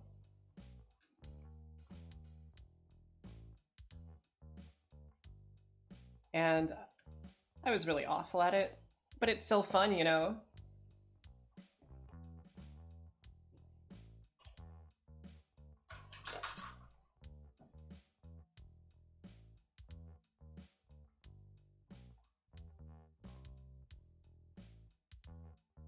Right? Imagine a VTuber beatbox thing.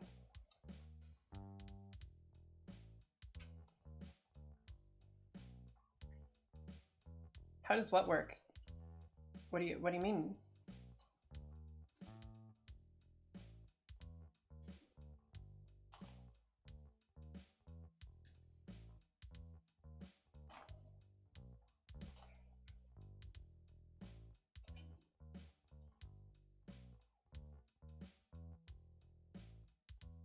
Like, how does beatboxing work?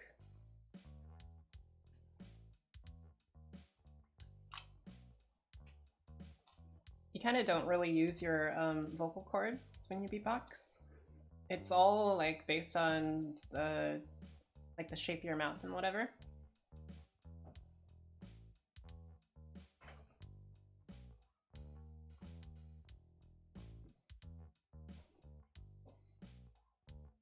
Which one is E? Not this one. This one? This one.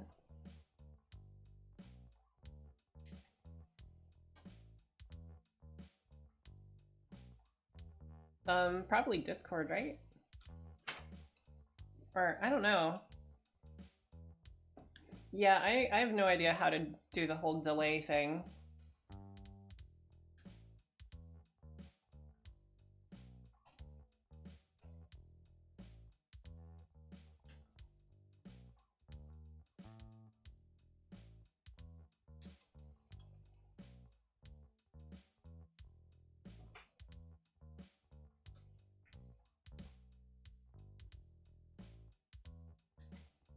I mean, I guess the only thing you could try to do is like have everybody try to sing along with one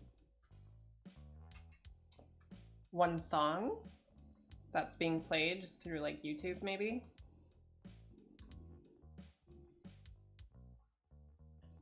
But I still don't know. I think that'll still have delay.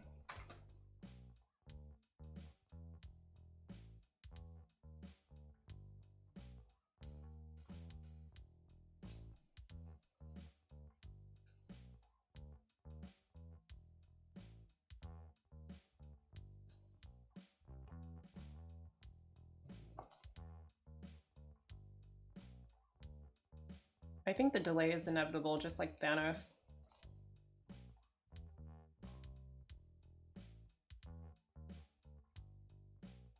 Yeah, it doesn't have to sound good, it just has to be fun, you know? If it does sound good by accident, that's a bonus.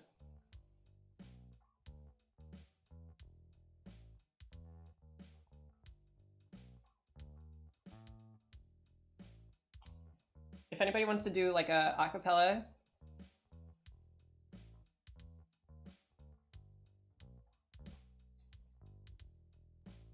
I can do beatboxing. What joke? I didn't tell a joke. What do you mean?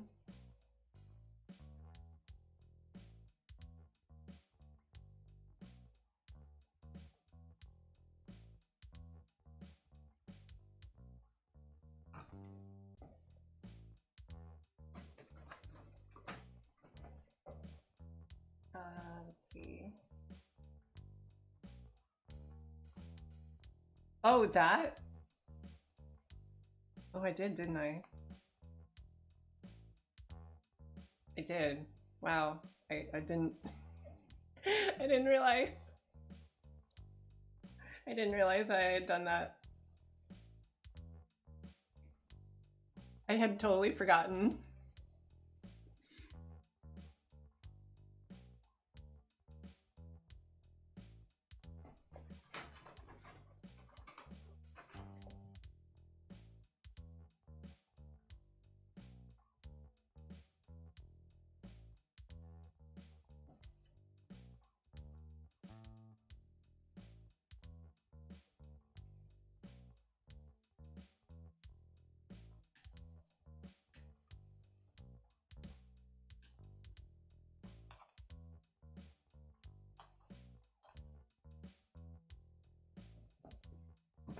Okay. Let's see. I'm gonna try to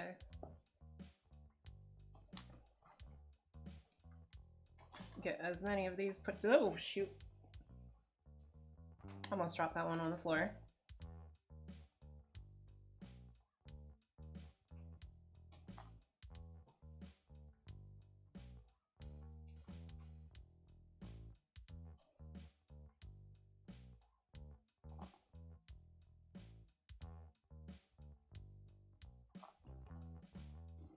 I was told that my humor is very dry or deadpan, I don't know.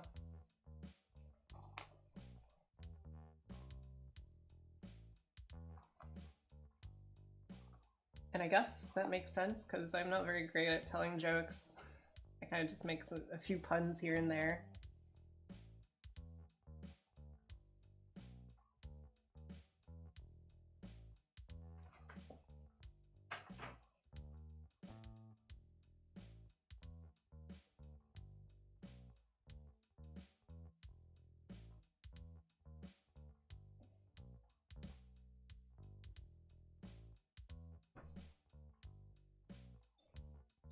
I need to figure out how to do that though. Like I really don't know how to get it all working.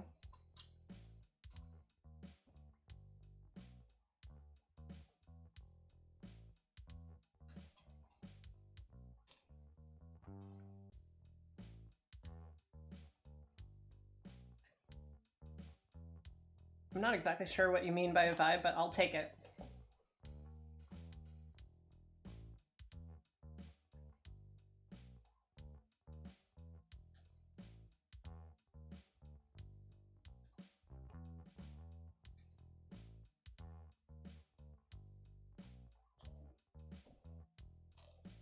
Whew.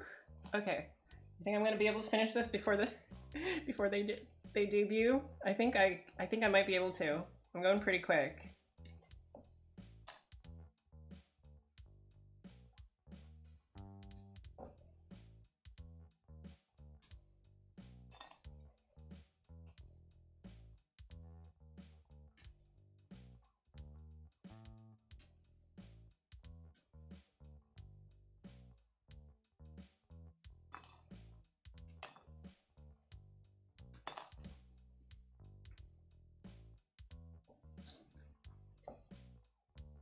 Oh no, it's undergated.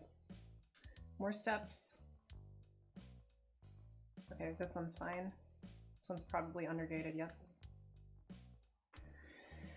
All of them are undergated, which is usually a good thing, but when I'm trying to go for speeds, kind of slows me down quite a bit.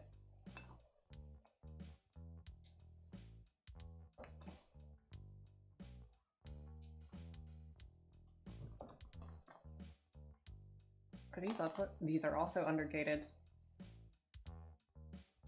I guess they decided that dark pieces should be undergated to prevent discoloration from like stress marks when you like cut them. But man, does it slow everything down. Not that that's the purpose of Gundam model kits. Gundam model kits are meant to be taken at your own pace. Unfortunately, my own pace is crackhead.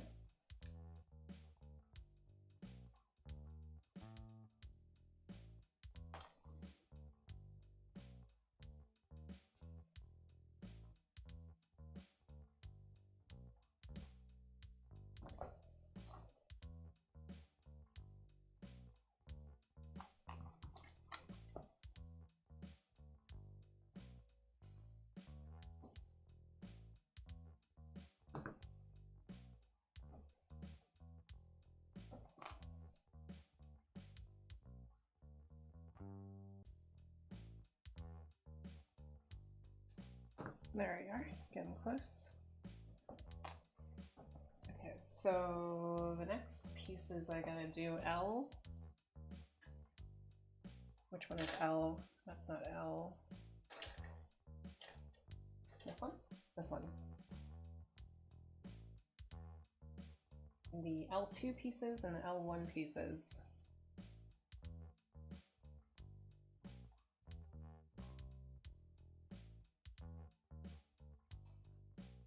Oh, these are kind of hard to do quickly because they're so tiny. They don't have like a big piece to like rest your cutters against to speed stuff up.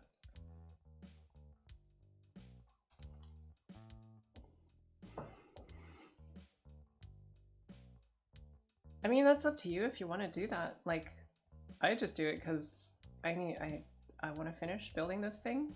I want to build this thing and show people that I like Gunpla. I can say it as much as I want and take pictures as much as I want, but see more about a person's appreciation for an art form when you see them do it in person. How'd you like my Joker impression?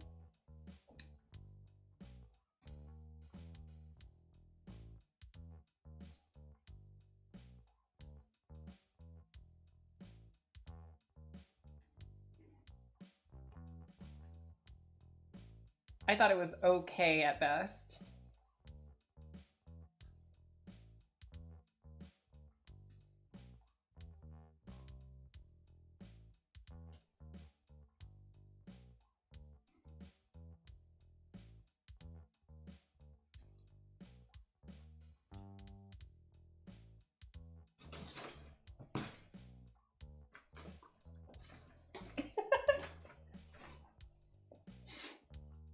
I'm glad y'all liked it.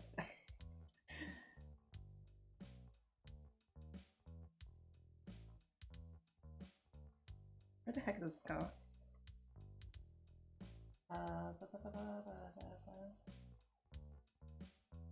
No, wait a second. Do I have these on the wrong pieces? Yeah, I probably do. Yep.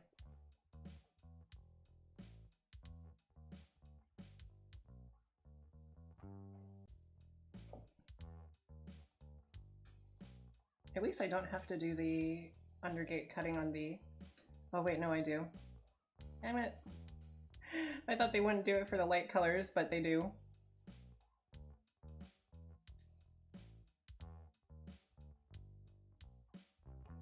I'm glad you understood. I'm glad you understood.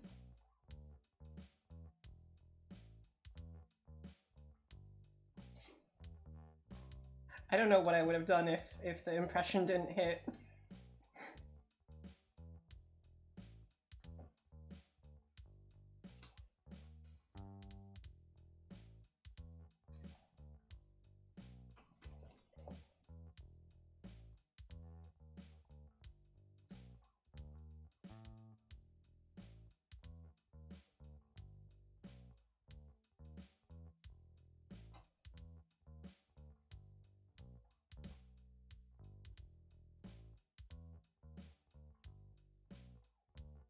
You know, I wish I could do vocal impressions better. Like, I can do the Heath Ledger one pretty okay, but then like after that, I'm just kind of like, I don't know what to do.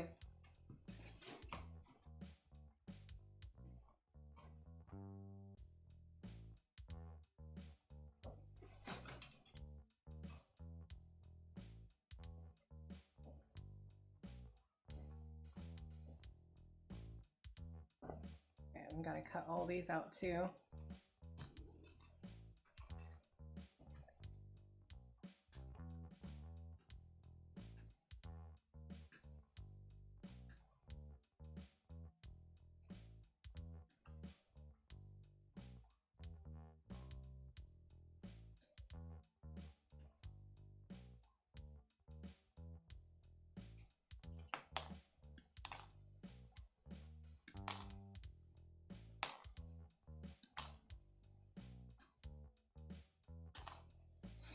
There we go. These individual pieces also need to have their undergates cut.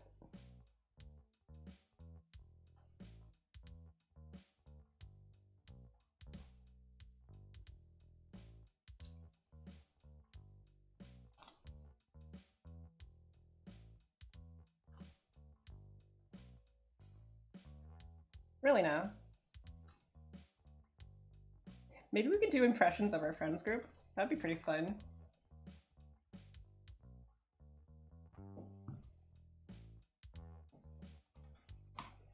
Like you do an impression of Tori.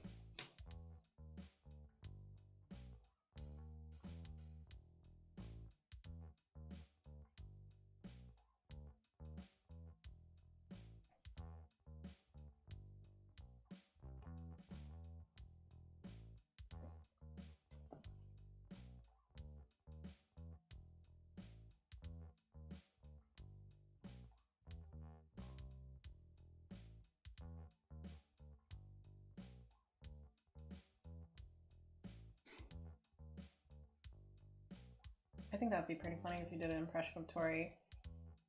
Personally.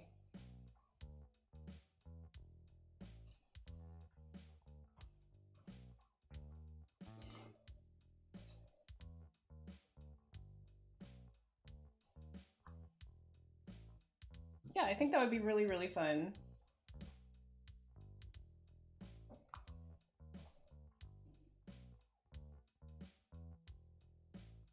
And maybe after a while we can we can like joke with each other and like try to get somebody to guess who's the real one if the impressions get good enough.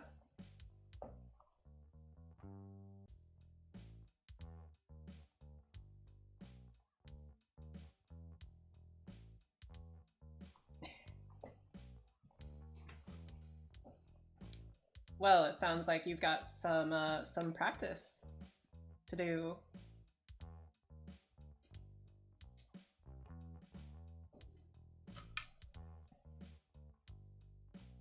Because like there's like several parts of an impression. There's the cadence, and then there's your actual accent and your pitch.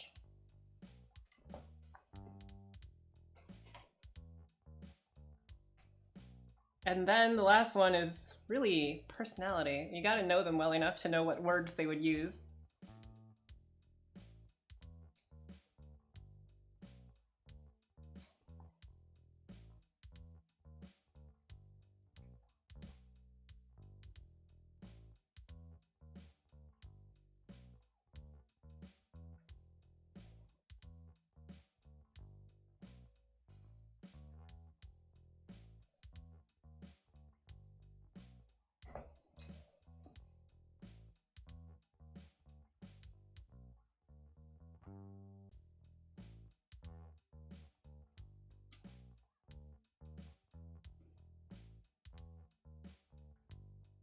I think I'm making pretty good time. I think I'm gonna finish before the debut stream. I'll be able to make it.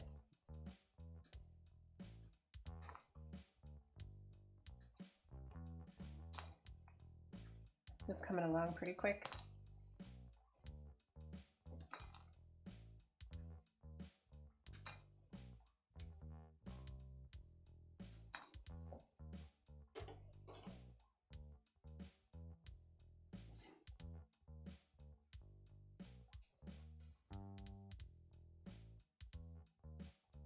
it does kind of get hard when you can't like actually make the sound of their voice.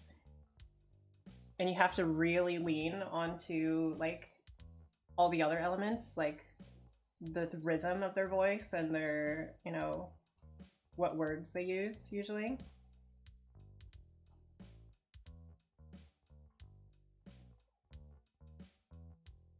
Because everybody's got a different rhythm for their voice.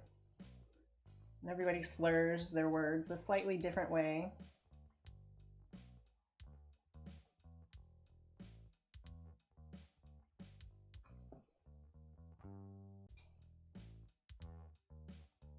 Actually, I would really love to hear somebody's impression of me, like, because I don't think I've ever heard anybody imitate me before. Then again, like, I'm not very well known, so nobody, that's pretty normal. Nobody's gonna imitate somebody who nobody else knows. Why build that skill set? Nobody's gonna know what you're imitating.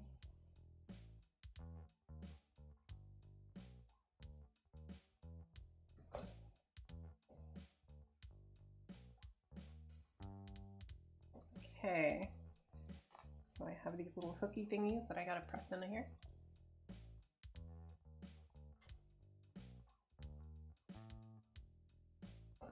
Okay, I think these go with these other pieces, and then these down here go with these.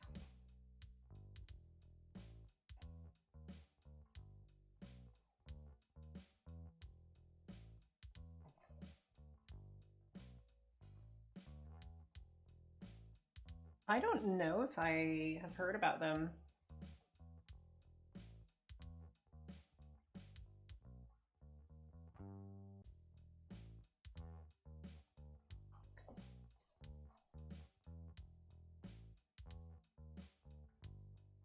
Yeah, I don't think I've heard about them before, so you're gonna have to enlighten me. Oh shit, I dropped it. I found it. There we are.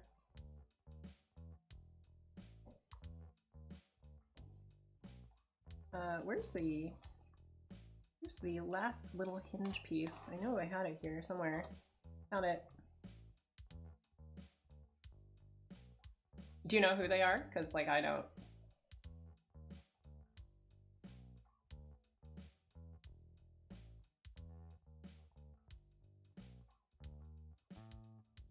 Are you, is it like a person or like a VTuber person? Like,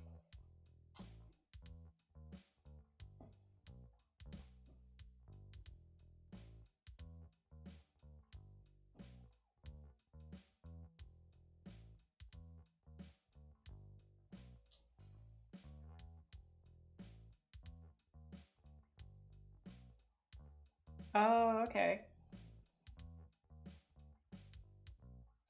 Huh.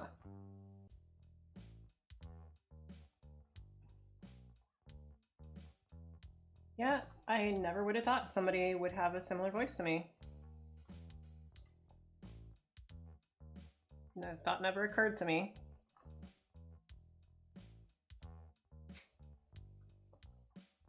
I've always kind of thought of my voice as kind of like different because I've never heard anybody who sounded like me. Because like I've heard recordings of myself and I know how I sound to other people, and I haven't heard that sound before.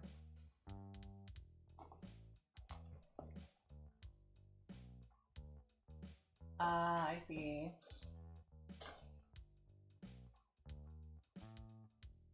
Yeah, that sounds pretty alright. Like, nobody has to be say so or not. Like, that's just how it is. How would you rate my say so-ness if you were to rank it? What would you say? I think I'm pretty say so, but maybe I'm not that say so. Not as say so as I think. I don't know.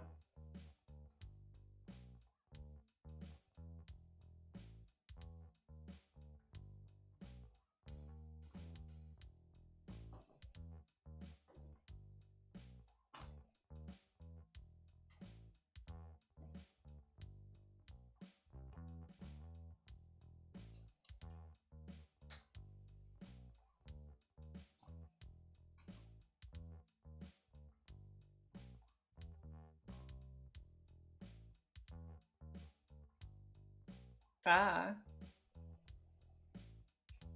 I guess I have to cuss more.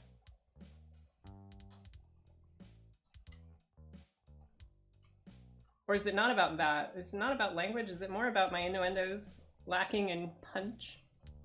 Lacking in depth?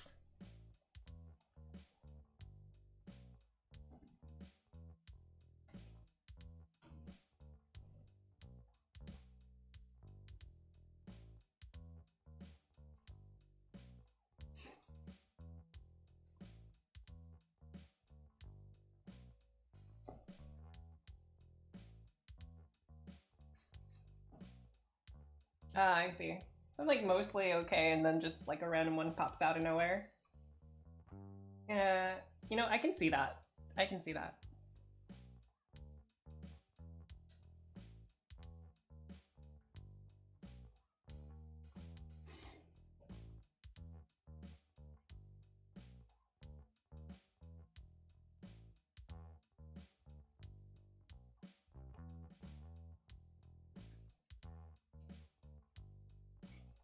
It's going pretty quick. Just gotta cut the cheesy plastic.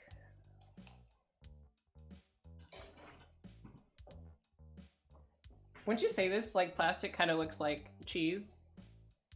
It looks like that like American cheese that comes pre-sliced and like pre-packaged into like individual little wrapped packages.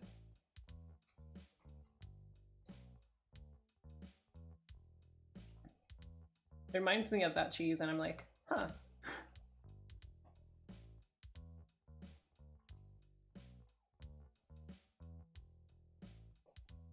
And then I want a grilled cheese.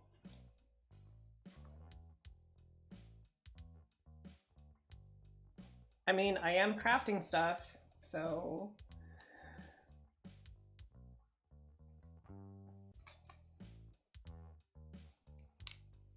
What if that was a joke by Bandai that nobody was supposed to get except for like the manufacturing engineers?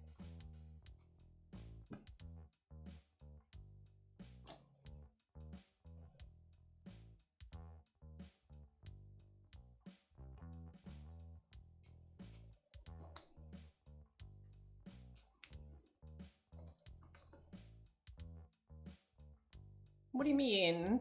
What's so bad about that joke? I thought that was good.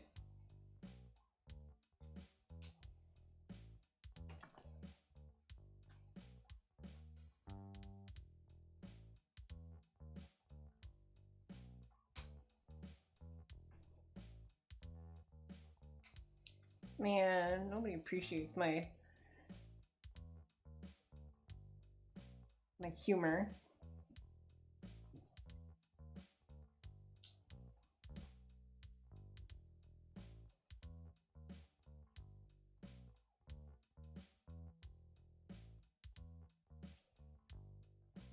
Okay, so that bends. I gotta make sure everything is bending nicely, as it should. Yep, that looks good. That looks good. Yep, that looks good.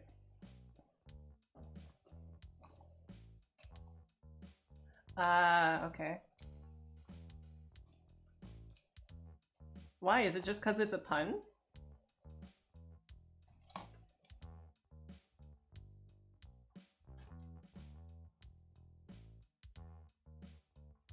Okay, so it seems that I'm supposed to fold a bunch of them up.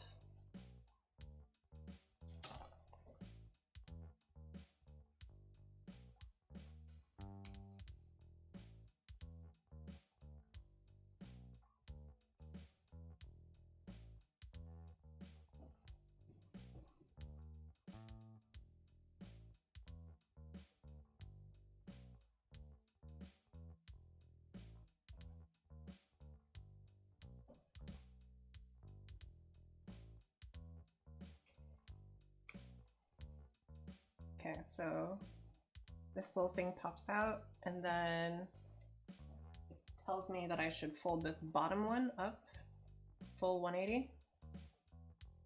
then attach it to the next one.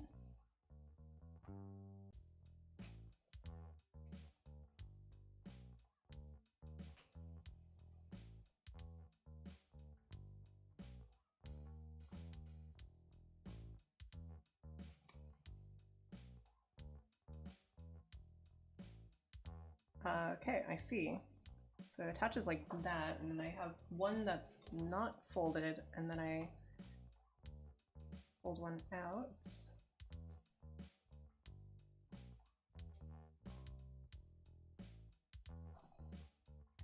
Then I have to connect this to here.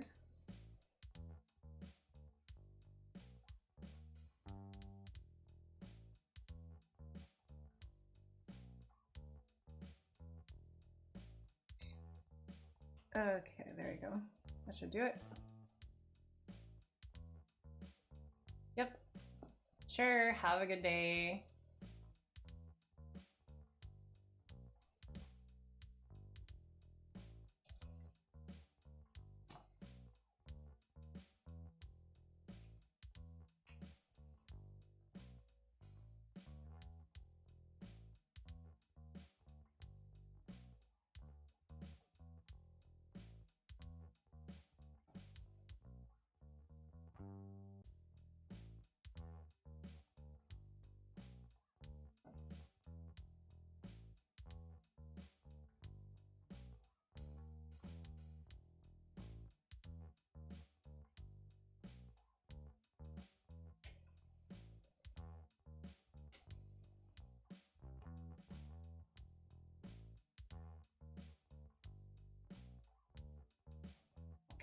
There we go. This is kind of hard to get all together.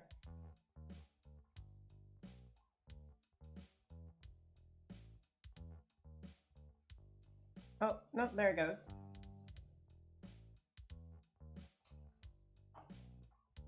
And then the next two are gonna be up higher.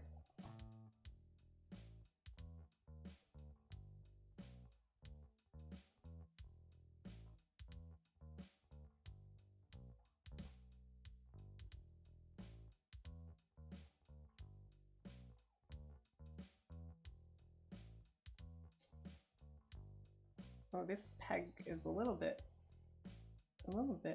uncooperative.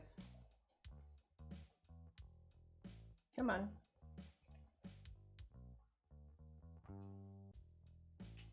There we go. And this folds up. And then the last one I think is supposed to be unfolded. I don't think I have to... Yeah, I don't have to do anything with the latches on this last one, so that should be a lot easier. There you go. And this goes on to Hi Nu's back. Let's see.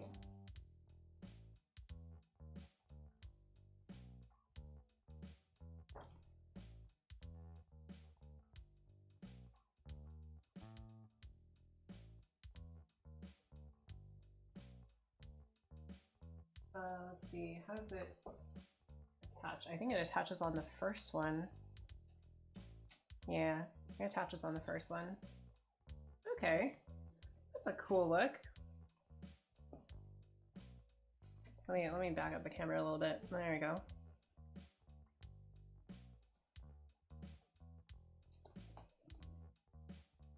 I haven't panel lined it, but this will look pretty cool once it's panel lined.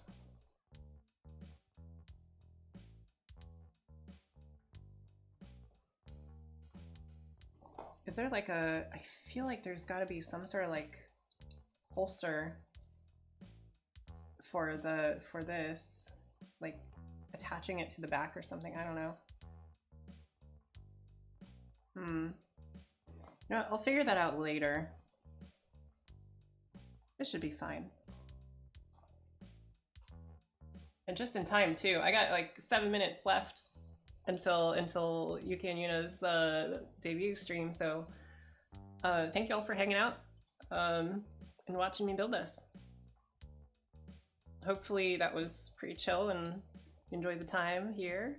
And just if anybody is still free to go watch VTubers, go watch Yuki and Yuna's debut stream. I'm going over there right now, so I will see you all next time. Ootori Azumi. Bye bye.